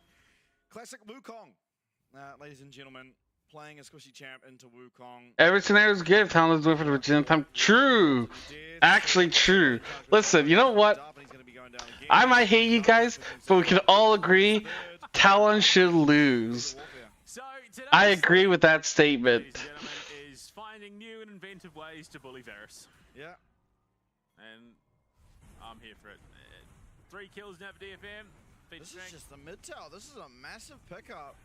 This early on. Damn, DFM are actually popping off. Even hooking forward. He's not under any real threat, but No, Talon have not lost yet. After 10 minutes of nothing, we then accelerate hard into 5 quick kills in our first tower. But that's just because Talon had an easy schedule. all right. I mean, they are still down gold, ultimately, and I mean that is entirely. Listen, Talon is just winning now because they just have like a more experienced team.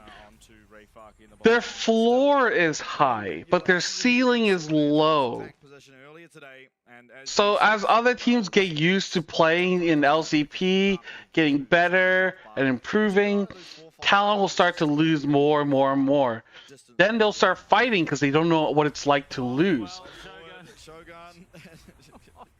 And then, see, like CFO, now we know what it's like to lose, right? So can it work and improve? The Talon, they're gonna lose a lot later, and they're gonna like, you know, not understand how to improve, and then they're just gonna, you know, get shit on. Yes. Should just be going down, although at the moment it looks like I'm always praying for Talon downfall. realizing how quick it goes down, they're not going to be able to. It's going to be DFM securing themselves yet another. No, not a losing streak. Objective in the Dragon. My favorite part of all of this is obviously in the break we talk, we discuss what's going on. And my co-caster, not to put him on blast or anything, oh man, Shogun's going to come into this game, he's going to be styling all over them. Shogun's 0-3 at the moment, as we... True, Shogun sucks.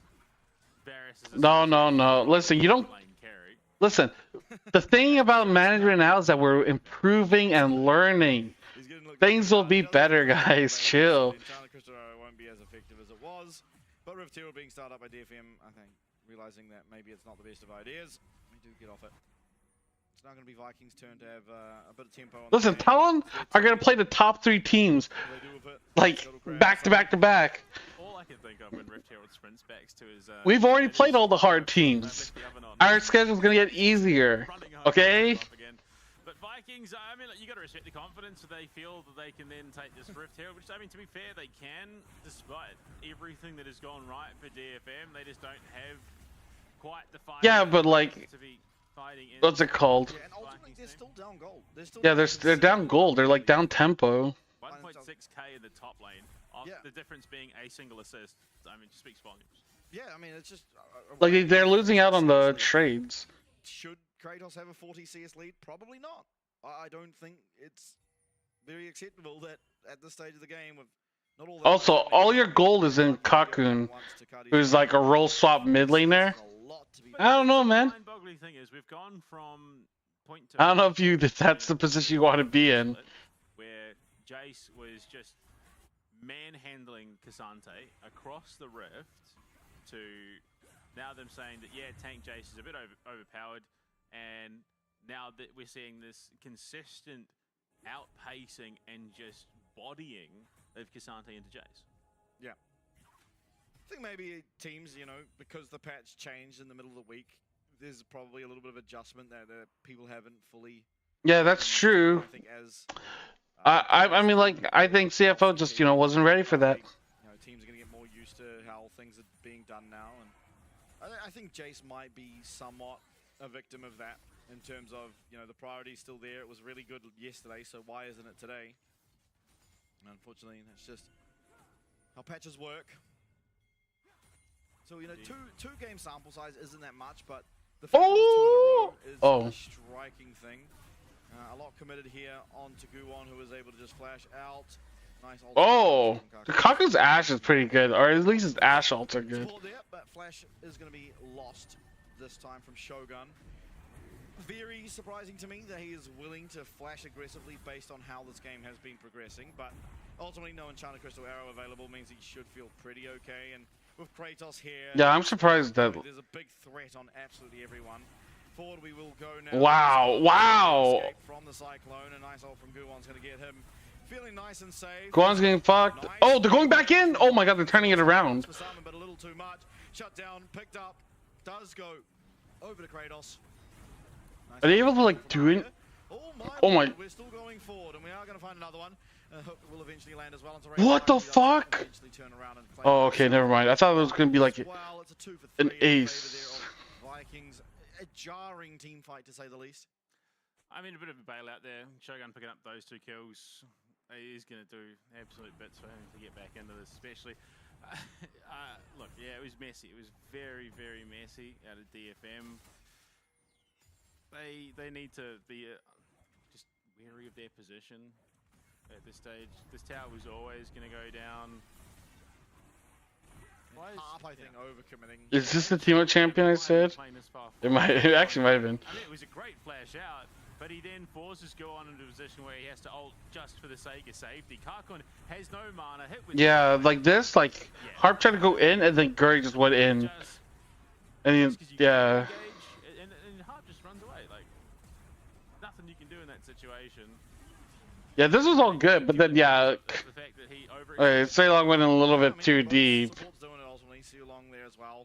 Like he went in there, everyone else like, nope, you fucked up, we're out. Threat onto that Jace there, and so just gives over 1 back. And I mean, Rayfarky's going to feel pretty good about that. I believe he picked up 2 kills, so giving himself some gold is going to be very important. But 3k gold lead in favor of Vikings here at 20 minutes does, unfortunately, Yeah, 3k gold lead. very difficult for DFM to continue playing out. Yeah, that fight in the mid lane was like. Look towards. This player has been very consistently good for your side. Yeah, I mean, it's exactly it. And I don't know, I feel like DFM probably could have held off. I think, realistically, one, there's no justification for Harp going that deep. Yeah, he flashes out of it, but ultimately it turns into an absolute shambles of a team fight that costs his team pretty badly. And They shouldn't really have like communication issues. It's only Guan that's like new or doesn't like communicate well. I mean, that's exactly what you want for Karkun. He needs to wait a little bit longer to get some of those big items up to continue the scaling to become that monster that Ash can be. Yeah, I mean, like, I thought Guan might be shit just because, like, I mean, he looked kind of rough on T1 Academy,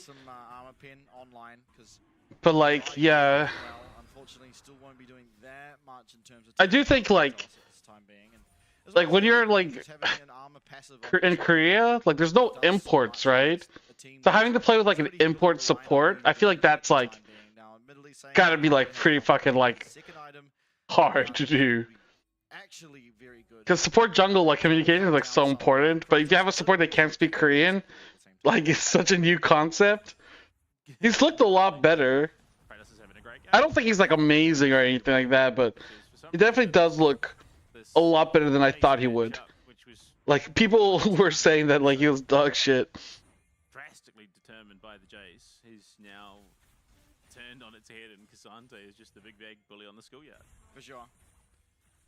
Oh, I love Cassante, man. He's such a fun champ, and he's also very fun to watch, especially when you get players as good as Kratos piloting him. And Chana Cristero is going to come down. Oh! Lord, I cannot believe that missed. Wow, yeah, I'm actually surprised that missed too.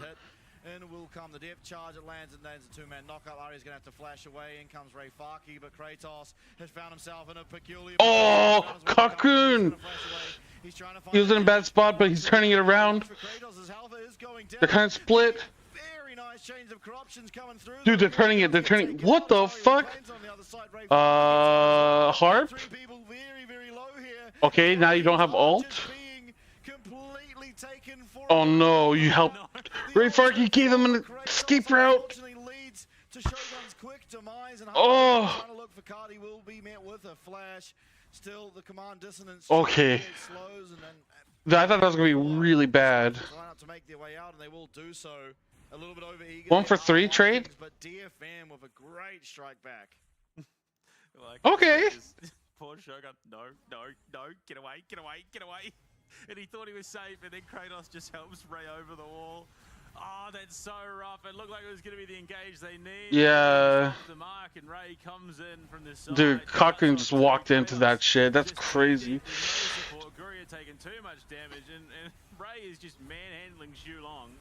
Guri can't do it. Yeah, Ceylon's on his own. Karkun survives. Doesn't take any significant damage. In fact, Yeah, like Harp, I think fucked up. I don't know why he popped all like that without going in. He just like goes as fast and just ran around. Oh, never mind. Actually. Anything that could go did go wrong. Oh, Rayfarky wanted to get pulled over. was like smart 200 IQ play. Now, while still behind, they're only 2k gold. It's not the end of the world. Harp, however, takes a beating from Wukong.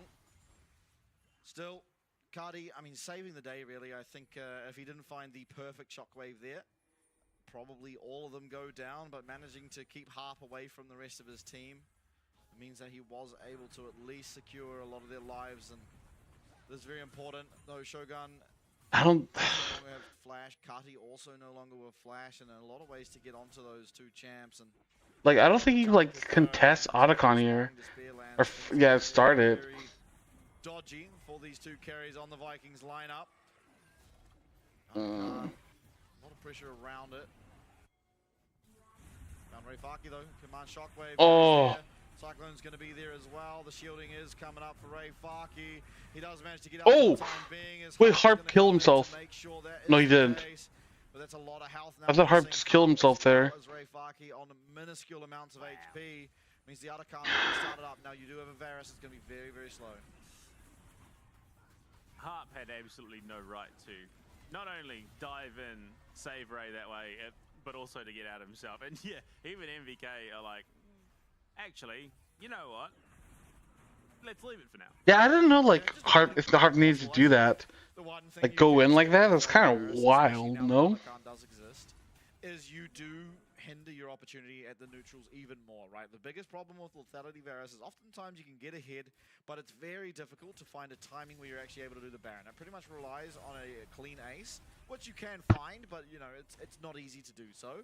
And now it's just even amplified more. What about coffee? Khan is similarly hard to kill in terms of the timing, and Varus just offering the lethality Varus, shall I say, offering very little in terms of DPS. Yeah, I mean it's interesting. We've seen. Yeah, I did. That have gone horrendously wrong. I mean, you look at it. Ray has been absolutely bullied. Oh yeah, I'm on YouTube. Both of them have received bailouts in the form of multiple kills. I mean, this What's up, Adrian? is just getting absolutely. I'm doing both Twitch and YouTube. Now sitting 3-1, happy as Larry.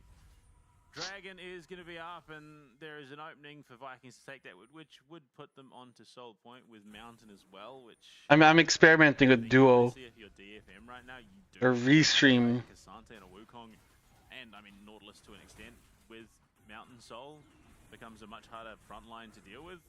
Absolutely, especially when your team kind of operates around poking out the enemy a little bit before the fight, right? Like Wei really wants to do that, and Jace as well, with the fact that nowadays Oh, okay. a bit more They need to kill Kratos here. I'm sorry. Unfortunately, they don't know he's there. They will now, but they need to kill Kratos. Show on this minion wave. Means they at least have an idea of Are they gonna be okay starting it like this? Something we saw yesterday was some fantastic plays from the Wukong. Maybe actually it was in our first series of the night. Like I feel like DFM is like dying. It could just come down to a smite, but Guri is not going to be there for it. The fight is going to come out, but Shogun has eliminated Guwon. Oh my god, he gets the other card as well. Harp goes down too, and Guri. Oh, Guri wasn't there. Is going to eventually come. It does mean that he loses his withdraw.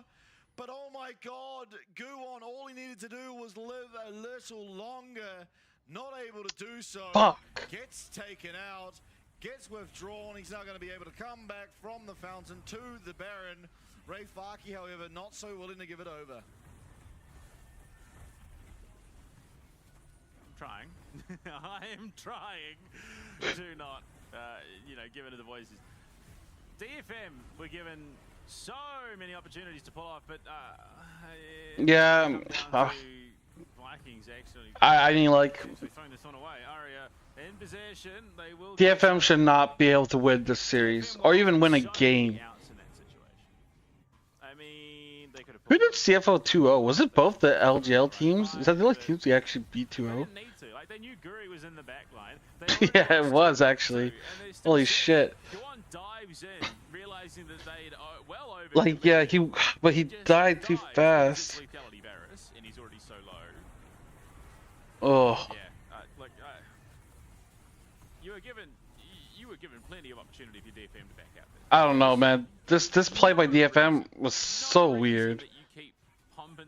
CFO already played, guys. CFO already played and lost. Okay, we don't talk about CFO tonight. When they didn't see it in the middle of that, the Guwon did have his ult up, but Shogun walks into the very, very edge of it before firing off the Q, which did eventually seal the deal for that one. Takes out Guon, able to then take away the Arakan with the next piercing arrow when it cycled back up. And that's how we find ourselves in this situation here. 5k gold advantage Baron, as well as withdrawals available for this Viking side. Harp trying to look for something here. He does go in with the quickness, but doesn't connect onto Shogun. Chain of Corruption is going to land. The Cyclone's good. Arya goes golden. Down goes one, down goes two. Sealong's in there. He's just going to withdraw though. No, he's not even. Double kill. More to maybe even find as the inhib. What the fuck happened? Does go down. The inhib sure to follow soon after. 30-second death. Things are like pretty even.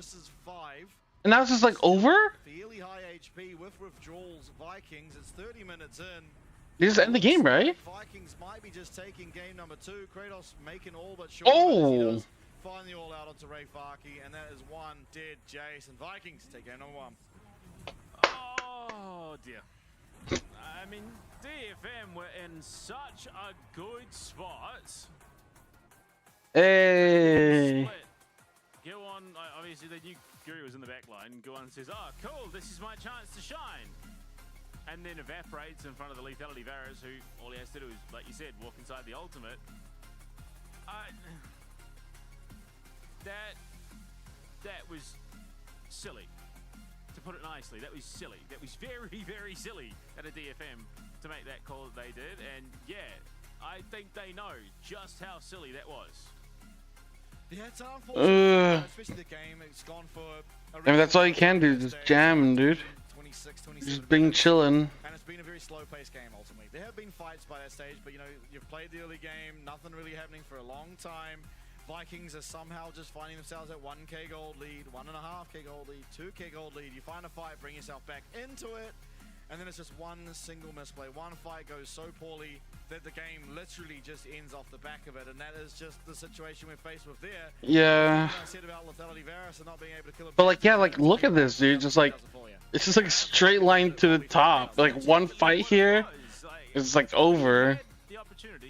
It's like, that's like DFM's like current. I mean, like, they have a lot of issues.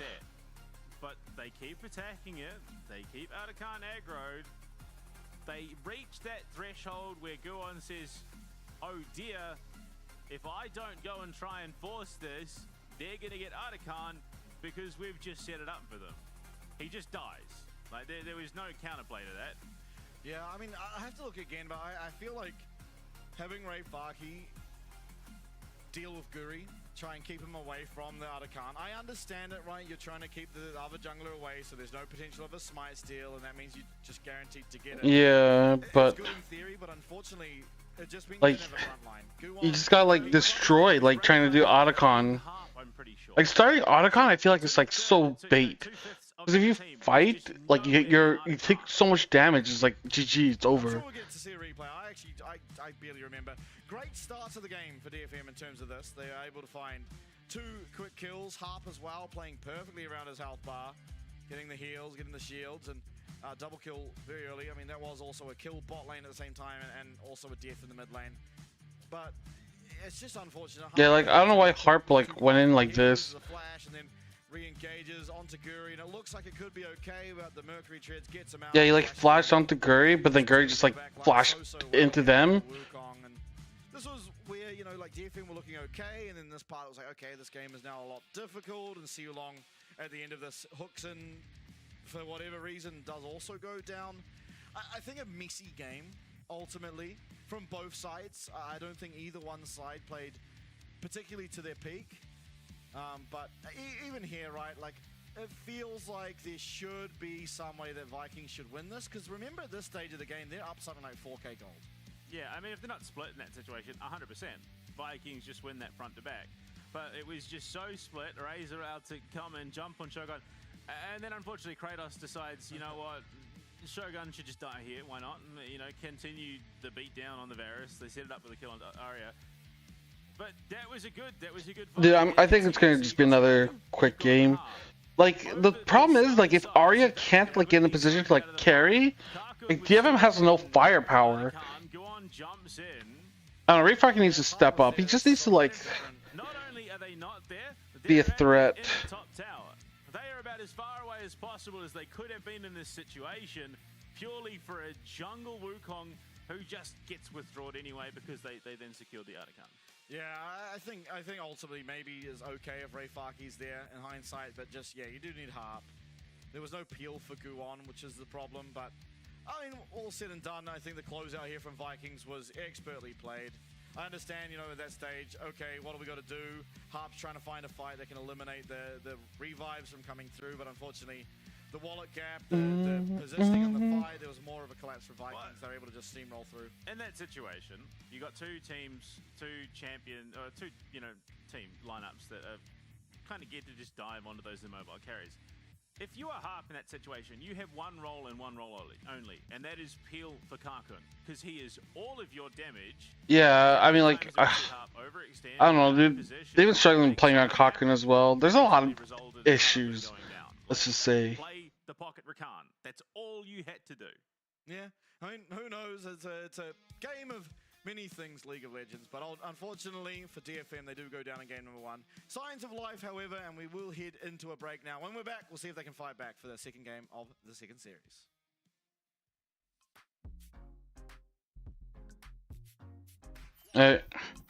Made for this. Vikings. Yeah, Vikings are pretty strong. We beat Vikings, yeah, 2-1. So right now, CFO, the only team left to play is Talon.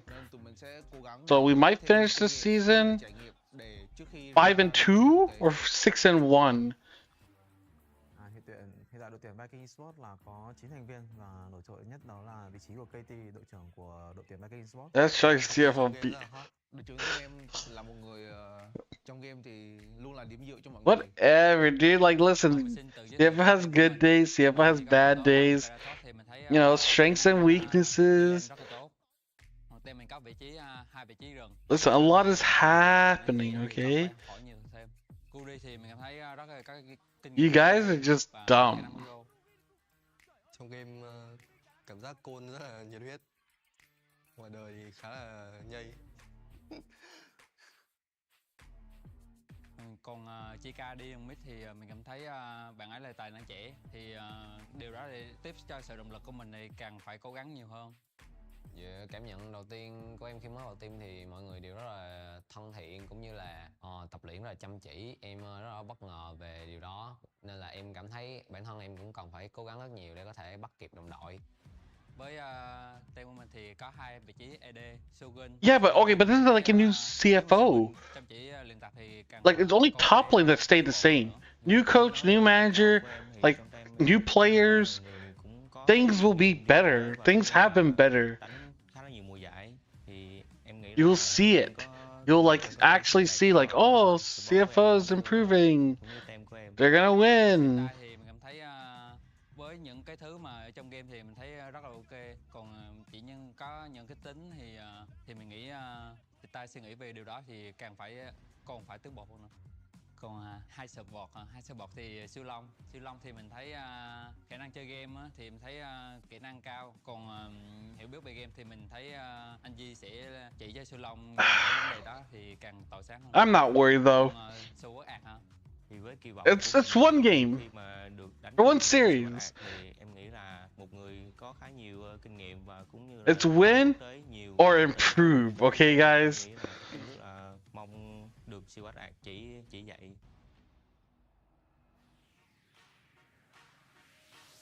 Em cảm thấy rất là vinh dự khi mà team em được đại diện cho khu vực VCS tham dự LCP.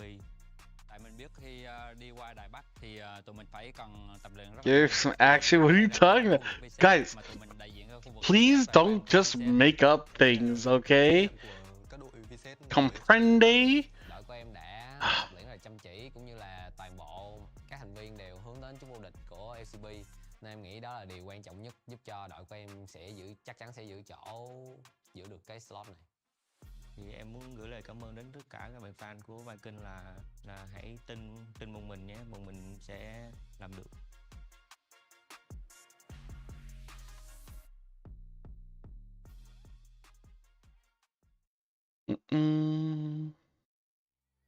Wait, 3-minute break.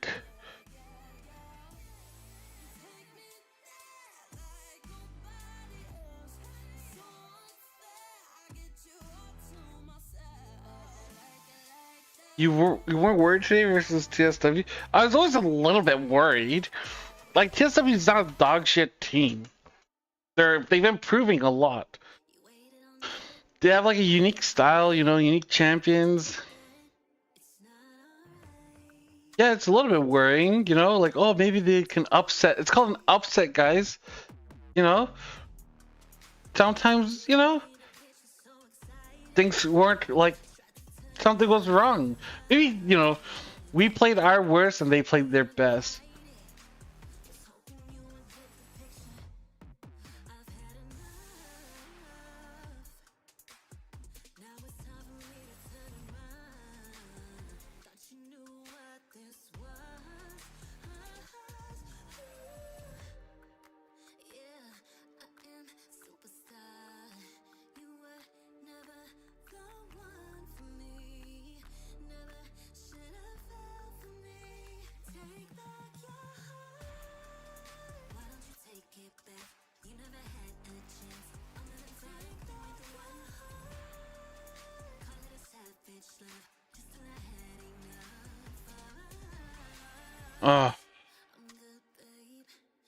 I didn't say plays badly.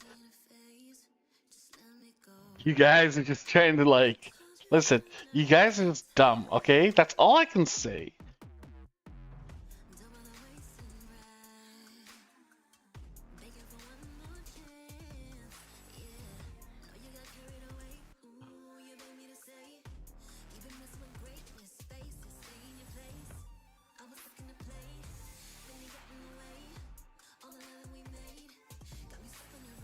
Clip it, ship it. Fuck you guys.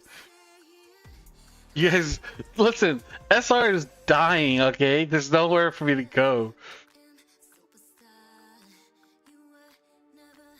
I'm like, oh guys, I gotta come back. You know, what am I gonna come back to? I'm gonna have to beg for subs and donos. Are you guys gonna sub and dono and fulfill my lifestyle? I don't want to get a real job. I just want to like leech off others.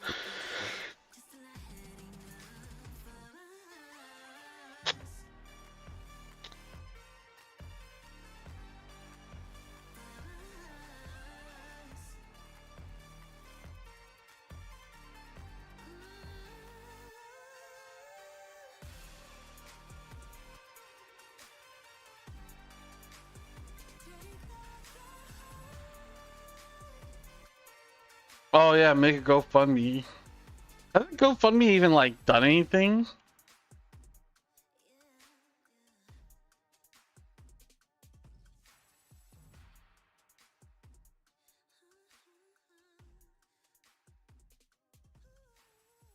No, it hasn't gone up. It hasn't gone down, which is also worrying.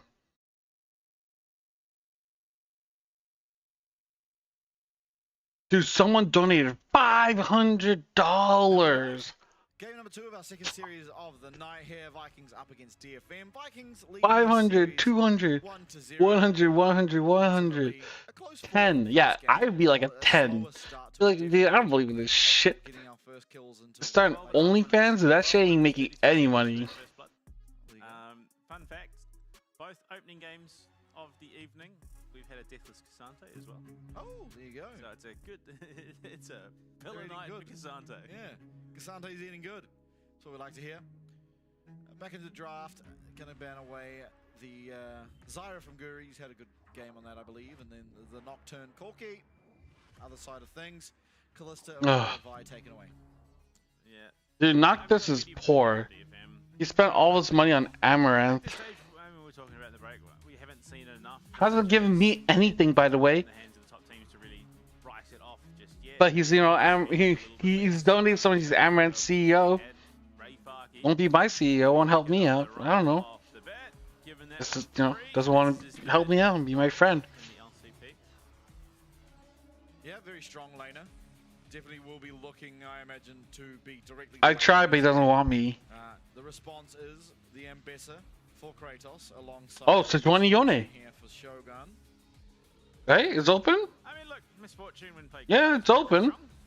Ambassador, much the same. But in that matchup, yeah, I think now if you Vikings, you probably want to opt into that lane swap. Ezreal. Well, yes, he hasn't a right time into the 2v1. Wouldn't it just be perked to be Sejuani Yone here? I think Misfortune paired with the right support. Pantheon, okay. Ooh, and going for the Pantheon is a champion they've played once in the support role and once in the jungle, so it remains a flex. So there is, yeah, that possibility to pivot. They want it to be, you know, a support pairing for the Israel or a jungle pick for Guan to try and catch them out. But obviously, given that we do have an AP top, Skarner was open still. I mean, it's not been a great split for Skarner. What was it, 1 and 4? DFM might want to ban 1 and 4. But Rel. Yeah, I think it's 1 and 3, right? The MVKE, yeah, Vikings should want to ban Braum. Karma. Bathtub stream when? When I get fired, or if I need to raise money for a charity. Given how strong he can be. But look, it pairs reasonably well with the Misfortune. Insanely well, yeah. If you do get a good skirt, that's multiple members just sitting there eating it. Not to mention public execution, things that can go pretty well if this comp comes together, and synergistically it's going to be on point. Victor banned out, Karma banned out, which interesting. Yeah, basically, yeah, that's it. A very formidable bot lane and very annoying to deal with as well. So it does suggest they do believe. I'm just being chilling, dude. Pantheon will be going into the jungle. Really? In the current state of League of Legends. No so Braum ban, okay. makes sense to me. Leona, the final ban from Vikings. I'm seeing something open for Vikings, and specifically Shillong, which is of great concern to me. And that is that there is a Pike that could be played. I don't think you play Pike here though. Amazing Pike game just yet, but it's not the worst by any stretch of the imagination. They've got the lockdown, which means that lovely little reset execution can be quite successfully. Do they just want the Braum? Might as well bring it to the combo. Is that what I'm missing? What are they? Elise, okay. Okay, so Elise instead. Very Okay. support at the moment, it seems. Kyria first. Elise, interesting choice. LCP and now spreads over Taki. Team Secret Wales gets that ban against him permanently. See if Sulong can calls it too. Nothing like hipster League of Legends picks. Nah, look, I'm here for it. Skarner top, Ambessa mid, Elise in the jungle. Just to throw everyone off their game a little bit, and then we throw a Pike in there for good measure. No, I think that just completely ruins the synergy of the roster. Down in the bot lane, Misfortune Elise, that's a lot of damage coming out if the cycle connects with all those abilities. A lot of burst, and for an Israel without a significant amount of HP until you sort of get that. Dude, like, I don't know, man. I'm not a big fan of the Elise support pick. I don't understand it. Like, I feel like it's not that good. Something with mobility. Ari does have that once she hits level 6. Got a bit of movement speed as well on her W, but Yeah. we'll get to see now. I like Pantheon Ari combo. Into the Ari. Yeah, from being left up and available. I mean, realistically, I think you. Like when nobody dies and everyone's just like playing safe, at least feels weak. Lockdown. First appearance of the Lysandra here in the LCP. Gonna be exciting to see. Sandra's actually kind of weird. A number of champions make their debut in the LCP over the last couple of days. I mean, you're looking at the likes of the Bard coming through, of course, the newest addition to the comp pool, Mel making its way through tonight, and now Lysandra joining it as well. Sibba did, I believe, make it through as well, which was wholly underwhelming. But yeah, like there is a lot to be concerned about. If you Let's get into the game. Of DFM or a DFM fan, because We're about to find out. Is just, Glacier Prison, and then all of a sudden you've got every other member of Vikings jumping on your face and you're dead. Yeah, I mean, positioning is going to be so important here for the side of DFM. Any misposition, Skarner comes cruising through a wall, you're going to pinch it up, and the bullet time coming down is really going to be critical to make sure that Harp is in the right place to be able to provide that Braum shield over what can be a devastating team fight coming out of Vikings. Now, on the other side of things, DFM, what is their way to win comp? Okay. Pretty solid pick comp, and all things considered. You've got We're probably gonna see a quick 2-0. You can find these I'm not very like confident in DFM. I think their comp is like fine. It's like DFM can't have fine unless if Ari just pops off. So both teams definitely do have an identity. In terms of execution, always going to favor a team that just has press this button and everyone CC'd. Cardi being on that Lysandra is going to lock someone up. Kratos can then jump on top. Like, yeah, if no nameplates and I just looked at the teams as is, I would say DFM should 100% win this game. They do want to have success. I don't know. A lot of questions, especially in the current state of the game. We're seeing a lot of these, sort of wombo combo team fight comps just really not hitting their mark because they always find themselves disjointed. But then you directly up into sort of a team, a pick comp, and they just death ball, and then that gets steamrolled. We're sort of seeing this counter, reactive play comps really finding the most stride. I think, honestly, just Oh, we saw at least a 1v1. That was kind of weird too. That made no sense to me. Drafted strongly enough to make something of this, but Vikings have already proved that they're the stronger team in this matchup. Yeah, absolutely. Go on, Arya. You guys got to make some plays, get some kills, snowball the game. I think that's exactly what we got out of Pantheon Ari here. Yeah, I just mean that roam threat post 6 is just a real scary thought that Vikings need to be aware of. I feel like letting at least it's Cocoon as well, a little bit of an oversight in terms I agree, of, yeah. Yeah, I'm not sure why they gave Braum. I thought they would ban it. Bullet time, and she can run fast, and the biggest answer in the game at the moment, which is Braum. Yeah. No, admittedly, I mean, Leona does well against bullet time because she has to stand still. Hey, Rick, fuck you. But I think in general too, it's very easy to just put up the Braum shield against a champ like Misfortune, especially when there's nothing really else that you're trying to put that Braum shield up for in this game. Yeah, I mean maybe he's fast, dude. But even then, I think like if Ray fucking dies top lane, I'm gonna be so tilted because then it's over. I've spoken about it. I have issues. It's gonna be so doomed. So one-dimensional in terms of what it brings to the team. Yeah, she hits pretty hard, but that bullet time is the bread and butter of any Misfortune player. If you can't land that, you're in trouble. Oh my lord, Sealong finds the angle, the flash cocoon, and Kakun is going to be taken out. Redemption for game number 1 there. That was an insane angle. Sealong. Thumbs up, baby. I need a replay of that. That was incredible. Maybe I'm just wrong. Incredible by Sealong. Oh, they did buff fucking Electric and gave it 20 more damage. That is true. So that when I still stand by my statement. If DFM were just good, I don't feel like Elise is a good support. It was read like a book. They knew exactly what they wanted to do, and I think that's the entire reason that they picked this Elise. Cardi getting dangerously low here in the middle lane. Is going to have to be forced to look for a recall. Alright, what the fuck exactly happened?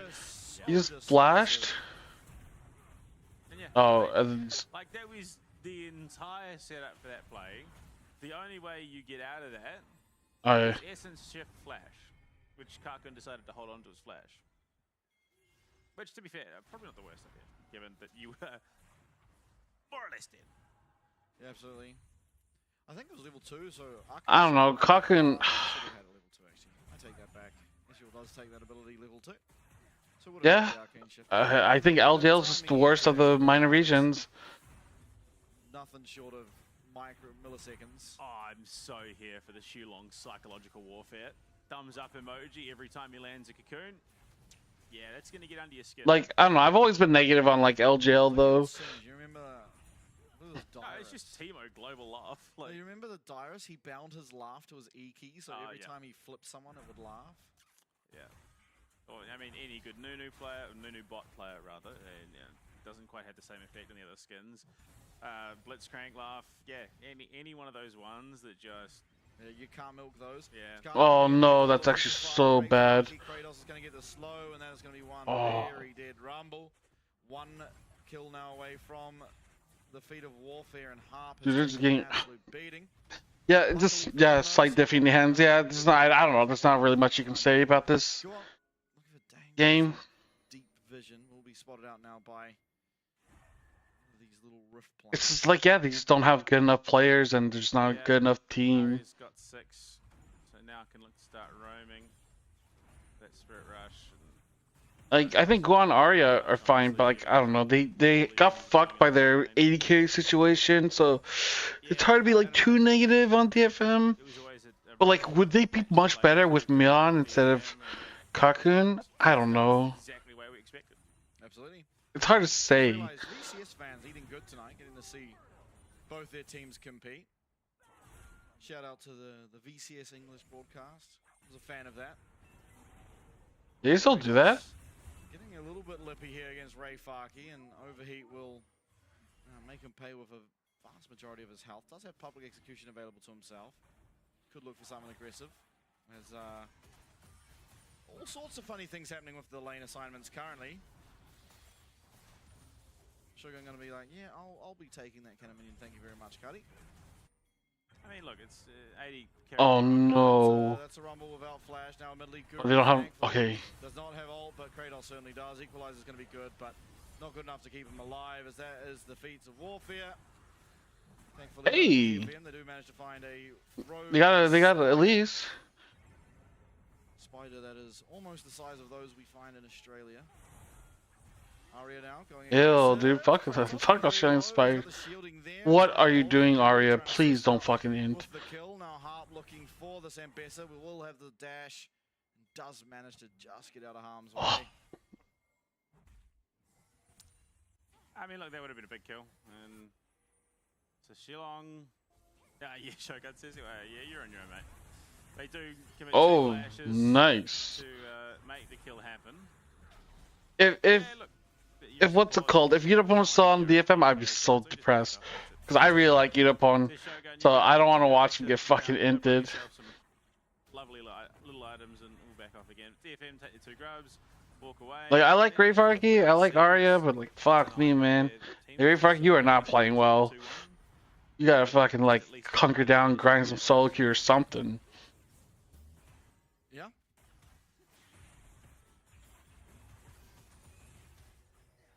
I can't believe the Skarner champ made it through to red side 3rd pick. Yeah. Yeah. Hasn't seen the most success, admittedly. Yeah, but 25% win rate. yeah, but now, I mean, looking at it, the angles it's been able to find ganks onto Ray Farkey, you feel bad for Ray Farkey for having to deal with it. Yeah, I mean, that's true, but like, fuck, dude. You know who I really feel bad for? Who? Kane. It's like, cool, I can run through a wall. Skarner says, bet, I can do it better. Yeah.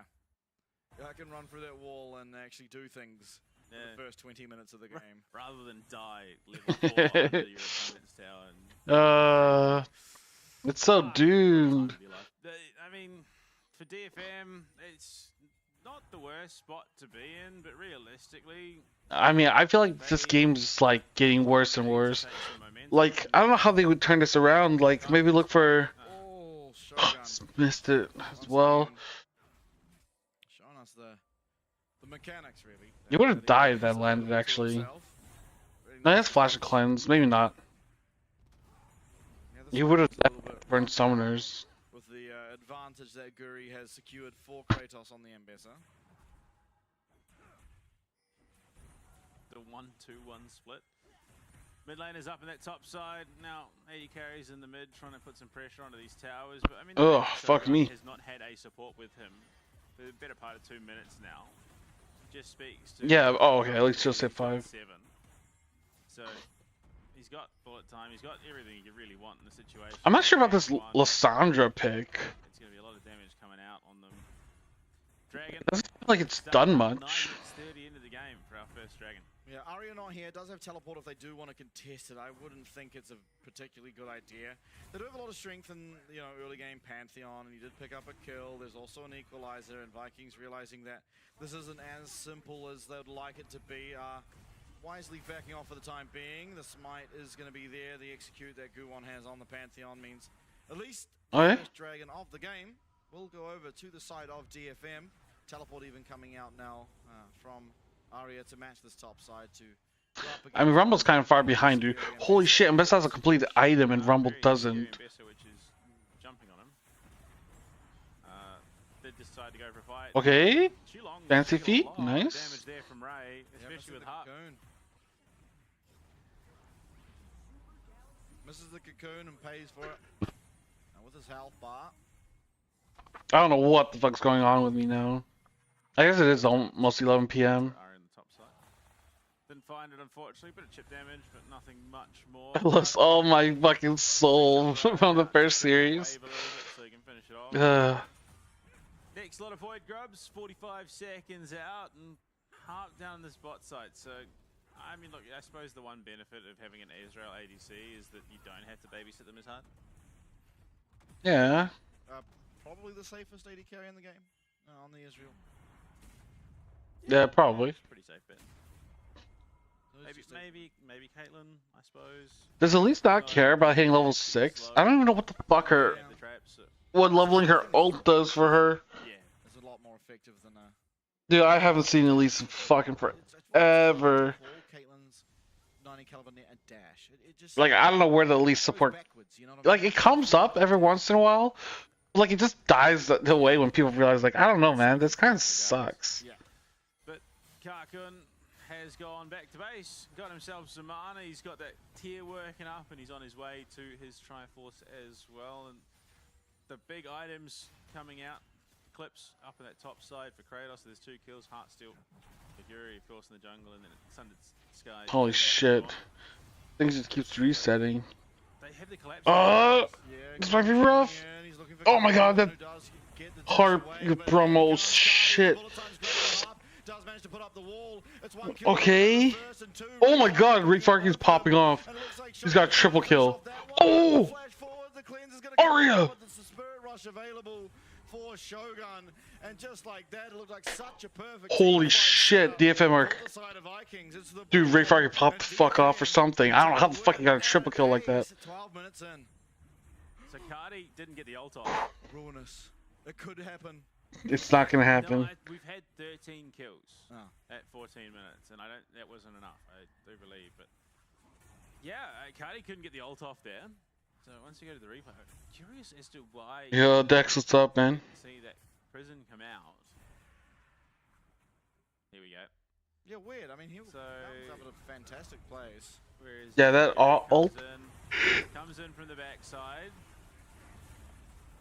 Would have thought. Oh, fucking, oh my god, dude. At least landed on the Rumble ult, and then, like, fucking, Lissandra flashed on top of the Rumble, onto the Rumble ult. Ray Farkey, who, you know, for the most part of this game was very much struggling. Now, Dude, Guan's flashing the fucking Fnatic logo, dude. This Zambessa. Yeah, I mean, Leandri's coming online. It's all the damage. Malignant's there as well. Wasn't like Guan or no Dull? I think Dull, the top laner, was like one of the most hated. Everyone blamed the fuck out of him on T1 Academy. Look, to be fair, I wasn't sure that this DFM lineup would do all that well in the straight 5-5, but it does help when you stand, you know, just in the equalizer for extended periods of time. That definitely goes a long way to helping DFM, and then having the Spirit Rush follow up. Smash is looking really good. Around and burn, and Karkun getting some good damage out. Yeah, I think the Braum Shield as well was, I mean, just really well. Yeah, the Braum Shield was good. Is it the Braum ult was like whiffing? Bullet time. So, ultimately, from what I feel like the in-game audio is slightly off or something. In terms of the gold, not by a substantial amount, but 400, still. 300, give or take, floating between the two. But Guri might be looking for yet another play onto Ray. Yeah, no flash here for the Rumble. Is going to be found and just dragged away from his tower and publicly executed and suppressed, and he hasn't been able to control his character for the past month and a half, and he does go down. Yeah, look, you got to pay those utility bills, otherwise they will take control away from you. It's good. Right between the uprights. Up tried, I think, is the important part. Yeah. And the thumbs up response from Shulong, I love it.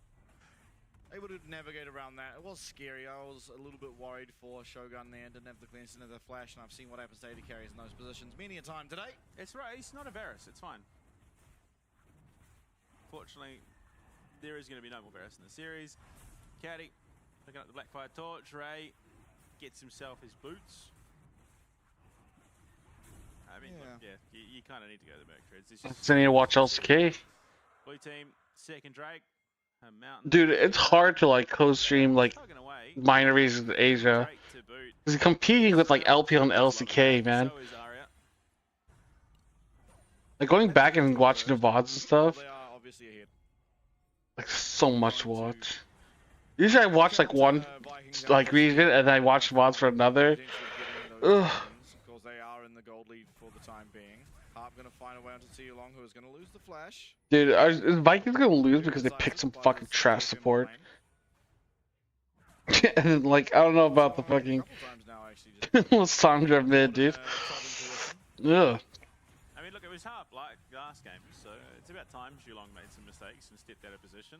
Rift Herald is gonna be up, which likely means that the next big team fight is around this top river once again. Karkun wants to clear this wave out, and Guan has started it. Harp's going to be there to get in front. I wasn't paying attention who got the feat strength. Like who got the better boots. Yeah, absolutely. Now, getting very, very this where DFM throws? Chooses to, and he's just walking up. He gets stunned up though, and a lot of CC coming down. It's a fantastic impale, but the Braum shield okay. still gets the flash forward. Nice. Nice. The public execution is fantastic. Kratos gets his first of the fight. Oh, they're so low. Oh my god. From Cardi's fantastic, and Karkun will go down for a triple kill there for the top laner of Vikings as they do secure themselves the ace. And give over the Rift Herald. Yeah, look, that's rough. The equalizer can be a make or break team. Like I always say, like I hate LGL and I want them to fail and I don't give a fuck. Then I get excited when they do well. I'm like, oh my god, LGL's doing something. And then I get disappointed again. Like, why don't I just like? There they go for the engage. Yeah. That shield's good. Guan did nothing. Pantheon did nothing. Equalizer onto Guri and Shulong, not getting much damage because Shulong can just jump out, and then it's just the bite is a shambles from there. Arya can't yeah. That's a rough one. That is I just got instantly fucked. To come out on the losing end of. 7-1. Kratos currently on the Ambessa. Have we ever had concerns about the champion? This game is dude, not one of them. like this spike is like, it just says enough. Like it's fucked. Shit is fucked. He's an entire item up as things stand. Long though does not have flash, but does have the repel and a blast cone if he's so needed. I don't understand why Harp is playing so aggressive between the towers, but makes the right call and backs off. Yeah, I don't know why either. There would be a pretty rough spot. I mean, the fact we're 90 seconds at least clear from the next objective coming into play is not what we usually used to. Usually there's a little bit closer spawn times on those, but I suppose at this stage in the game, if you're DFM, you made a couple of bad breaks, you're down 4k gold, just slow it down, keep farming, get those items up. I mean, you've got a Triforce. Karkun has fully stacked the tier, so he's not far off that next big power spike, which most Israel's hit. Arya as well, working towards his second item. So we are at a point where, in the next sort of 3 to 4 minutes, DFM might actually find themselves in a position where they could actually contest a fight. I mean, yeah, possibly. It's just how are we ever dealing with the Ambessa is the biggest trouble. Holy fuck, Ray Fark is getting shit on. Oh, I thought I could dive him. It's going to be the bot tower going down. Go on here to support to try and make sure the next one doesn't. Long's going to spot him out though as he sends a spider into Guan. Doesn't really do any damage, but that's fine.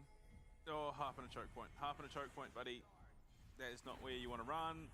Especially like, if they isolate you want to like stun someone and then just let Ray Fark drop the Rumble ult on top of them. Oh my god. Getting chunked. They're getting poked. True potential for them to look for a fight. They are trying to contest for this red buff, but you see Vikings all sitting around waiting. They're looking for something. They're not able to land the impale. It's a nice shield for Guan, but it's an even better public execution as Kratos just continues on forward.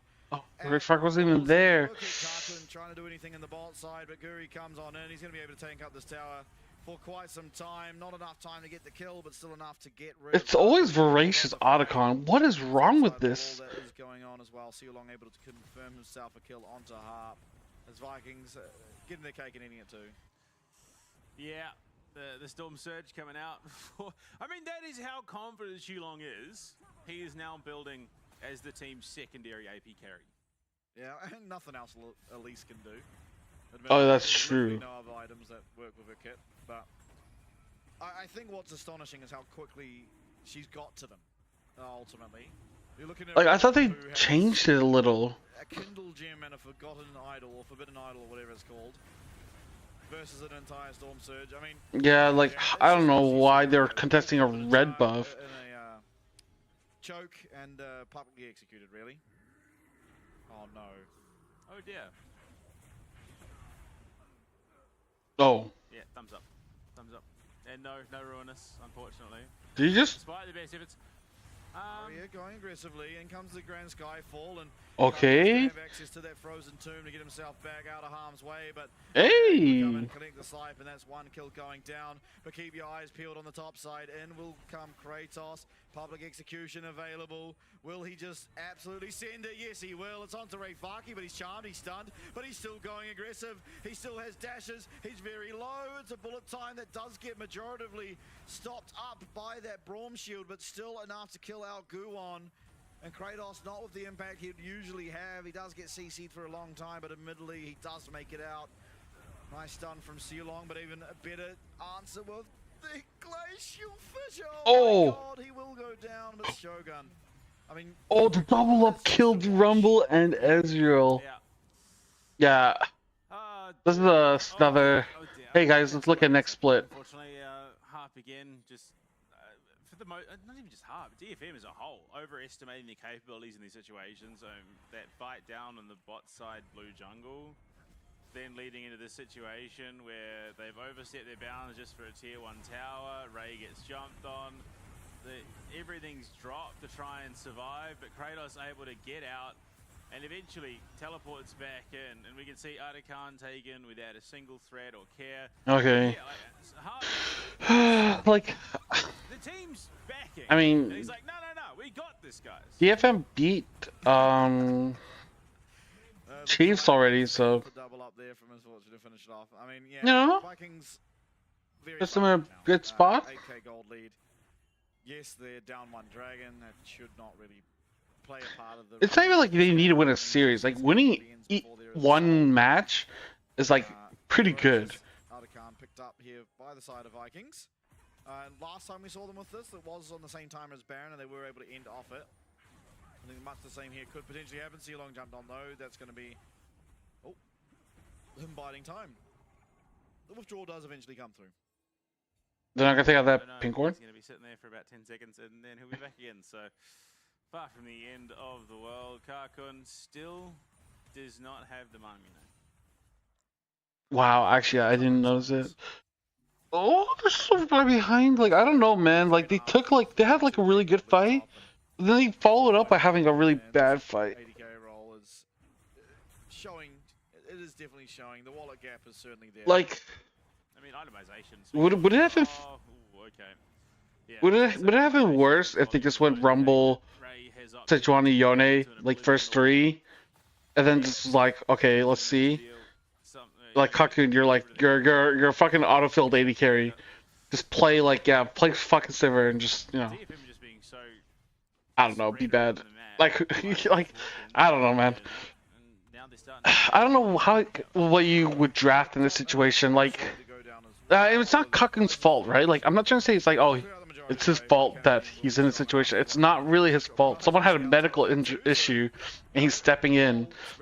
He's trying his best. But I'm just like, do you draft for the person that's like not good, or do you draft for your best player? And like Rayfarki, Guan, and Arya are probably the 3 best on DFM. And then you just tell like Cochrane, just like, hey, play whatever you can in the ball lane and just like play safe, or just swap him around. If they do, it has to almost certainly be on Kratos, who has the Merc Treads and will not be locked down for all that long. Yeah, Baron's up. Dragon's 40 seconds out. neither objective really contestable at all for DFM.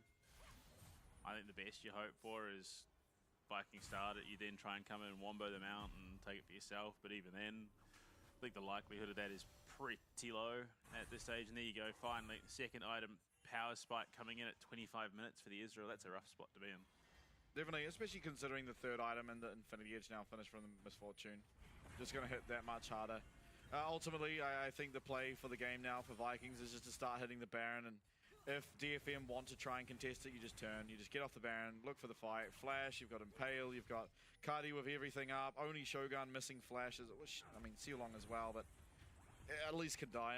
No one in the side of Vikings will care if Elise dies as long as something happens for it, which it's up to them to force to happen. I mean, 11 out of...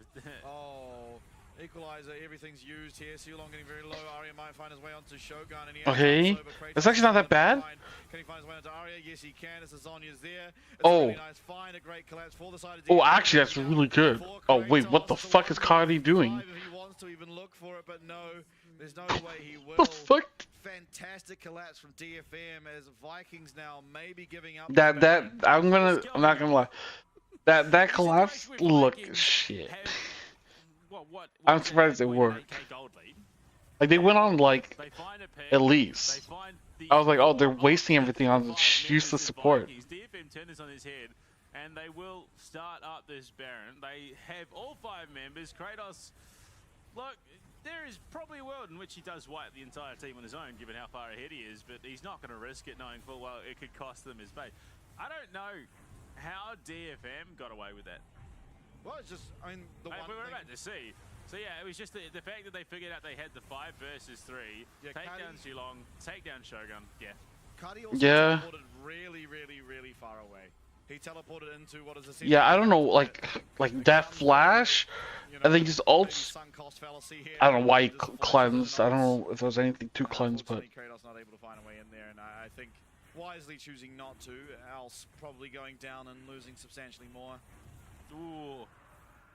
Yeah, Okay. unfortunately Smite hits hard enough that... I don't know why they couldn't get Dragon, but So both teams fine. sit to a piece, but, Fine. You know, Infernal is going to be good to have. You just gotta take what you can get. You just gotta be happy. The glacial fissures there, a lot of CC can go. Yeah. Lysandra, he's not able to get the ults off. And he just go down. The flash forward from Harp does not connect on the Jeez, dude. side, so it is just the loss of your mid laner. Nothing else for the time being, but still that's more tempo gone. Arya is going to be able to collect this top lane. Yeah, I don't know why they're going out to Harp like that. In the mid lane, and all of a sudden things not looking so clean for the side of Vikings.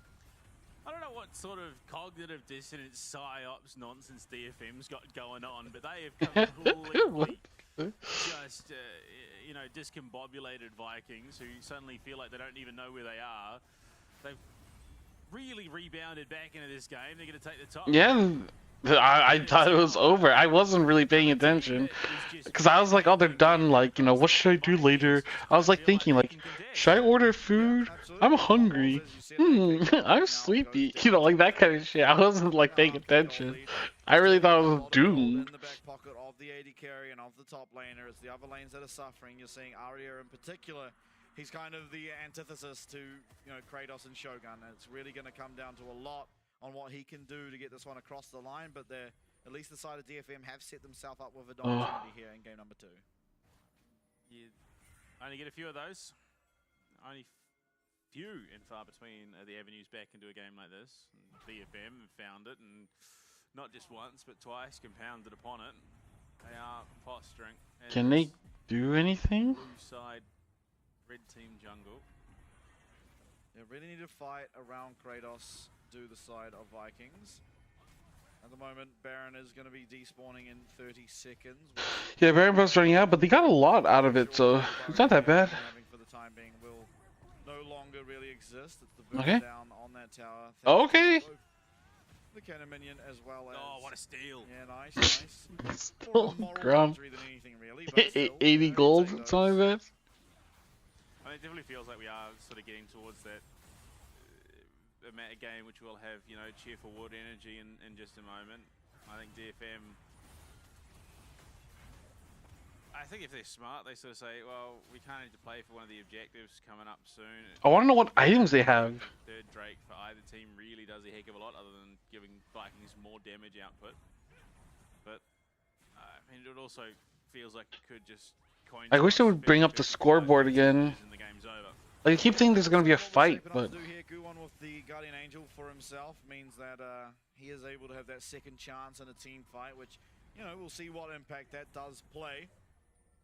Ultimately, no objective up for the time being. DFM, you know, they are doing a recall. They have utilized that Baron buff and haven't. Oh, yeah, there we go. The recall. Hopefully, we have the upgraded Shirelda's Grudge. Okay.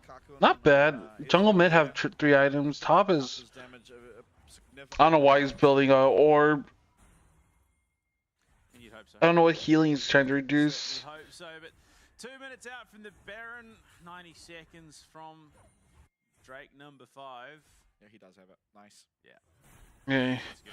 Gives him a little bit more peel, a little bit more chase down. Dude, at least buying Seekers, or has Seekers. It's like Zanya's. Okay, cool.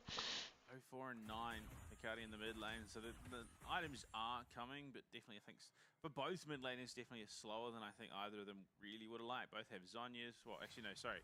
Kadi does not have the Zanya's. I thought maybe it was going to be. I think that might be what he's building into now, because just the extra, you know, survivability in the middle of a team fight.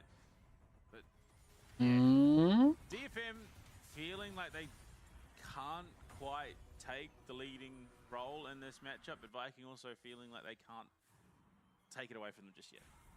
Yeah, no, I'm inclined to agree. I think ultimately neither team. Dragon's up in 30. DFM might want to try to force that. Make people play around it. Missing out on a flash. Ray Farky finds his way onto Sealong, who's going to take a lot of damage from the true shot. Rajguru going forward, does find his way onto Guwon. Going to find a massive impact. Oh! That's really good. The public execution going to get Zonya to Oh, nice stop from Harp. So low. And it's going to be Karkun finding two. In some way, somehow, of what is another Vikings engagement. It's going to be DFM. Wow, okay. Make it make sense. And I think for now, DFM don't want it to make sense. If it just keeps happening this way, it's perfectly fine with them, because they're the ones walking away the victors in these engagements. They're going to get their third Drake of the game. They then likely will be able to head over towards, not necessarily start up Baron, but at least get vision control, so that in the coming... Yeah, they're going to look to go for Baron. Still 5 minutes out away. Yeah, so into the choke point, Shilong's there. Yeah. Fury decides that it's time to go. Flashes in, gets the stun, gets Skewer onto 2. Bullet time is great. Public execution. Okay, Glacial Figure. That was the defining moment. It interrupts the bullet time. Means Harp stopped the bullet time, which is good. Damage. So, I mean, look, it was far from clean, but that's fine. DFM thriving in the chaos right now. Certainly are, and they've got a team comp that does that, right? Where one team wants to set up, the other team is pretty happy in chaos. You've got the Ezreal to reposition, you've got the Ahri to reposition, you've got Harp to deny so much damage. The Equalizer stops people from going to certain places. They're doing a really good job at coming back. They're 9,000 gold down? Holy shit. And not only like 1,500? Dude, DFM... A 2k gold advantage. They're actually clawing back. Does not mean much. Admittedly, you can take stock of the fact that, yes, it's Shogun that's 2k up. On the other side, it's Arya that's 2k up. That does matter a little bit. Lesser so does the Pantheon versus the Skarner. But those are sort of the totals that matter. The overall team gold, fairly insignificant. I mean, Talon-esque proportions in terms of this comeback. Similar you know, differences overcome, but the difference being that Talon very, very capable when it comes to closing out games. DFM struggling a little bit. This is going to be the true test for them. All of the teams in the competition at the moment struggling to finish games while ahead. Yeah, They didn't beat Baron. They could. Is Baron on the cards? Maybe. Still doesn't feel like either team really should have the confidence to do it right We're about to hit CFO. Well, which team would you... I mean, like, I don't know, what else would you do? Logically, the next objective that we see... Like, try to bait and pull them in? Why split push bot? Like they're just A-ramming it, dude. It's infernal. It's great to have for a team They're actually just A-ram. And from there, there we go. Oh, hold up. We've found a pick. Aria getting very low. Is there the ult? No, there's not. He does go golden. And Cardi now being looked at to flash forward. And the Grand Skyfall is going to land and secure the side of DFM. Another kill. Oh, nice. Oh. It's fantastic. Harp, you legend. Oh, my God. Oh. It's a really nice. It doesn't matter. Kratos getting stunned up. He's going to have to flash away. The Arya got caught, but they just killed them all. Executed. And from Dude, that's GG. Holy shit. Dude, 9k goal behind. Yo, let's go, dude. I never doubted you. No, I'm kidding. I doubted you the whole time. I had no faith that DFM was gonna come back. Holy shit, dude, that's fucking crazy, dude. For the second time tonight. We absolutely are. Dude, I did not think today was gonna be a 6-game day. Finally, DFM realizing what their team composition. I'm gonna be live for like 7 hours now. Holy shit. They find a quadra kill, only Kratos surviving off the back of it. A Baron, they push, they get everything, and then fight after fight, pick after pick. It's them. Yo, let's go, dude. Huge props to the entire side. Harp especially was so critical in stopping those bullet times, to disallowing Shogun, who was so fed to find all that damage. And now we are on the precipice of a history-making day. Shout out to my boy, 1-4 Skarner right now. Yeah, Lissandra, I don't know. Lissandra, I think Lissandra at least are useless. And Bessa and Skarner just cannot catch a break. Absolutely not. I mean, yeah, it feels like I don't know, just eventually just did nothing. Like I thought Pantheon had issues, but like at least they locked them down. So like Ray Farki's ult and Arya could just like clean people up. Started the game rough. Rough. Triple kill in one team fight, and he just starts pumping out the damage. I think ultimately DFM, the mental fortitude to even try to come back in this game, but then to eventually make it happen. What a great day for them. Yeah, I mean, a massive day for the underdogs. How many teams have found themselves in this position and not been able to close it out, and DFM do just that. I feel for Kratos, man. The guy was 8-1.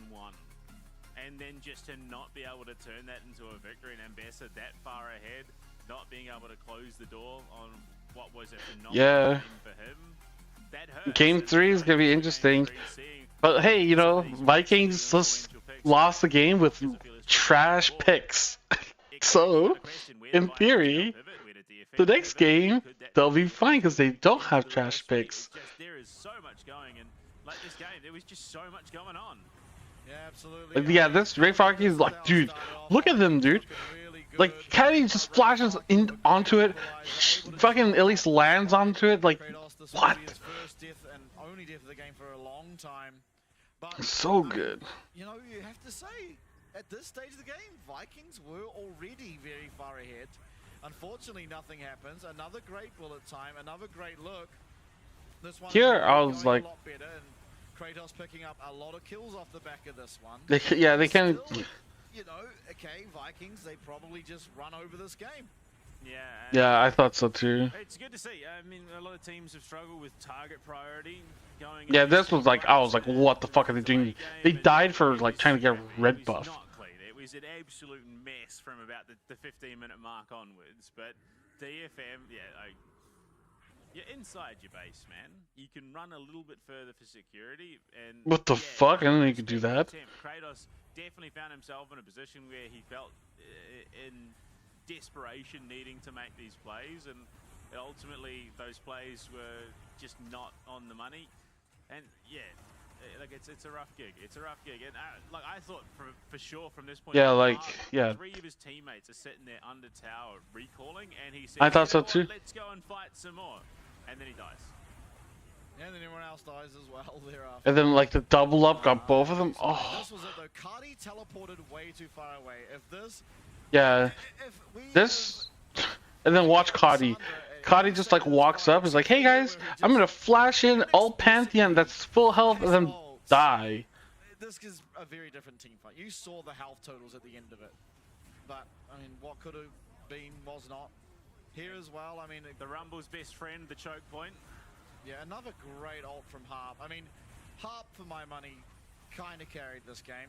Yeah, just redemptive from last game, where it definitely felt like a lot of plays maybe. Ultimately cost them quite dearly, and I mean the fact that I don't know. I think Arya Guan kind of fucking like it speaks to the level started everything. the pivot from game 1 to game 2. Game 1, it felt scrappy. DFM did not feel on the same page. Game 2, these guys were not only on the same page, they were reading each word in unison. Yeah. No, just very well played. Even the dive here, having the Pantheon tank it up, he has the GA available to himself and make sure that all 5 do remain afterwards. I mean, I have my... It's not even over yet, and we've had what could be 2 comebacks, and not only the series, but that one. I mean, the only comeback that outdone it is the Talon one. Not even just 2 comebacks, 2 reverse sweeps back to back. Possible. Arya best team play. I think Arya is the best mid in LCP. I'm just gonna say it. I think he's probably the best mid laner in the LCP. His team is just dog shit. That's his only problem. Maybe Fofo is better, but my problem is that like, okay, Fofo might be better, but he hasn't really played against anyone good, and his team is like really good, so he's able to shine and actually be good. Whereas like Arya has to like do everything, like take all the risks, take all the chances. If Arya doesn't like play above and beyond, he got that dog though. Yeah, but like dude, like when he's on, dude, he's fucking on. I don't know, man. Maybe I'm trolling. Maybe Fofo is still the best mid. But dude, Arya, man, that guy's team just like is just not it. He's just like so held behind. The fuck is going on? Oh, she's filling up their water. Okay. I was like, what is she doing?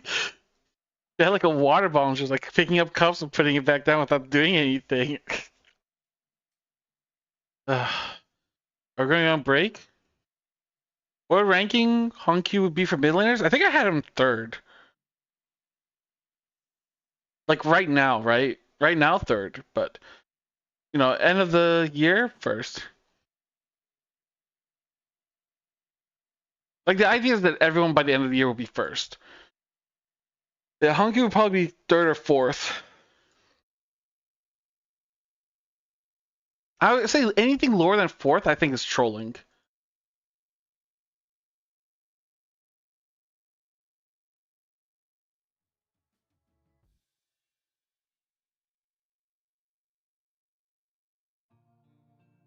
Yeah, I'm gonna go pee. I don't know how long this break's gonna be. Oh.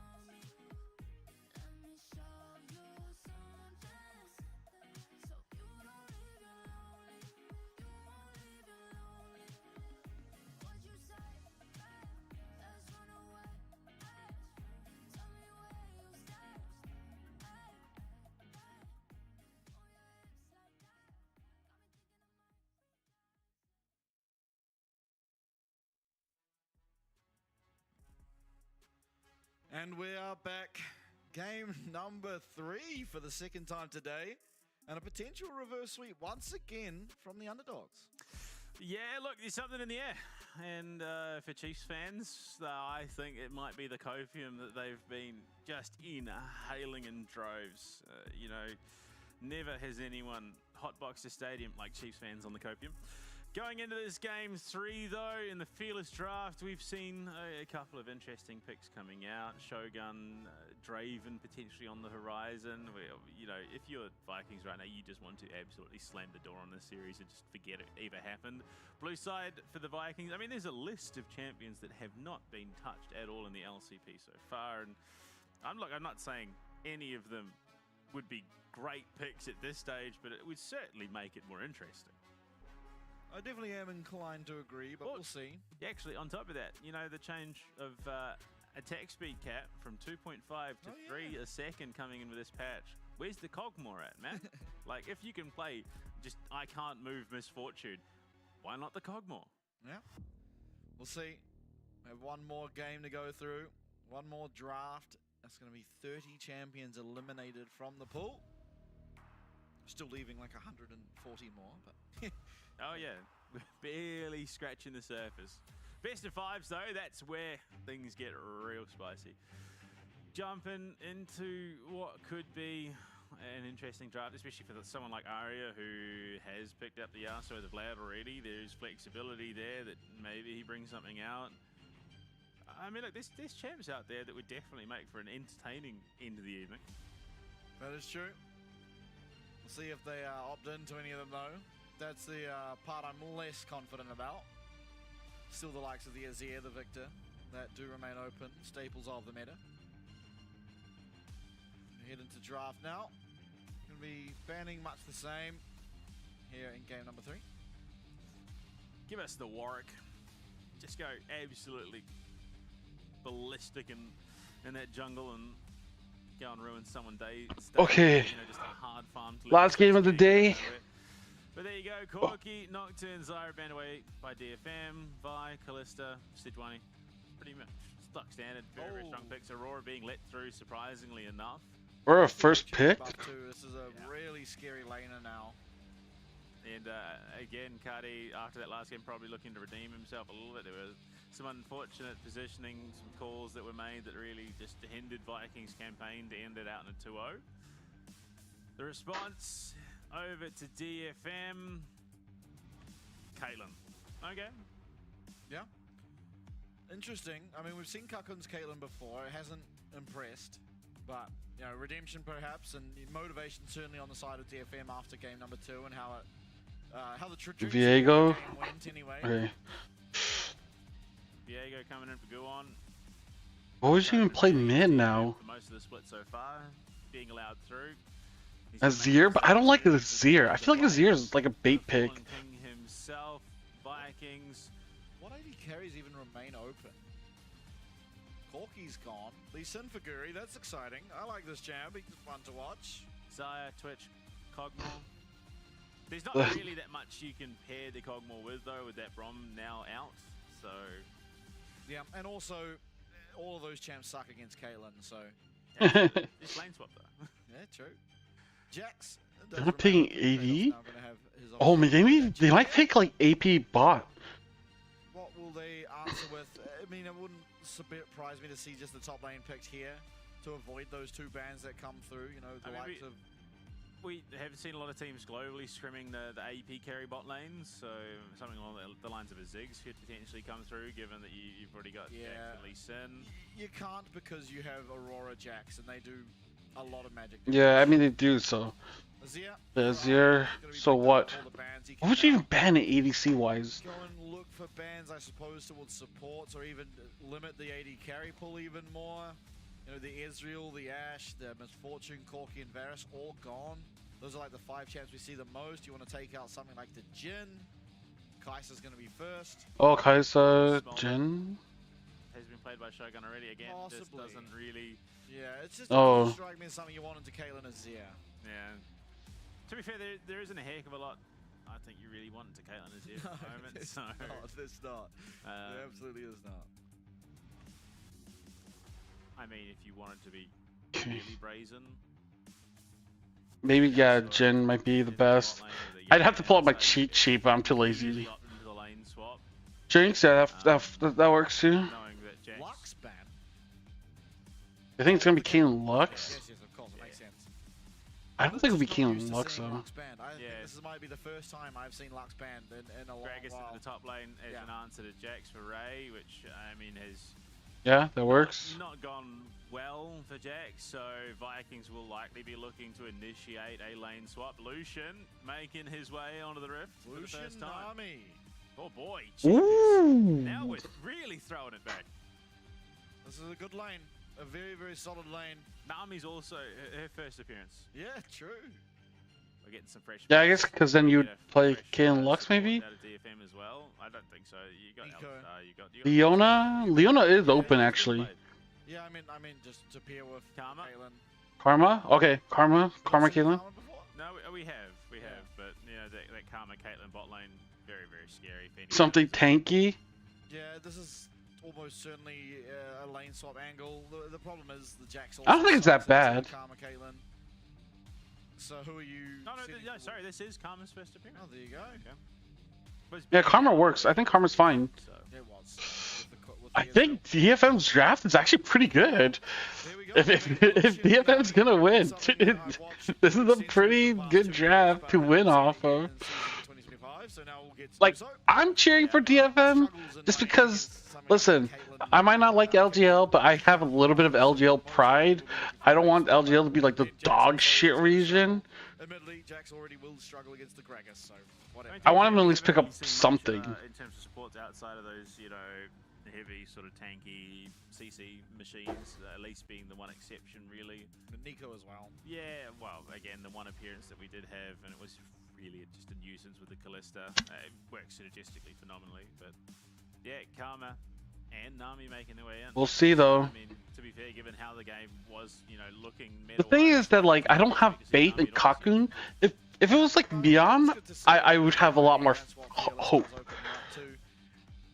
Like nameplates off, I think DFM's team comp is like really, really, really good. Like that's what I would want for DFM. Shogun, he's been playing well. Why not? Why not give him something that he can really be that X factor on? And Lucian is a very, you know, playmaking orientated AD carry. Yeah, I think I would like the Brom up, ideally, but unfortunately, Fearless Draft means that that's not a possibility. So Nami, yeah, just having that. Yeah, we're going to midnight. Fuck me, dude. And just the amount of setup that she offers as well. I just noticed that all of the blue side champion frames are inverted. Lucian usually looks the other way, as does Nami and Lee Sin. Pretty weird. It's doing tricks on my brain. Cuddy, he's getting looked at here. Guwon and Arya free hitting. Oh my god, what in the fuck is going level 1? 1-5-5 at the moment. As Cuddy gets continuously lower and lower. Not going to be any kill threat though over onto him, but Ray Faki, he's also going to be able to waddle on out. That was that was the closest I think we've come to a potential ruinous Artican, and just nothing happened. Yeah, I mean, if the supports weren't Nami Karma, if they were Alistar Nautilus or Alistar Rel.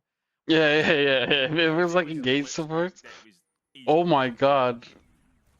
Okay, both AD carry and support. Ooh, they both got 3. Yes. Welcome to lane against Caitlyn. Yeah, the horrendous. Oh, what the fuck? Yeah, I mean, to be fair, okay. It's like no health. Mid versus top. And I mean, like, yeah, the level 1, yeah, but still. Execute interests me. Yeah. We're on the patch where it is buffed, and it does do like an extra 20 damage, which. Yeah, extra 20 damage level 1 is crazy good. That damage. Arya losing to Kratos in this situation is interesting as well. I mean, to be fair, look, Jax is all in early game is a lot better than a Nazir, but level 1. I feel like Cocoon's just gonna get caught out now. Like something's gonna happen where I'm just gonna be like, oh, Cocoon. He just walks at you. You have no way to get away, really. Shogun walking up a lot more than he wants to. Oh my god! Oh, Cocoon! Cocoon! You absolute beast! He's smiling, he's laughing, and he should be. That was incredible. You're... Started on, absolutely gamed on. I'm sorry, man. Listen. I apologize for calling you shit. I mean, this is You are just better than I thought. Would have been what, season 7? Damn, dude. Dude, that's some fucking balls, dude. That's fucking respect, man. The first 10 minutes, not even first 10 minutes, the first 7 minutes of gameplay. Cocoon was like, yo, dude, I am the fucking carry, bitch. Was on the map. Top now coming through, going to more normalized or standardized lane assignments now, as Gregis will match up. Just take a look at Kakun. Gamed on. Yeah. What a well played sequence of events. Not even had flash, dude. I love it. Okay, going for a bit of a turnaround. Unfortunately, Shokan is on a trap. And Guri does manage to land the cube. Oh, Guri fucked up. Oh, the flash. He's gonna have to flash on out. Come on, Shokan, do the thing. Do it again. Hit him with that net. Okay, Harp happening? died. It's going to be a bubble, and then just Lucian doing Lucian things. And Kratos, I mean, this is how the lane goes, unfortunately. Still staying. Does Kayla win 1v1s against Lucian? It's a volatile game, isn't it? It's a volatile So, game. Harp, too far forward. This we bubble. Oh, no, this is... Oh, no, okay, so it's just, yeah, the replay of that. Yeah. So what happened after this? They both... So I think, yeah, we might see... So how does Harp get caught? Harp needs to stop doing this. Okay, so he just gets flashed on by Shokan. Harp needs to stop. Like, dude, you're at Karma at level 3. You've gone from playing, you know, Rakan to Braum to a mage. Like, chill, dude. Oh, in favor of Vikings. I'm not really sure. Let's all...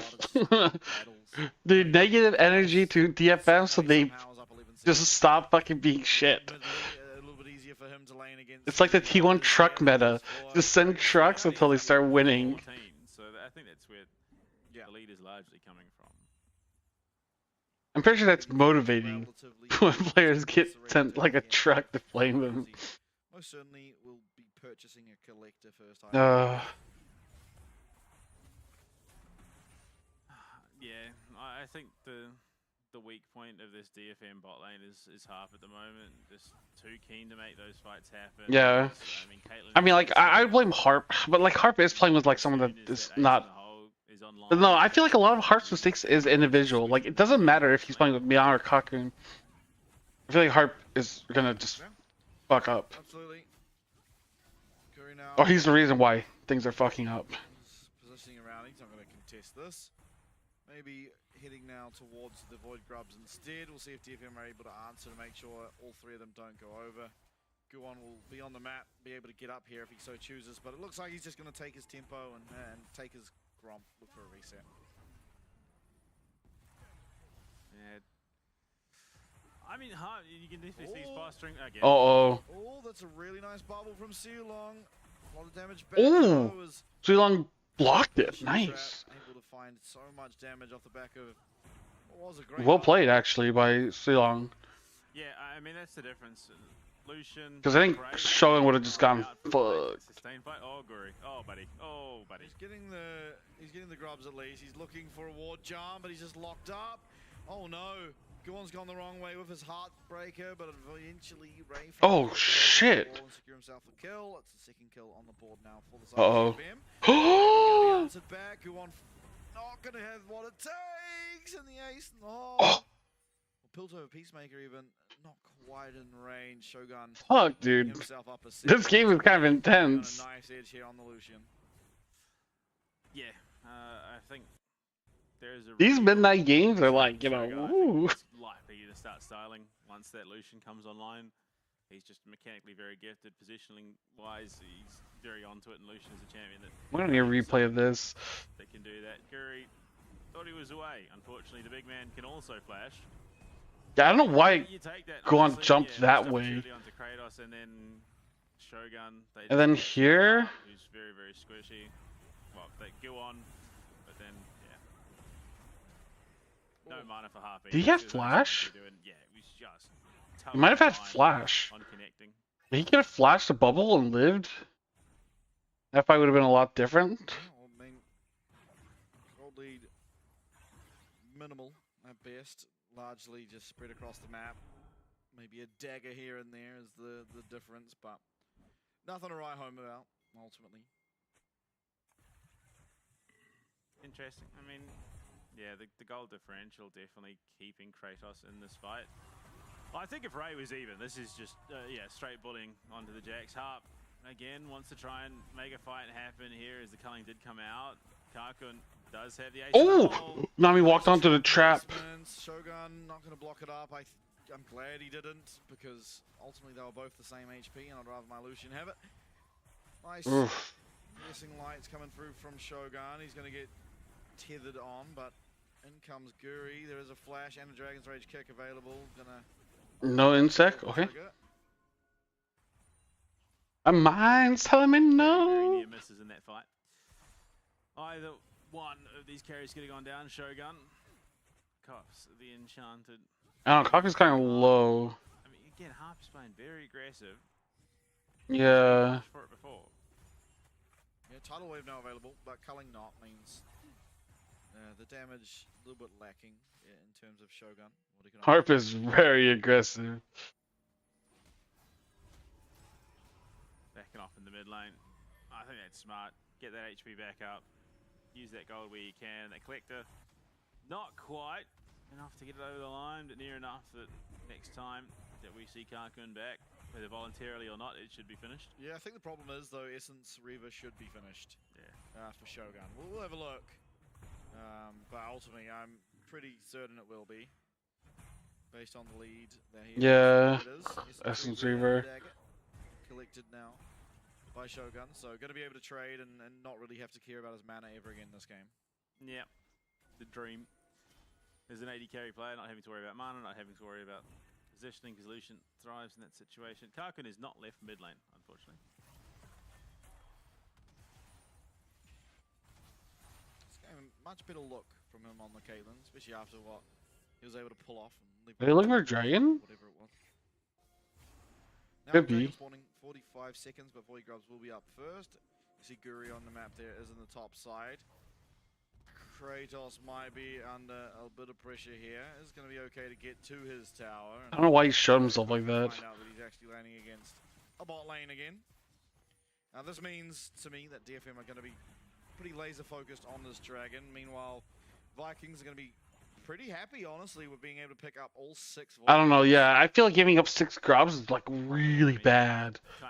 Like, it lets you push towers so fast.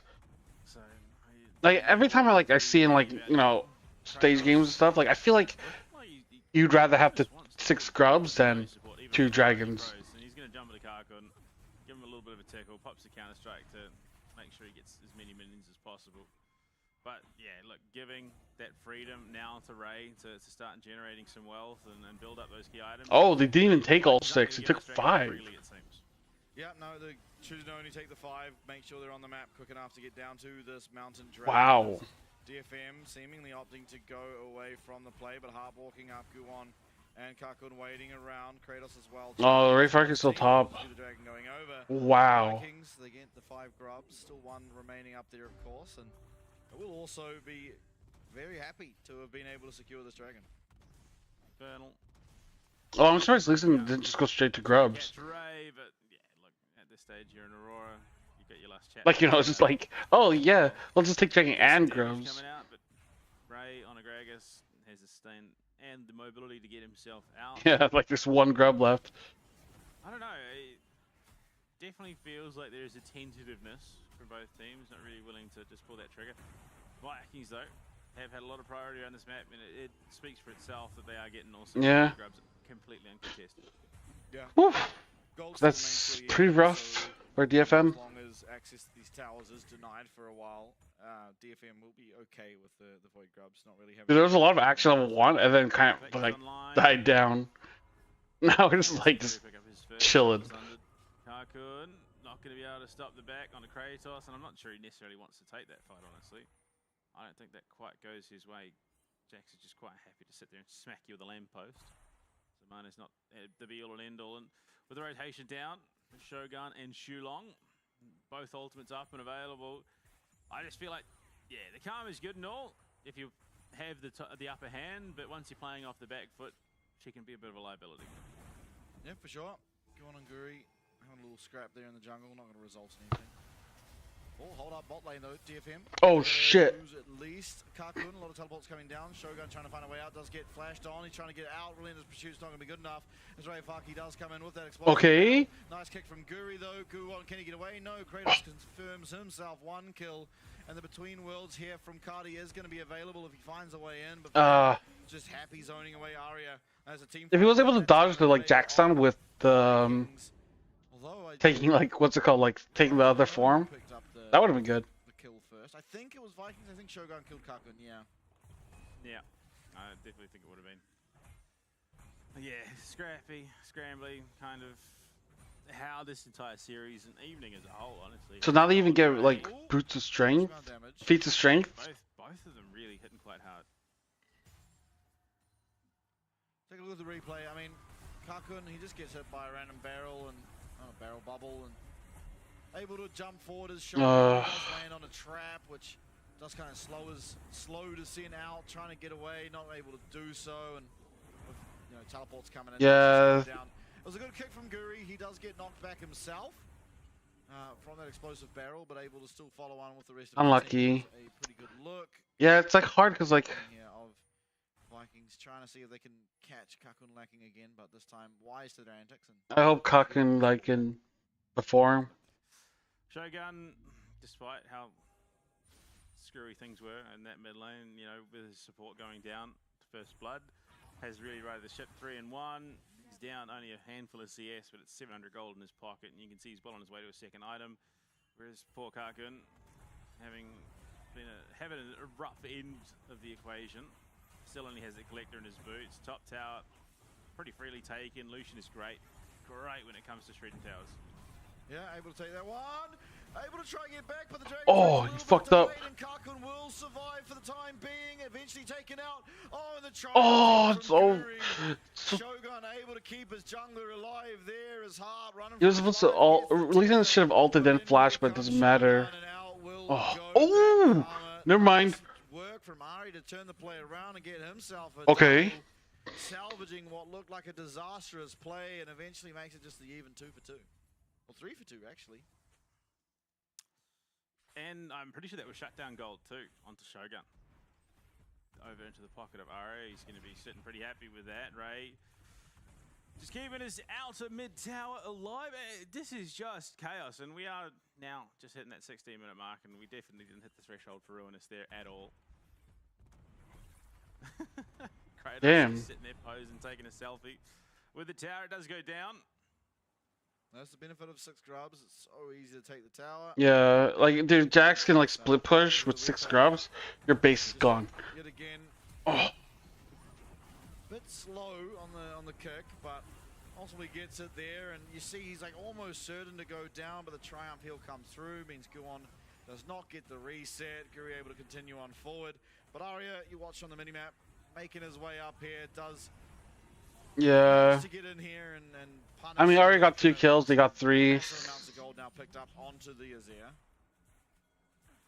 Oh my God, he's getting shit on. Trying to fight Kakun and doing pretty well for it, but not able to get the kill, unfortunately for him. Pretty sure he still just wins that if he follows up, even with support in proximity. But I mean, Shreema shuffle back up and available. Unfortunately, Shogun on this Lucius is notoriously mobile.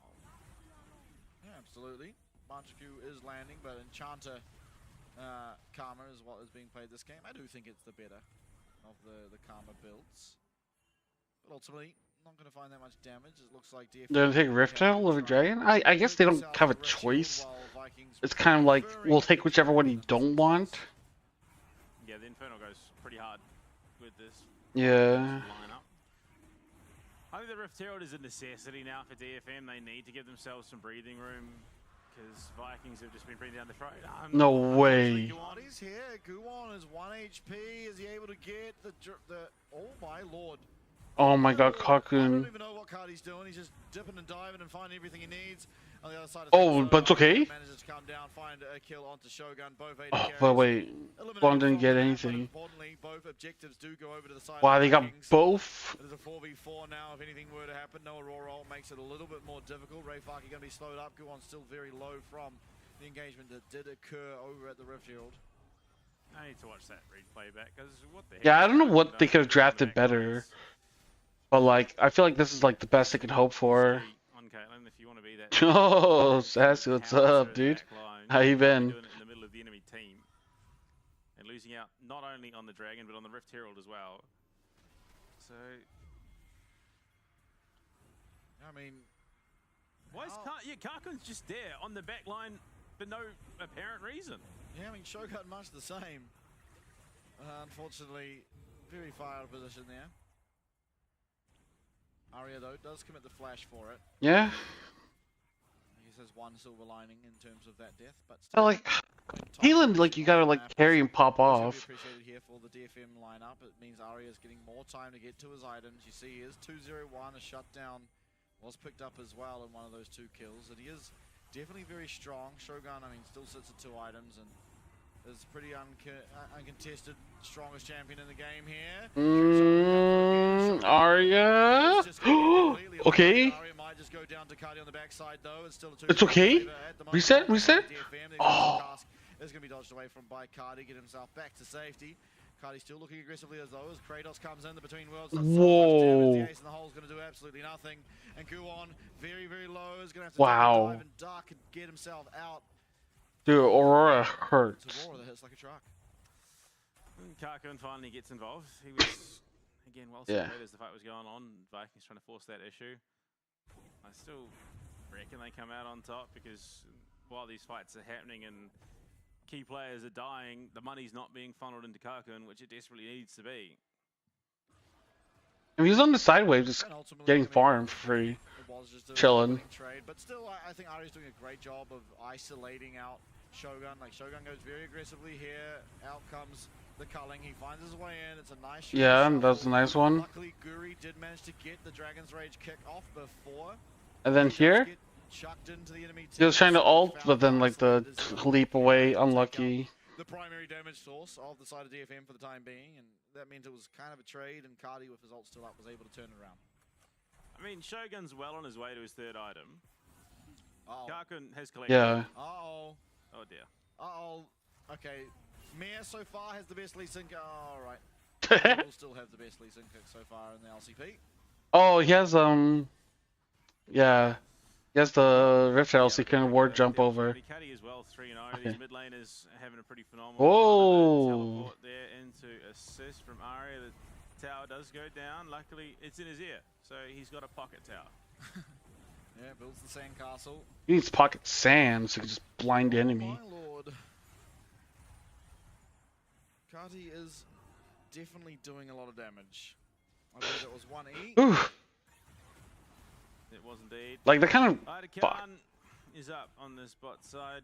Just over a minute to Drake number 4 with Vikings already poised on 2, taken themselves.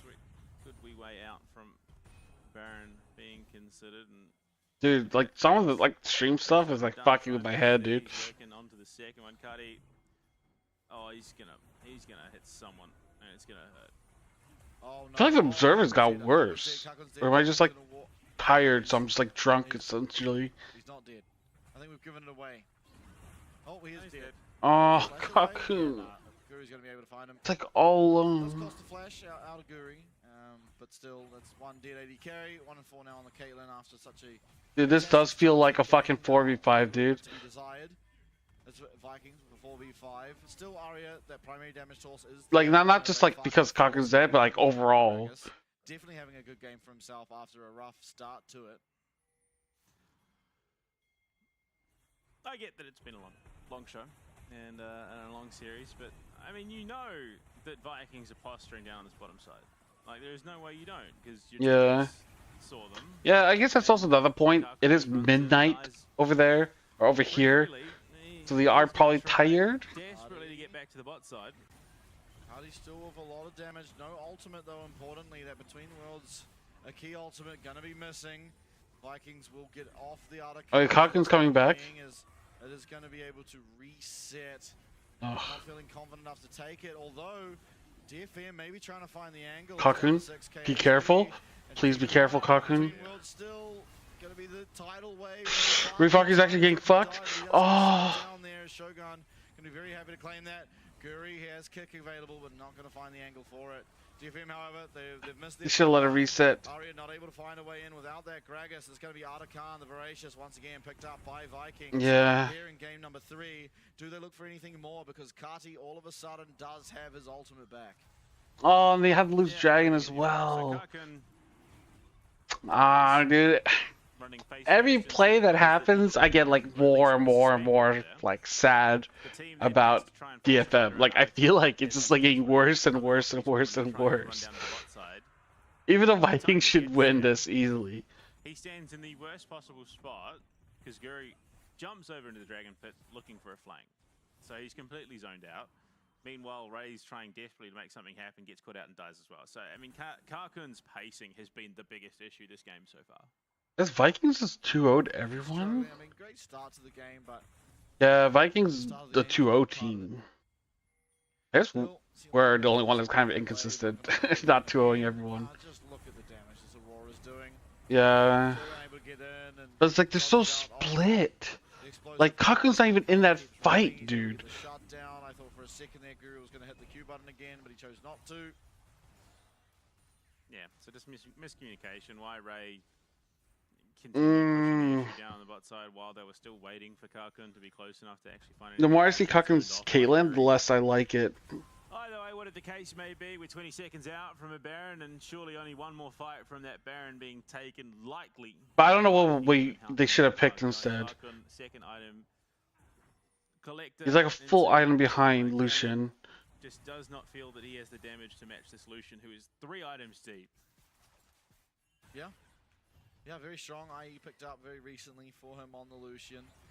Still, I mean, not a lot of progress can be made in terms of taking down these structures without the assistance of the... Yeah, if I got none of that CS. The Voracious Artican will do a little bit, and you see some damage coming out there of the culling. Guri trying to desperately search for any way into this fight.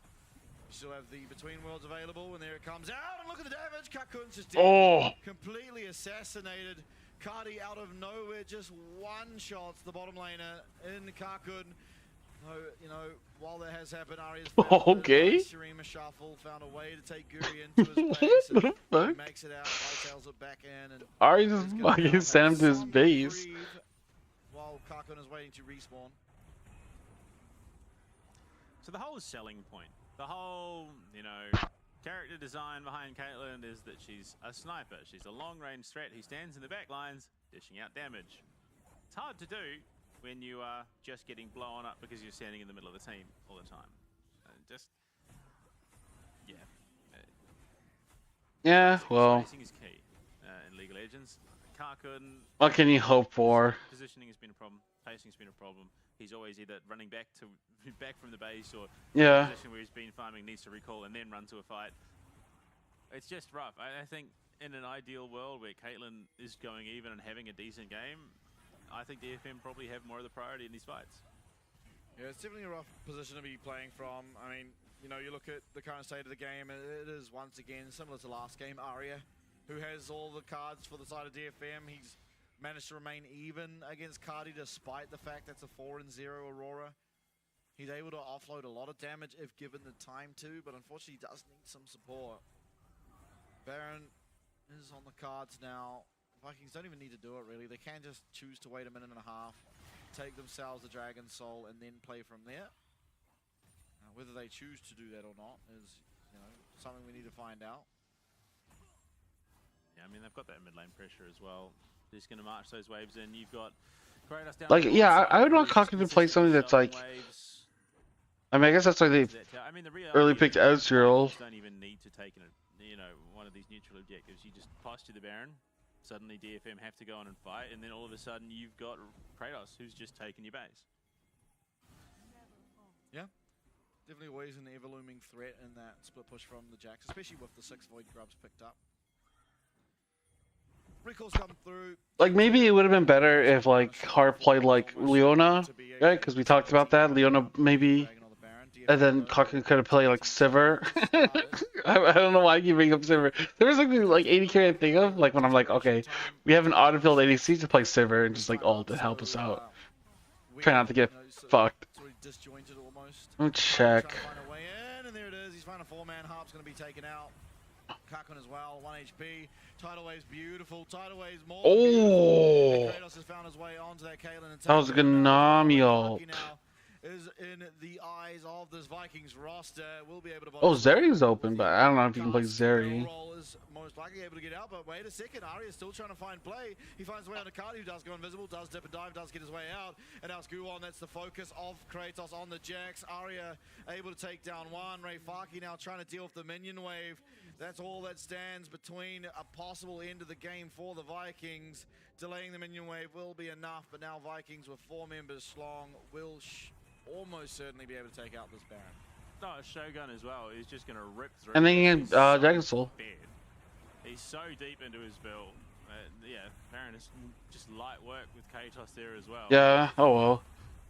I don't know. Karkun again, in the middle of the team, just jumps on, dead, nothing he can do. I don't know. There's just no space being created. He's also just not being respectful of what's happening around him. Cardi should have been dead to rights here, but he dips left while Guwon goes right. And yeah, Kratos jumps in, smacks him a bunch with the lamp, and Guwon's dead. Yeah. I mean, Dragon as well. That's the Soul, the Infernal Soul now going over to Vikings. They have the Baron. Recall for Kratos. He needs to get that tempo back after not recalling post-Baron. This is a possible series-defining moment. The next 2 minutes, can DFM hold out? They were able to do it in the game before. That was an 8k gold lead. This time they're staring down the barrel of a 10k gold lead. And Vikings, I mean, Yeah. piece of the puzzle. Just need to connect. I don't. Yeah. I just. We'd have to see. Like if Guwon gets some crazy reset fights, then yeah. Karkun does not nearly enough damage. I mean, you collect the rapid fire cannon, I would imagine, I'd hope it's building towards an infinity edge, but your opponent's already got one of them. In fact, he's starting to work on his armor pen. Yeah. Like this Karkun doesn't have such an flash. easy game for Caitlyn, outraging the Lucius and just bullying him in lane. But it never got beyond that first kill onto Shulong. Tearing True. down this top lane tower. Not a whole lot of wave. But Harp didn't play that well either, so. Arya now able to walk up to the wave and clear out the last of it. It's a Shogun going very aggressive. Look at the damage that's able to come out. So much, but Kratos in the meanwhile in the bot lane is completely uncontested. That's the inhib tower gone down there. Another wave coming in, and the healing from Nami's able Dude. to Shogun up to about half. Caitlyn auto attack's doing nothing. Oh my god, he's gonna get fucked again. The space is being made. Ray Faki finds his way, and explosive cast does land on Ducati, but it's not going to be good enough. Kratos is in the middle of everyone, and the wallet gap. Dude, look at Caitlyn's auto attack damage. It was like nothing. Karkun, yes, he might make it back to his fountain, and even going to be able to trap up and find himself yet another kill, but it is still going to be Vikings who take it. Health bar is actually full on the side of DFM. Guwon is that Jax. He's found a lot of damage. He's not able to find the reset, though. He does get taken out, and Karkun with Harp are going to be rounded into their nexus. GG. After a long game and a long series, it's Vikings who do secure the win.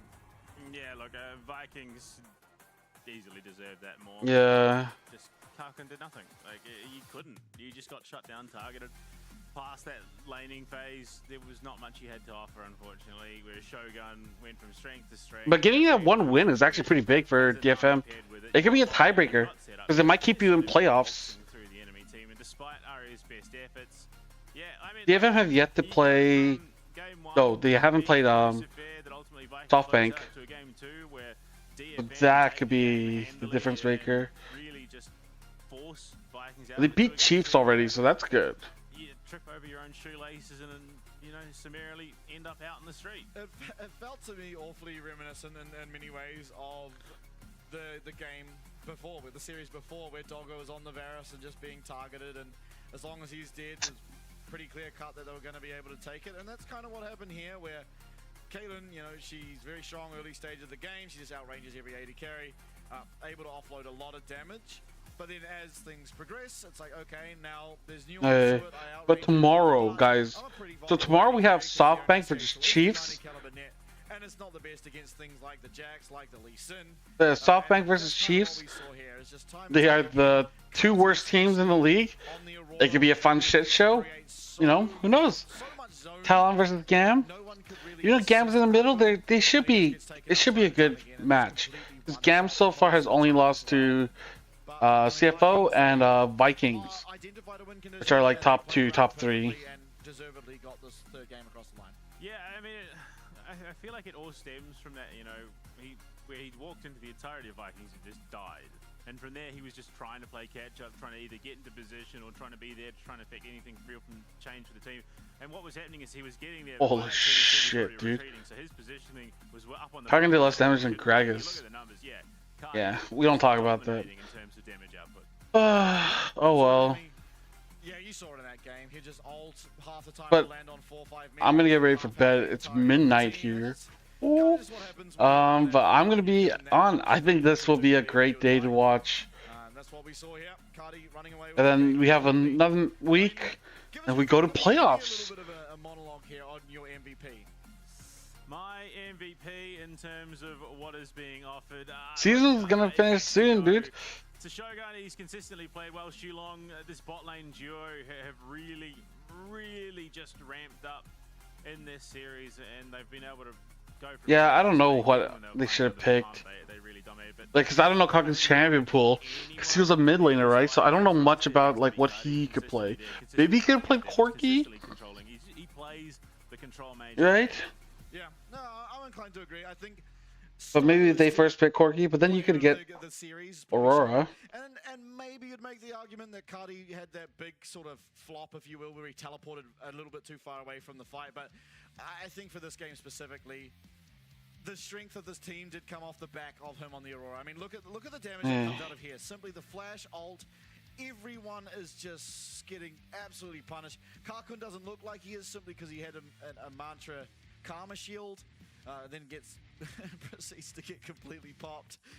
But yeah, I don't know. I think Vikings, you know, game 2 not on the same page. Game 3 they really came back and showed that they should be. Yeah, look, I think justifiably, Cardi, the argument could be made there. The Oriana was pretty big in game 1. Yeah. Lissandra for the I don't like that they do player this like series. He was pretty on point with it. I would like if they did like MVP of like each individual game, cause like it's hard to think of like, okay, all 3 games, who was the best? Cause then like maybe there's also a loss in there too, so many team fights. He was it's still like, you know, these are just like things that they could change, and I hope they change. About this bot lane duo for DFM. I mean, Yeah, but they don't have Mill. they play pretty well. Like, yeah, this hard. Like, dude, what is he doing? Yeah, but when your support is consistently out of position and getting caught and punished for it, and as a result, your AD carry is just trying to do whatever he can to stay alive. Yeah, look, I think there definitely needs to be some tightening up of whatever's going on in this bot lane. Yeah, absolutely. I mean, that is the nature Alright, of it. I'm gonna end YouTube stream and Twitch stream, and I'll be back on tomorrow. So what? Maybe 12 hours from now? I'm not sure. I don't know 12-ish hours. We'll see. We'll see when I wake up. I'm a little bit tired, but yeah. Anyways, go fuck yourself, guys. I'll